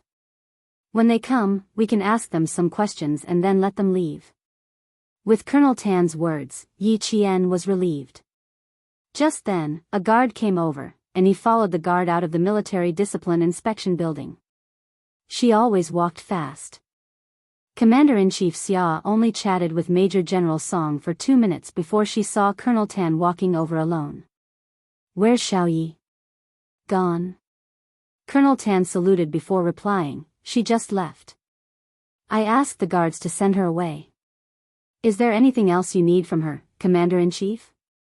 "Yes, I have something to ask her. Go look for old Song. He's still waiting for you." When Commander-in-Chief Xia heard that Yi Qian had left alone, he quickened his pace and led the guards outside. It was the new year and he hadn't given her a red packet yet. As for the old mansion, he wouldn't make things difficult for her for the time being. She would definitely feel uncomfortable following him there. He could only wait for his brat to come back and take her to the old mansion to visit old master and old madam. Yi Qian had already asked the sentinel at the door. She knew that the commander-in-chief hadn't left, so she stood outside and waited. In less than 5 minutes, she saw the commander-in-chief hurrying out with 2 guards. "It's good that you didn't leave. I was talking to old Song and when I came out, you were gone." Commander-in-Chief Xia signaled the guard to drive the car over. He then asked Yi Qian, "There's nothing else here. Do you plan to return to the southern province now? Or do you want to stay in the capital for a few days?" Chapter 1998. Before Yi Qian came, she thought that she would have to stay in the capital for a few days to cooperate with the military commission's investigation. Who knew that they would just let her go after asking her a few questions? Therefore, when Commander-in-Chief Xia questioned her, Yi Qian actually felt a little uneasy. Since she was already in the capital during the New Year, it would be rude of her not to go to Commander-in-Chief Xia's house to give her New Year's greetings. But if she were to go, Captain Xia was not by her side. Would it be inappropriate for her to go just like that? There was also one more thing to consider. Commander-in-Chief Xia should not be in the courtyard for the New Year. He should have returned to the family Xia's old residence in Beihai's old alley to spend the New Year with old master and old madam. If she wanted to go over, wouldn't she have to go to the old residence? It was winter, and Yi Qian's forehead was dripping with sweat. She wanted to be gracious, but she really could not bring herself to say that she wanted to go to the old residence to give her New Year's greetings. She even felt a little nervous. After thinking for a few seconds, she replied respectfully, "Before I came, I thought that I would have to stay in the military commission for a few days. I didn't expect to leave so soon. Commander-in-Chief, I haven't decided whether to return to the southern province immediately or stay in the capital for a few days to play. Just say what you want." "Who is Commander-in-Chief Xia?" "He was a dignified general." Who knew how many demons and ghosts he had revealed with his fiery eyes? It was better for her to be honest and not try to play tricks. She really did not expect to come over in such a hurry. The military commission only found out how much she knew about her mother's case and told her that the people involved were not simple. They also reminded her not to get involved. The entire conversation was completely different from what she had imagined. Everything he said was for her sake. There wasn't even a single word of reprimand, let alone making things difficult for her. Commander-in-Chief Xia felt a little helpless at her respectful attitude. As a very open-minded parent, he had repeatedly expressed to his future daughter-in-law that he was an easygoing elder. But in the end, she was still as reserved in front of him. She lowered her head and looked at him submissively. She did not have the imposing manner she had when she was talking to committee member Tan. Could it be that he had no affinity at all? Commander-in-Chief Xia, who suspected that he was not amiable enough, smiled pleasantly and said, "If you want to stay in the capital for a few days, I'll ask your sister Heroine to come and play with you. If you want to go back to the southern province to accompany old Chen, I'll ask the guards to send you to the airport now. I won't take you to the old mansion today." If old Sixth was here, I would have asked him to pick you up without hesitation. But he's not in the capital now, so I'll have to wait for him to come back. Commander-in-Chief Xia could naturally see the hesitation in Yi Qian's heart. This child was quite good. He never put on airs in front of the people around him and was open and honest. Family Xia didn't need a scheming daughter-in-law, nor did he need a daughter-in-law who was full of schemes. Family Xia just wanted a daughter-in-law who was as indomitable and broad-minded as a man. Yi Qian knew that Commander-in-Chief Xia must have seen through his concerns. He pursed his lips in embarrassment and said, "Commander-in-Chief, when Captain Xia comes back, I will go to the old mansion to visit old master and old madam." He planned to go back to the southern province on the same day. Okay. I'll tell old Sixth about your intentions and ask him to set a time with you to visit old master and old madam. It just so happens that the two elders have been looking forward to your visit. The guard had already driven the car over.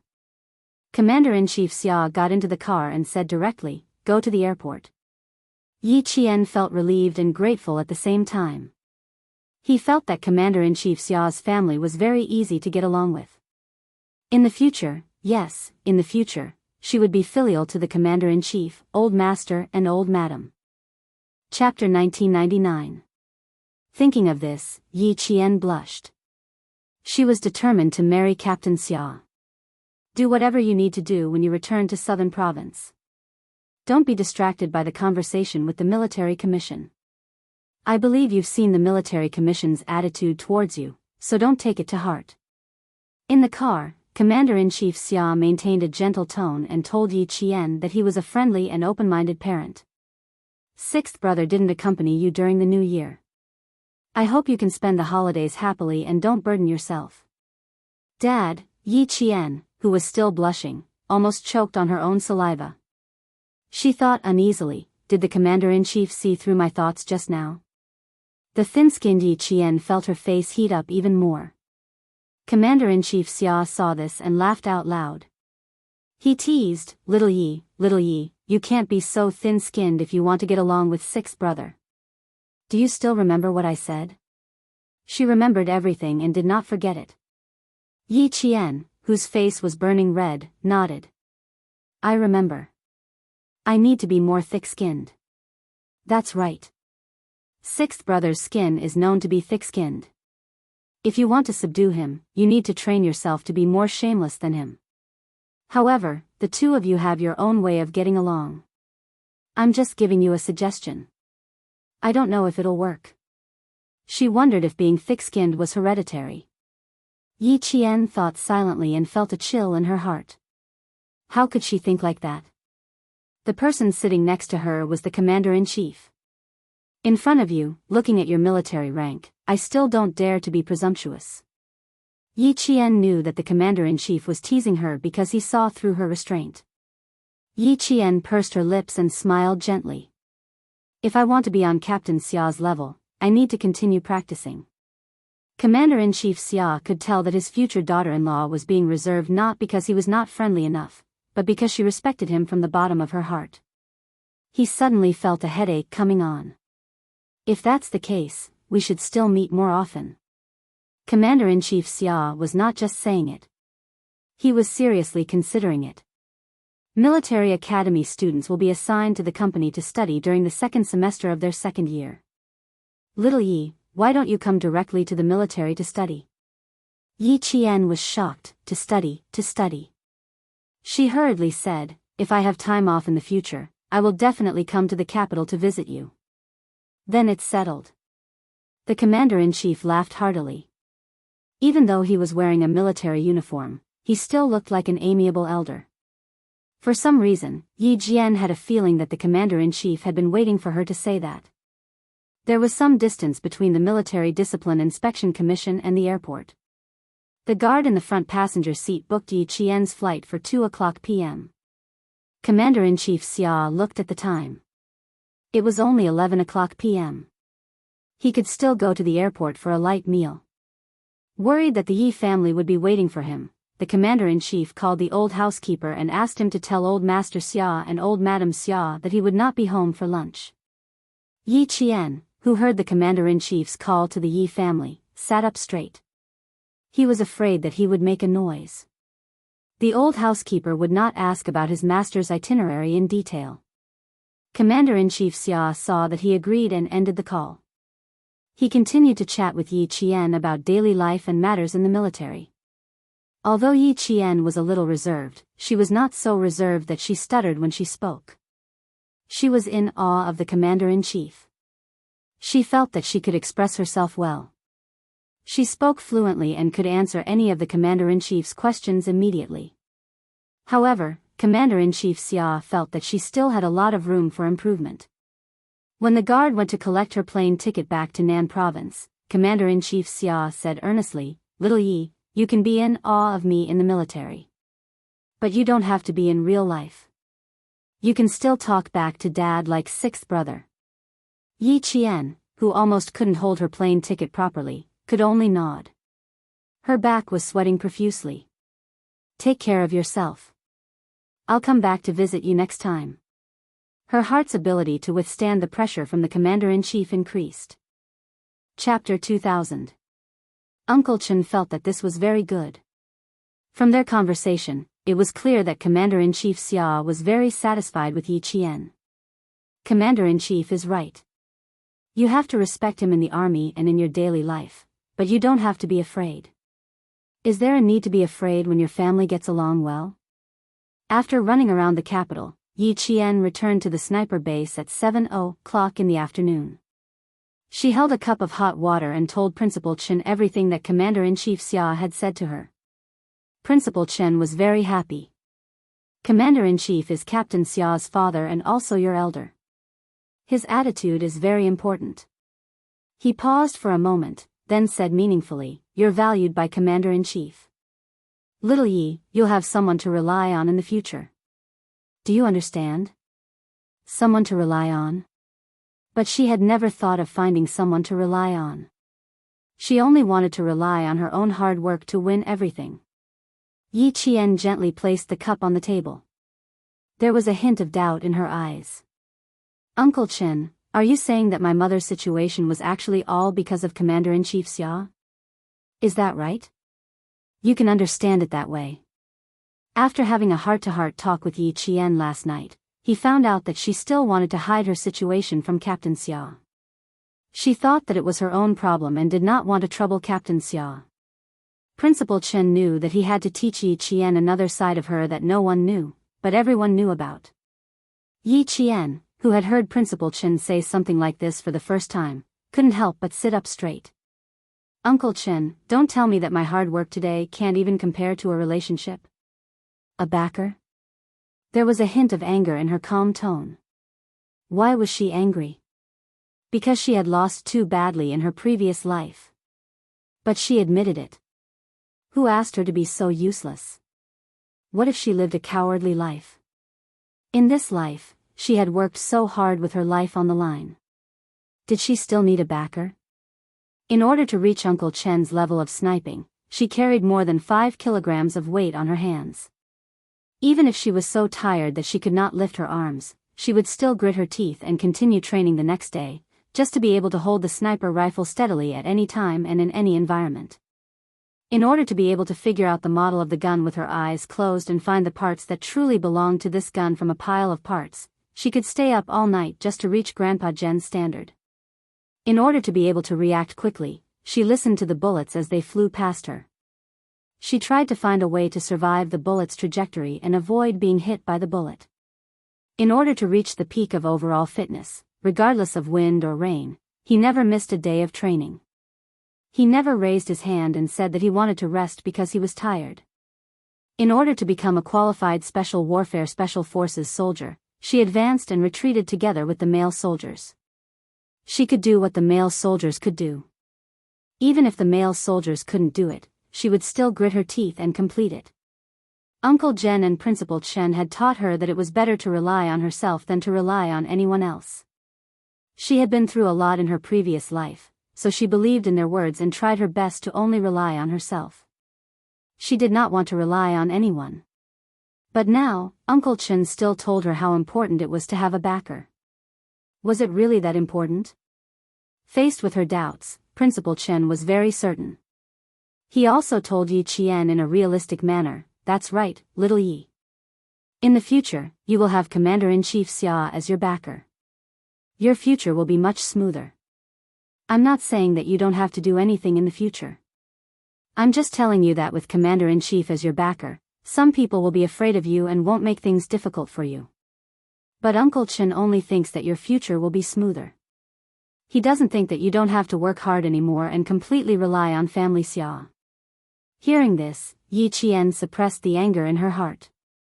Uncle Chen would not say such things to her for no reason. He must have his reasons. She had to listen carefully. Chapter 2001. She had to listen attentively. Otherwise, she would think that all her efforts were in vain. It would be easier to find a strong backer. Principal Chen saw that Yi Qian was unworthy, but he quickly controlled his anger and nodded in satisfaction. As a soldier, emotional fluctuations were the most taboo. After training for so long, if he got angry over a small matter, he would be severely punished. "I know why you are angry. You are angry because you don't understand why you work so hard, but it's not as good as having a reliable backer. What I want to tell you is that the reason Commander-in-Chief Xia values you and hopes that you and Captain Xia can become husband and wife is because he first saw your ability, and your potential. Uncle Chen is telling you the truth. You don't have ability, potential, or a certain level of charisma. First of all, Major Xia will not be attracted to you. What kind of person is Captain Xia? His family has power and influence, and he is outstanding and capable. He is worthy of being a young talent. Why would someone like him like a girl who came from the mountains? Why does Commander-in-Chief Xia value you? Uncle Chen said just now, it is also because of your ability, and potential. Why are you angry? And why are you angry? Girl, don't deny your hard work. You should think of it this way. It is because of your hard work that you are where you are today. It is because of Captain Xia that you have such an outstanding boyfriend, and it is because of Commander-in-Chief Xia that you have such an amiable elder. If you are a useless person with a smart brain but no clear goal, Uncle Chen is telling you, you will never be able to get the attention of Captain Xia, let alone Commander-in-Chief Xia. If you don't work hard enough and don't have the ability to be appreciated and praised, how can you get the attention of others?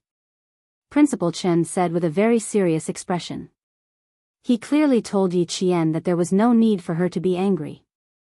The reason why she found Commander-in-Chief Xia as her backer was not because of anything else, but because she worked hard enough and was outstanding enough. Yi Qian, who was listening intently, gradually understood. Just like today, when she walked out of the military commission building, she couldn't quite believe that the military commission had such a good attitude towards her. It didn't seem like they had come to the capital to investigate, but more like they wanted to chat with her. He also understood that Commander-in-Chief Xia was the reason why the Military Discipline Committee treated him so kindly. She had always wanted to rely on herself to find the truth, but the closer she got to the truth, the more she realized how realistic Uncle Jen's words were. Without enough foundation, how could they enter Captain Xia's world? How could he gain the favor of Commander-in-Chief Xia? How could he shake a tree with deep roots and lush leaves? She was glad that she had the chance to be reborn. She was glad that she had listened to Uncle Jen and Uncle Chen's arrangement and put her hatred aside. She would only talk about revenge after she had gained a foothold. She was even more glad that she had met Uncle Jen, Uncle Chen, Lu Tuan, Political Commissar Yen. They had allowed her to not be blinded by hatred, and she had not been blinded by her past life. I understand what you mean. You are telling me that with Commander-in-Chief Xia as my backer in the future, I shouldn't relax because of this. Instead, I should work harder. That way, I won't let them down. The clear-minded Yi Qian didn't give Principal Chen a headache. He quickly understood his painstaking efforts. Yi Qian gazed at the elder who cared about and cherished him. He said softly, I won't embarrass the Commander-in-Chief. Chapter 2002. How could she disgrace the Commander-in-Chief? How could she disappoint the Commander-in-Chief? How could she disappoint her loved ones who cared about her? She lived for herself, but she also had to live for the people who cared about her and loved her. Living in this world, wasn't it all about fighting for one's dignity? She had lost so badly in her previous life, so she had to fight for her dignity in this life. She had to fight for all the dignity she had lost in her previous life. At the same time, she had to admit that it was because of her relationship with Captain Xia and Commander-in-Chief Xia that her mother's case could be brought up again. She didn't have to be angry because she was related. She should cherish it. Only when she knew how to cherish it would she know how important it was. She didn't get to where she was today because of connections. Just as Uncle Chen had said, if she didn't have enough ability, how could she have gotten Captain Xia's attention? Her mother's case being taken seriously by the military commission was also related to her hard work. But before this, she really didn't think that she could wash away her mother's shame by making herself outstanding. Yi Qian smiled. Her fair face had this smile, like a white magnolia blooming in the spring rain. It had 9 petals and was as white as jade. Even if it was washed away, it was bright and beautiful. That was the smile of someone who had let go of all her worries. Her face was like a magnolia and her breath was like an orchid. Seeing this, Principal Chen knew that she understood his intentions, so he easily changed the topic. Tomorrow is the 2nd day of the Lunar New Year. A few soldiers want to go into the city for a walk. Also, Regiment Commander Lu and Political Commissar Yen called this morning and arranged to have dinner together tomorrow night. We'll leave together tomorrow morning and have fun for the day. After knowing that the Military Commission for Discipline Inspection had set up a special investigation team to investigate her mother's death, Yi Jian was indeed relieved. Hearing this, she said crisply, okay, I'll go with you when the time comes. Shopping was not a common occurrence for Yi Qian. As he walked into the largest department store in the southern province with a few other soldiers dressed in casual attire, Yi Qian, who rarely bought clothes, secretly calculated his allowance for the past few months of his military academy life, as well as his allowance for several missions. Then, he said to the soldiers beside him, I'm going to the men's section in front for a while. You guys go ahead and have a chat with the chief instructor. Make sure he doesn't notice me leaving. It's not easy to hold the chief instructor back. You should end this quickly. The soldiers did not have the confidence to stall the chief instructor, who was revered by all the instructors in the sniper base, for a long time. But since the female soldier had said so, they must do it. Yi Qian smiled and said, thank you. Then, while Principal Chen wasn't paying attention, he hurriedly walked towards a high-end menswear section. She wanted to buy a woolen sweater for Principal Chen, and the money in her card was almost enough. The shopping mall on the 2nd day of the Chinese New Year was very quiet. Since it was the beginning of the year, the staff warmly received Yi Qian. Judging from Yi Qian's clothing and purchasing ability, the staff recommended a thin woolen sweater that cost about 800 yuan. Yi Qian took a fancy to a very thick, navy blue woolen sweater that cost double the price. After looking at the size, he immediately took a larger size and said, this one will do. help me check the bill.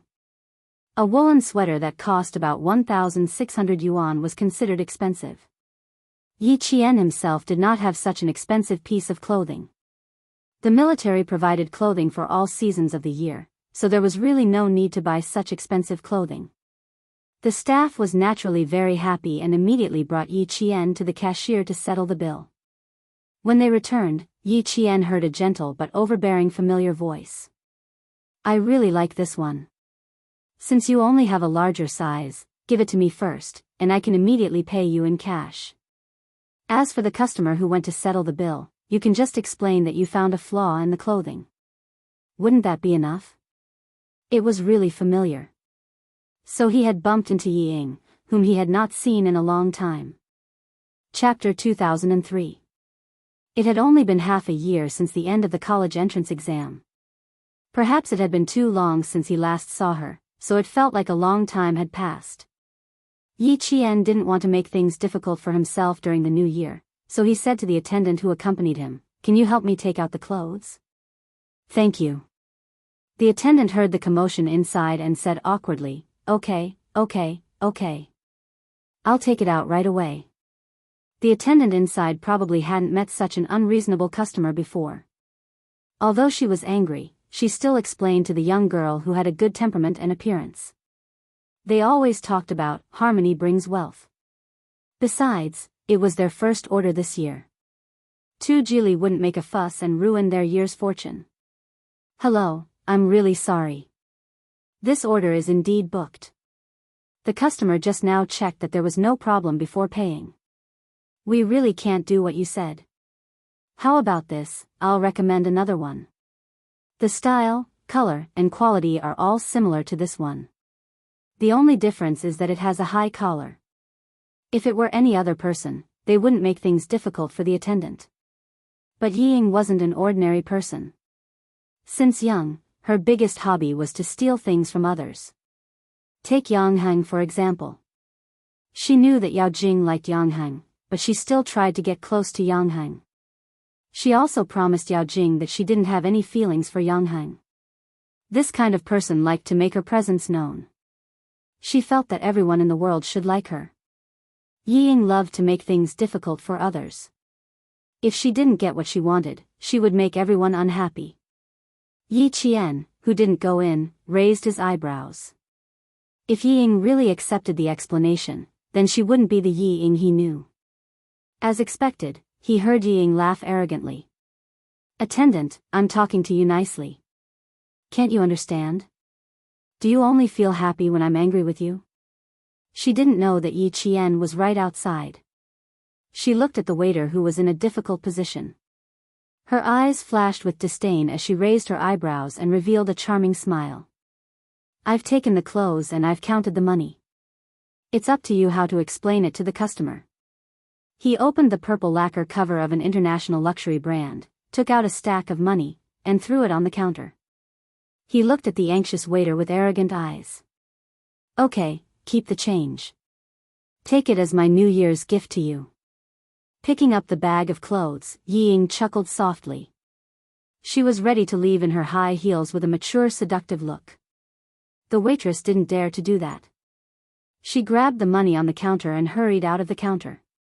In a moment of desperation, she grabbed the shopping bag and begged with a smile, "Miss, it's really right." Before he could finish his sentence, the furious Yi Ying twisted the bag and flung it at the waiter's face. It was like a slap to the waiter's face. The waiter who was slapped in the face was stunned. He covered his face and couldn't believe that he was slapped while he was just doing his job. Yi Ying didn't expect to fling the bag at the waiter's face. However, it was impossible for her to apologize to a waiter. She immediately said coldly, "Why are you snatching it? The bag doesn't have eyes. Take your money." Chapter 2004. The waitress who came in to get the clothes saw the scene. Seeing her colleague being hit, her expression changed and she rushed in to stop Yi Ying who was about to leave. "What right do you have to hit someone? You're not allowed to leave." "Hit someone?" Yi Qian's eyes darkened. After studying abroad for half a year, not only did Yi Ying not change her temper, she became even more arrogant. Still not going in, Yi Qian looked around and waved to a staff member who heard the commotion and came over. Someone inside said that someone was hit. Do you want to call security? She was not a busybody, but she was not so cold as to stand by and do nothing when she saw someone being hit. When the staff member heard that someone was being hit, he quickly ran to the store he was in charge of and probably called security. Ying thought that she had a good temper. Seeing that the waitress dared to stop her, she was angry and amused. With your attitude, I'm going to complain to your manager right now. I'm here to buy clothes, not to be bullied. What? I've already paid. Don't tell me you don't want to give me the goods. Also, who hit someone? It was this waitress who rushed over to take my stuff. I was just defending myself. What right do you have to say that I hit someone? At the beginning of the year, there were not many customers in the clothing section of the 200 goods building. Everyone was a staff member. Hearing the commotion, the staff of the neighboring stores came over. The staff further away also came over to see what was going on. You took our stuff by force. If we don't take it back, do you think we'll wait for you to take it back? The older waitress was not someone to be trifled with.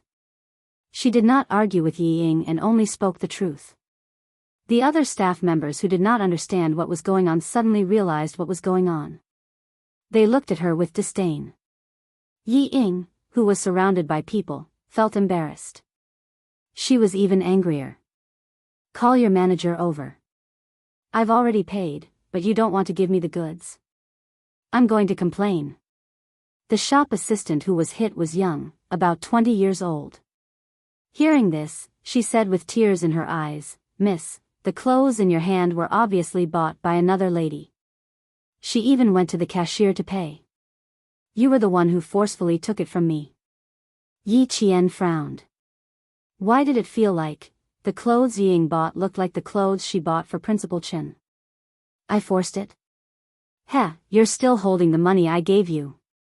Ying glanced at the money in the waiter's hand. You can count how much I gave you. Seeing that you can't go home on New Year's Eve, I'm kind enough to tell you to keep the change for the rest of the money. Just treat it as a New Year gift. You're really something. How dare you accuse me of forcibly taking it from you? I gave you the money, so why can't you take what I bought? Is this a rule you set? Call your manager out. Ying glared at the waiter who was still covering his face. She gritted her teeth and said, How dare you bully me? I'll make you regret it. Then, she yelled at the waiter who was blocking her, How dare you stop me, you? Yi Ying's arrogant voice stopped abruptly as if she had been strangled. She looked as if she had seen a ghost as she stared at the figure standing at the door. Yi Qian did not want to interfere, but after watching for a while, he realized that he had no choice but to do so. Seeing that she saw him, Yi Qian took the receipt and walked to the waiter who was hit. He smiled and said, The money has been paid. Here's the receipt. Chapter 2005. The clothes were taken by force by this young lady. The waitress didn't dare to take the receipt that Yi Qian handed over, but the tears that she had been holding back burst out the moment Yi Qian spoke. Yi Qian would never make things difficult for others. He comforted the waitress who had been wronged, It's okay. Wait for your manager to come and deal with it. I'm not in a hurry. She was still a little anxious and would make Uncle Chen wait for a long time. She had to go and greet Uncle Chen first. As for the clothes, Yi Qian took the bag from Yi Ying's hand and walked over to Yi Ying, who was still glaring at him. He said calmly, The clothes in your hand were bought by me. You have to return them to me when the manager comes. Yi Qian didn't want to waste his breath on her. After he finished speaking, he didn't take the clothes from her hand. He walked past a certain someone whose face was pale and left to find Principal Chen. Stop right there. Ying felt even more embarrassed when she thought that her humiliation might be seen by the person she hated the most. She didn't know where the anger in her heart came from, but it was rampaging in her heart. She didn't want to make things difficult for the waitress who made her unhappy. She grabbed the bag and rushed out to stop Yi Qian from leaving. The older waitress wouldn't let such a barbaric and unreasonable customer leave. She stopped her again, Young lady who hit someone, you have to wait for our manager to come. Get out of my way, do you hear me? Yi Ying, who lost her rationality every time she saw Yi Qian, wanted to throw the shopping bag in her hand again. Before she could do so, the older waitress shouted, "Someone hit someone, someone hit someone. Quick, call the security guards." This shout made Yi Ying shiver. It also made her lose her rationality. She watched as Yi Qian left. She was so angry that she clutched the shopping bag tightly. She was so angry that she laughed coldly and said, "Okay, okay. I'll wait for your manager to come. This is your service?" I've really learned something new. If she really threw the shopping bag, everyone would think that she hit someone. As the daughter of a provincial official, she couldn't leave any evidence that could be used against her. Yi Qian, who always liked to see her make a fool of herself, was also here. She couldn't let her make a fool of herself. Yi Ying, who had always cherished her reputation, could only fiercely suppress the anger in her heart. With a ruthless gaze, she bit her lower lip and looked at the departing figure, feeling vexed. I was indeed careless just now. I didn't control myself and accidentally hit the waiter's face. I don't know how much Yi Qian heard. Damn it, I've made a fool of myself again. Yi Zhifan had just parked the car when Sun Dongqing, who was about to get out of the car, received a call from her daughter. She said that she had been invited to the manager's office because she had bought a dress and paid for it, but the staff refused to let her leave. Hearing her daughter's voice, Sun Dongqing was furious. Don't be afraid, Ying. Mom is coming up now. He must have eaten a bear's heart and leopard's guts to bully you. Yi Zhifan heard the gist of it. Based on his understanding of his daughter, he knew that things weren't that simple. However, he was indeed afraid that his daughter would be taken advantage of. With his daughter's temper, she definitely wouldn't cooperate. The mall's security guards didn't hold back. Yi Zhifan, who was a little anxious, warned Sun Dongqing, find out what's going on first. Don't mess around. The Sun Yaozu incident isn't over yet. The police already know about the relationship between our families. You'd better keep a low profile. Do you understand? Yi Zhifan was a little worried this year. The person who hadn't contacted him for a long time suddenly called on the night of the 30th. The first thing he said was he behind the Sun Yaozu incident? Yi Zhifan, who was driving to the airport to pick up his daughter, was so shocked that he slammed on the brakes. Chapter 2006. Luckily, there weren't any cars behind them, so it didn't cause a disaster. He didn't dare to pause and immediately replied, I don't have a motive to kill him. He only said one sentence before the person hung up. He calmed himself down and checked his phone. Just like before, the number was no longer in service. With that person's call, Yi Zhifan was still on tenterhooks. He was afraid that someone would tamper with his phone and put him on the list of suspects for Sun Yaozu's murder, causing that person to misunderstand. Sun Dongqing was honest when she heard that. She didn't dare to joke about her husband's future. She only nagged, I don't know what kind of person you're receiving. He insisted that Ying come over to buy clothes during the new year. Don't she have enough clothes in her suitcase? They're all branded goods. They're beautiful and fashionable. What's wrong with that? This child is impatient. She insisted on coming over to give you a surprise.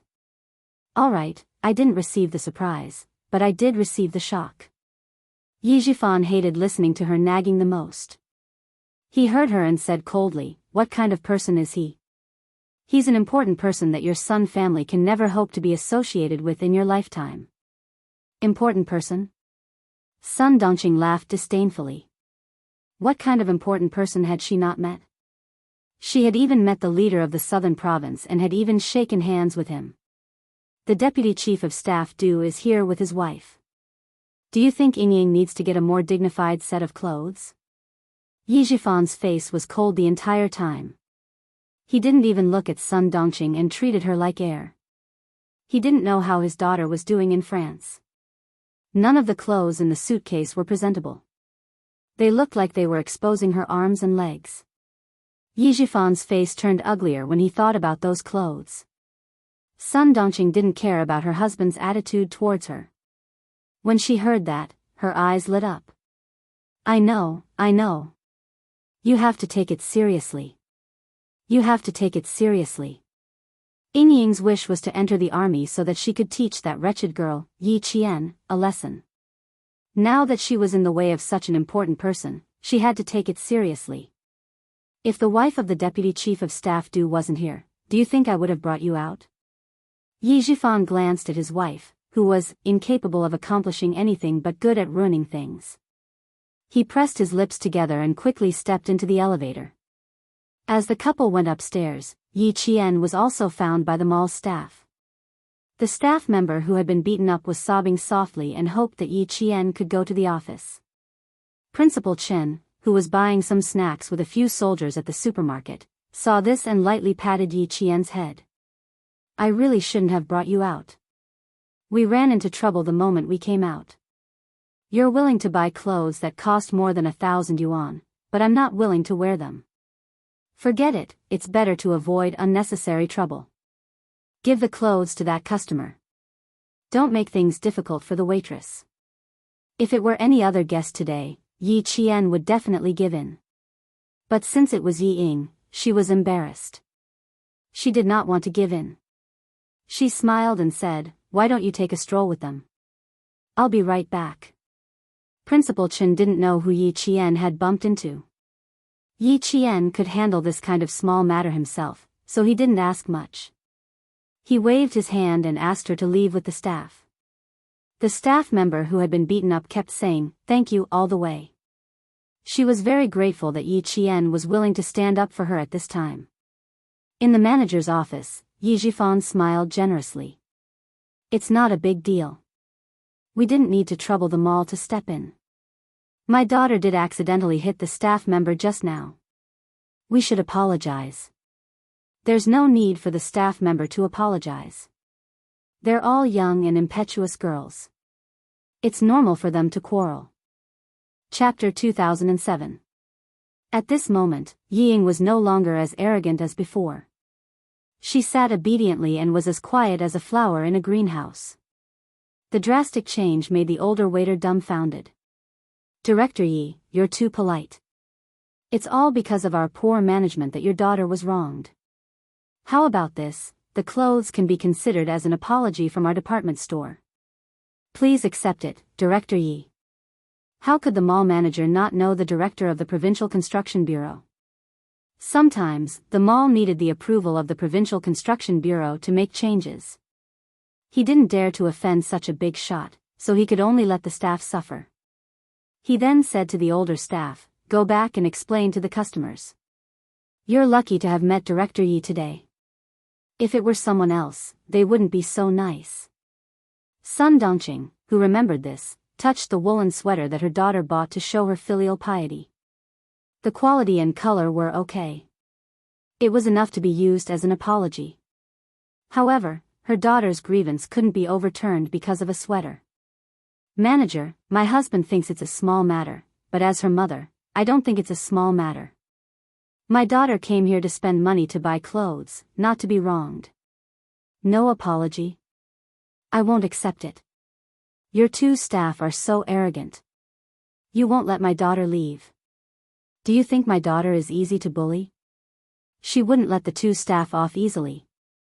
The mall manager could only ask his staff to apologize. Since ancient times, people don't fight with officials. The mall manager continued to smile and said, you should apologize. You should apologize. He then said to his staff sternly, what are you waiting for? Apologize to the director's daughter. The older staff had to apologize even if she didn't want to. If she didn't apologize, her salary and bonus would be deducted a lot. Yi Ying looked at the staff in front of her. She didn't hide the contempt in her eyes. Weren't you fierce just now? You said I hit someone. Now you're still saying I hit someone? The staff was in her early 30s. In the face of power, she had to bow her head. She swallowed her anger and said, my attitude was bad just now. I'm sorry. I won't argue with you if your attitude was bad. But you said I hit someone. Tell me, did I hit someone? Yi Ying didn't let it go. How dare you embarrass me? You should take a look at yourself first. A knock on the door interrupted Yi Qian's words. The mall manager said, "Please come in." The office door was pushed open. The security guards and the waitress with red eyes invited Yi Qian in first. Yi Ying was like a cat whose tail had been stepped on when she entered the room. She stood up from the solid wooden sofa and lost the elegance that she had deliberately put on. Her almond eyes widened as she stared at Yi Qian. Sun Dongqing's reaction was the same. She stood up abruptly. Just as she was about to question Yi Jifan, she heard a light cough from Yi Jifan, which made her swallow back the words that had rushed to her throat. He had almost forgotten that this wretched girl was no longer the same as before. Endure, I have to endure. Now, even old Yi was afraid of the wretched girl and didn't dare to confront her directly. He, who had been strangled by her once, had to endure it even more. He couldn't scold her directly like before. If he wanted to scold her, he could only scold her in his heart. Why is she here? Do you want to work during the winter break? Old Yi, every time that wretched girl shows up, our whole family feels uncomfortable. Sun Dongqing muttered. She stared nervously at Yi Qian as she walked in. She was afraid that she would do something bad to her family. Yi Jifan didn't pay attention to what she said. When he saw Yi Qian walk in, his gaze fell on the shopping bag with the woolen sweater. He had a bad feeling. Chapter 2008. A bad premonition flashed through his mind. He immediately stood up and said to the mall manager, "I won't disturb Manager Xiang's work. You don't have to give us the woolen sweater. It should belong to whoever bought it."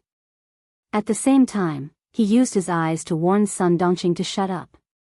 The young salesperson who went directly to Yi Qian to testify did not understand what was going on. She held back her grievances and said timidly, "Manager, this customer bought the clothes first. Sister Fan took her to pay for it, and I stayed in the store to pack it up. Then, this customer came in and took a fancy to this design. She said she wanted an extra large size. I said, I'm sorry, the last extra large size has just been bought. The customer has already gone to the cashier to pay for it. I didn't have a bad attitude. I even explained to her, but this lady didn't listen.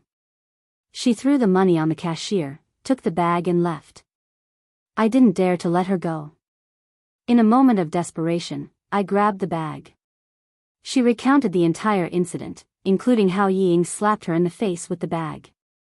In the end, she looked at Yi Qian and said softly, "This customer can testify. Manager, I really didn't do anything else." Sun Dongqing, whose expression had changed, suddenly exploded. She had said bad things about Yi Ying in front of Yi Qian. She had to endure it again and again. Now, she wanted Yi Qian to testify. Was she trying to trample her daughter to death? She did not dare to make a scene in front of Yi Qian. She rushed out and shouted at the young salesperson, "You're so young and your mouth is full of shit. You'll spit on whoever you catch. Tell me, who told you to do it? If you don't give me an explanation, don't even think about leaving today." Although she did not dare to make a scene in front of Yi Qian, her words were directed at Yi Qian. She was the wife of a provincial official. Her words were so vulgar that the manager, who had been apologizing, could not help but frown. Yi Qian did not want to talk to her, knowing that she was directed at him. The Yi family was just a grasshopper after autumn. They would not be able to jump around for long. She simply said to the manager, "I need to take the clothes I bought. May I ask, where are my clothes?" Sorry, she was petty. If Yi Ying wanted to snatch it from her, she would give in to anyone but Yi Ying. Hearing that Yi Qian was going to take the clothes away, Yi Ying couldn't take it anymore. "I've already paid for the clothes. Do you dare to take them?" If she wasn't satisfied, then that bastard Yi Qian wouldn't be satisfied either. Yi Ying did not kick up a fuss. She stood beside her mother and said coldly, "I've already paid the waiter." "I've also paid the waiter." "Yi Qian, do you dare?" "Why wouldn't I dare to take what I bought?" Yi Qian sneered and looked at the other party as if he was looking at an idiot. He placed the shopping bag beside him and calmly walked past the mother and daughter who were at daggers drawn. He opened the bag naturally and took out the clothes for a look. Yes, this is it. She nodded slightly to the manager and left with the clothes. When Ying saw that Ying did not take her seriously, a nameless fire burned in her heart. Yi Qian, if you dare to walk out of here, I'll teach you a lesson. The loud shout startled the manager of the shopping mall and the two waiters. They looked back and forth and didn't say anything. They all had the surname Yi and were acquaintances. With Yi Qian's arrival, the fuse was no longer on the waiters. Instead, it was on Yi Qian. In the face of Yi Ying's anger, Yi Qian only responded to her with a look of disdain. He did not even want to say a single word to her.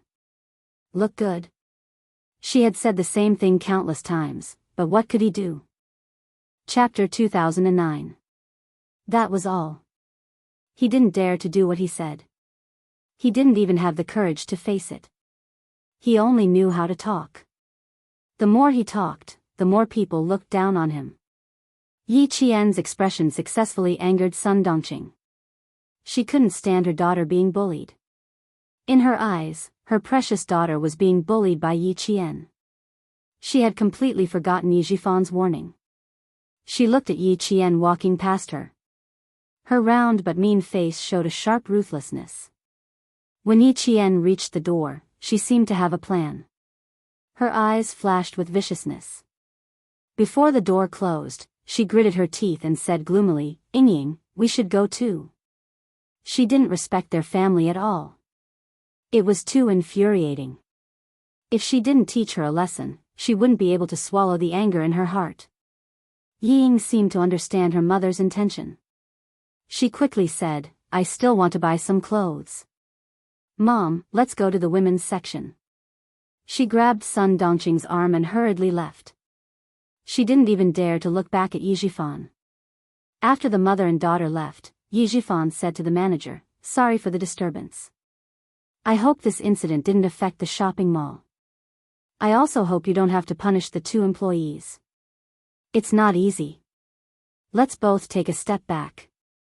Once we leave this door, forget about this incident and pretend it never happened." There was a hint of warning in his words. The manager nodded as he walked them out. Yes, yes, yes. We'll remember what Director Yi said. It's a small matter. Yi Jifan didn't want the manager to walk him out. He walked to the door and said, "You don't have to walk me out. I'll accompany the mother and daughter to walk around." The manager, who had cold sweat on his back, didn't dare to disobey, but he also didn't dare to not walk them out. He only said, "I'm going to the mall to do something. It's on the way." He waved from behind and signaled for the two attendants to come out and walk them out. Yi Jifan, who was used to being flattered, didn't say anything else. He chatted with the manager about the people's livelihood and walked out together. When Yi Jifan reached the corridor of the shopping mall, he saw the scene that he didn't want to see the most. He saw Sun Dongqing suddenly speed up and slam into Yi Qian's back. He was a little far away, so he didn't hear Sun Dongqing's clever remark, "A good dog doesn't block the way." Yi Qian, who was trained as a special forces soldier, could easily deal with her. When she felt something strange on her back, she nimbly turned sideways and extended her legs slightly. Trying to harm her? Have a good taste of what it feels like to eat your own medicine. Several mall staff members on duty and a cleaner saw a slightly fat woman in luxurious clothes fall down like a piece of fat meat from a sticky board. With a dull thud, the woman fell to the ground. When the manager who came out to send them off saw this, he wanted to slap himself twice. What's there to give? Another big gift had been given out. He saw with his own eyes that the director's wife had tried to harm him but failed. Instead, she had harmed herself. Why was he so unlucky? The mall manager didn't know what kind of expression he should use to face Director Yi. Yi Qian, who was on his side, glanced down at Sun Dongqing who had fallen by his feet. It must have been a hard fall. She must be in a daze. She raised her eyes and glanced at Yi Jifan, who was walking over with a dark expression, from a certain distance away. The corners of her mouth curled up slightly, revealing a faint smile that made Yi Jifan's heart sink. Before he could understand what he meant, Yi Qian had already turned around and walked away from Sun Dongqing, who hadn't moved since the fall. Chapter 2010. Yi Ying, who had watched her mother fall, was so angry that her liver hurt. She yelled, "Yi Qian," at the departing figure. Her Yi Qian drowned out all her anger, but there was nothing she could do. Why was she angry? The reason was simple. She wanted to deal with Yi Qian, but she didn't have the ability to do so. She could only hold it in. No matter how angry Yi Ying was, she didn't dare to chase after him. Her mother had fallen for a long time without a sound. How could she leave her mother behind and chase after him? She had to take care of her mother first. Yi Jifan's face was livid. He didn't want to embarrass his family any further. He quickly walked over and suppressed his anger. He bent down and said something that sounded like he was worried, but was actually a warning. "You can't even walk properly. I don't think you should go out with my daughter in the future." The two waiters wanted to laugh, but when they saw the manager's panicked look, they quickly went over and pretended to be concerned. "Are you okay? Did you fall anywhere? Do we need to call an ambulance?" No, she's probably just scared."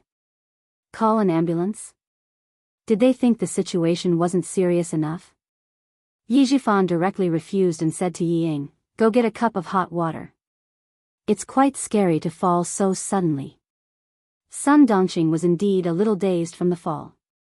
She wanted to get up and rush out to cause trouble for Yi Qian, but she was shocked by Yi Jifan's words. Someone once told her that if a man was willing to take you out to socialize, it meant that he still treated you as his wife. If a man didn't want to take you out to socialize and didn't divorce you, it meant that he already treated you as a free nanny. This sentence suddenly appeared in her mind. Sun Dongqing, who felt that she had lost a lot of face, pretended to faint. The mall manager was as anxious as a cat on a hot tin roof. When he saw that Yi Jifan was determined to leave without anyone's help, he turned around and scolded the two waiters. Then, he quickly contacted the mall manager to find out how to apologize. When the mall manager heard that he had offended Director Yi of the Provincial Construction Bureau, he was so scared that he almost fainted. He didn't dare to hide the matter and continue to report it to his superiors. When the whole thing reached Ho Zi, who was playing chess with Master Xia, she replied disapprovingly, "So be it. What's there to be afraid of?" Since the big boss had said so, the people below all heaved a sigh of relief.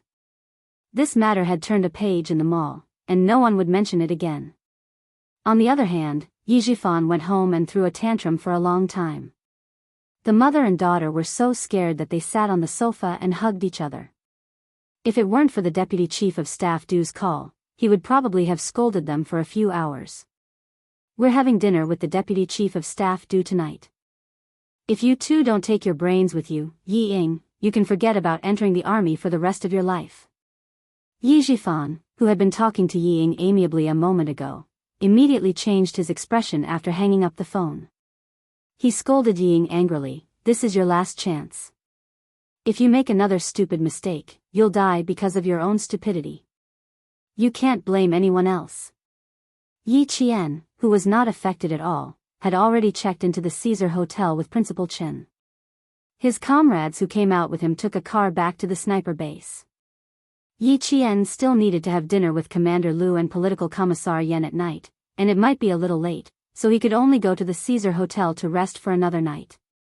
At night, he took a taxi to the appointed place. Principal Chen looked at the lively restaurant and couldn't help but laugh. "This place is lively. I think only this place is lively." "That's right. It's an old restaurant in the southern province. Their blood duck is the best. It's even been on the newspaper." Commander Lu and Political Commissar Yan must have booked it at least a month or two in advance. Yi Qian, who was in a good mood, replied with a smile.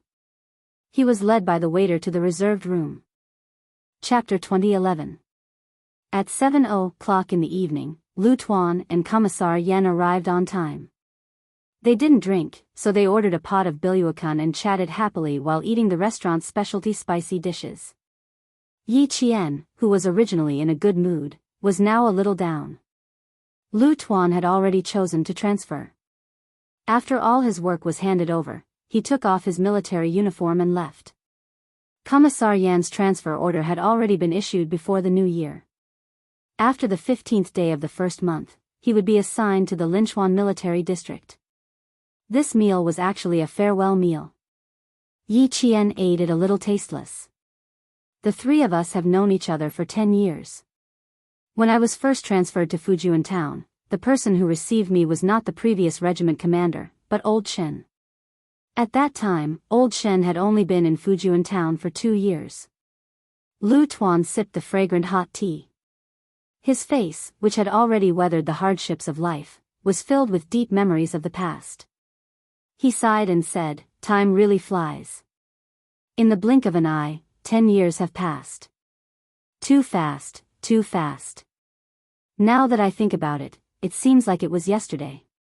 Old Shen, you were wearing a set of old Chinese clothes and holding 2 textbooks in your hands. Your hair was still covered in dust when you hurriedly appeared in front of me. You immediately apologized and said that you forgot the time in class. At that time, I was extremely puzzled. I thought that the army should have sent a soldier to bring me into the mountains. Who knew that a teacher would come?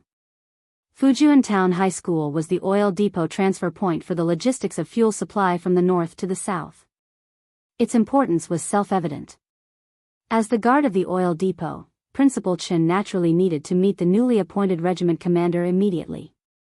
At that time, a teacher had something to do and asked for leave. He took over the class. When he arrived, Regiment Commander Lu had already arrived. Recalling the past, Principal Chen sighed and said, "Yes, not long after I picked you up, Old Yen also arrived. I still remember that the two of you always had different opinions on how to manage the army. As a teacher, I had to run into the mountains every few days to adjust. After about half a year, the two of you should take a break. And Uncle Jen, he also often advised the two of you. There was a time when he got angry. At that time, Uncle happened to be teaching the new recruits how to use guns. When he heard that the two of you were making trouble again, he immediately carried a Type 81 automatic rifle and rushed in. He put the gun on the table and said angrily, 'Do you two have to make trouble until one of you has to be killed? All right, I'll grant you your wish. Rock, paper, scissors, will decide the winner in 1 round.' The past was still vivid in his mind, but Uncle Jen, who had taught them a lesson, had already passed away. Lu Tuan, who came from the Lus Plateau and had a body of iron and steel, wiped the tears from the corners of his eyes. He sighed heavily, and there was a deep sense of melancholy. He forced a smile on his face and continued Principal Chen's words. Later, I told Old Yen that a first-class soldier, Zhang Changwei, was indeed different from normal people. He even played rock, scissors, and paper, treating us like 3-year-olds. Old Yen replied coldly, in his eyes, "Aren't you and I just 3-year-old children?" I was happy when I heard that. After that, I never argued with Old Yen again. Even if there was a dispute, it would be silently resolved behind the back of the cadre. I'm a northerner. I'm rough and straightforward. Old Yen is a southerner. He's meticulous and annoying when he talks in a roundabout way. Ha ha ha, at that time, we were so annoyed that I couldn't wait to go to the military and argue with him. I wanted to transfer him away so that he wouldn't be a hindrance in front of me. Political Commissar Yan's eyes were also a bit wet. When he lowered his head to drink tea, he secretly raised his hand to wipe the corners of his eyes. Then, he looked at Commander Lu with a face of disgust. "Same to you. At that time, I thought that if I didn't get rid of a rough person like you who came from God knows where, my surname wouldn't be Yen." Chapter 2012. In the end, Uncle Jen threw the gun in front of me. I was terrified. I immediately apologized to him and promised that I wouldn't make a fuss again. Young and hot-blooded, young and hot-blooded. Suddenly, the topic turned to Yi Qian. If we were as old as you back then, we wouldn't have argued for half a year. We wouldn't have troubled Uncle Jen and Old Shen to worry about us from time to time. Yi Jian, who had been quietly watching them reminisce about the past, sniffed lightly and said softly with some sadness, "It's because of your education that I'm more mature. If it weren't for your guidance, there wouldn't be the Yi girl today." Your nose is blocked. Are you crying?" Political Commissar Yen quickly picked up a piece of bloody duck and placed it in Yi Qian's bowl. He smiled gently. "You didn't rely on others to get to where you are today. Most importantly, you relied on yourself. You can only rely on yourself. Relying on others is like the moon in the water. It will be shattered in the blink of an eye. Yi Qian, you are doing very well now. In the future, you will be like this. The military is the best home for you." The military couldn't bear to let go of good seedlings, especially a comprehensive talent like Yi Qian. They could keep her for a lifetime. Commander Lu also said, "Old Yen is good at talking. His words are beautiful and pleasant to listen to. I'll be direct. Yi Qian, since you have chosen this path, you must be ruthless when it's time. As a soldier, there is no reason for you to be soft. You wear the military uniform and shoulder the responsibility, so you must be ruthless. When it comes to military matters, you must be ruthless. There is no need to be long-winded. If anyone dares to doubt you, fine. They can doubt you, but they must find a reason to convince you. Okay, we will treat it as listening. If you are angry, you can go wherever you want to go. If you don't have the ability and still want to shoulder the responsibility, let's just send him away. Don't pretend to be a big shot in front of you." Yi Qian listened attentively and remembered everything. Political Commissar Yen was gentle, while Commander Lu was strict. The combination of strength and gentleness could make soldiers obey you while also admiring you from the bottom of their hearts. When platoon leader Lu was promoted from the deputy platoon leader to the platoon leader, what he said was the most authentic experience. This was of great help to Yi Qian when he later joined the field forces to lead troops. Principal Chen knew that Yi Qian wasn't feeling too good, but he didn't say anything. It was normal for soldiers to come and go like this. She had to get used to it. They had known each other for 10 years, and now they had gone their separate ways. This meal was destined to be somewhat sorrowful. Yi Jian silently refilled the cups of hot tea for the 3 veterans who had dedicated their best years to the army. Then, she sat down quietly and listened to them talk about their shared past. Perhaps their open-mindedness had infected her. The sadness of parting gradually faded away, and a faint smile appeared at the corner of her mouth. Although they had parted, they were still good friends and confidants. One day, they would meet again. Tomorrow night, I still need to accompany the leader who came today to inspect the motor vehicle training base. Tonight, we will be dismissed. When it was 9 o'clock, Political Commissar Yen saw that it was getting late. He picked up Yi Qian's cup of hot tea and stood up. He said to Principal Chen, "Old Chen, I won't say goodbye to you on the day I leave. This cup of tea is a toast to you for supporting my work for the past 10 years. Old Chen, I also toast to you for not being scared away by my temper." Commander Lu laughed heartily as he picked up his cup and stood up.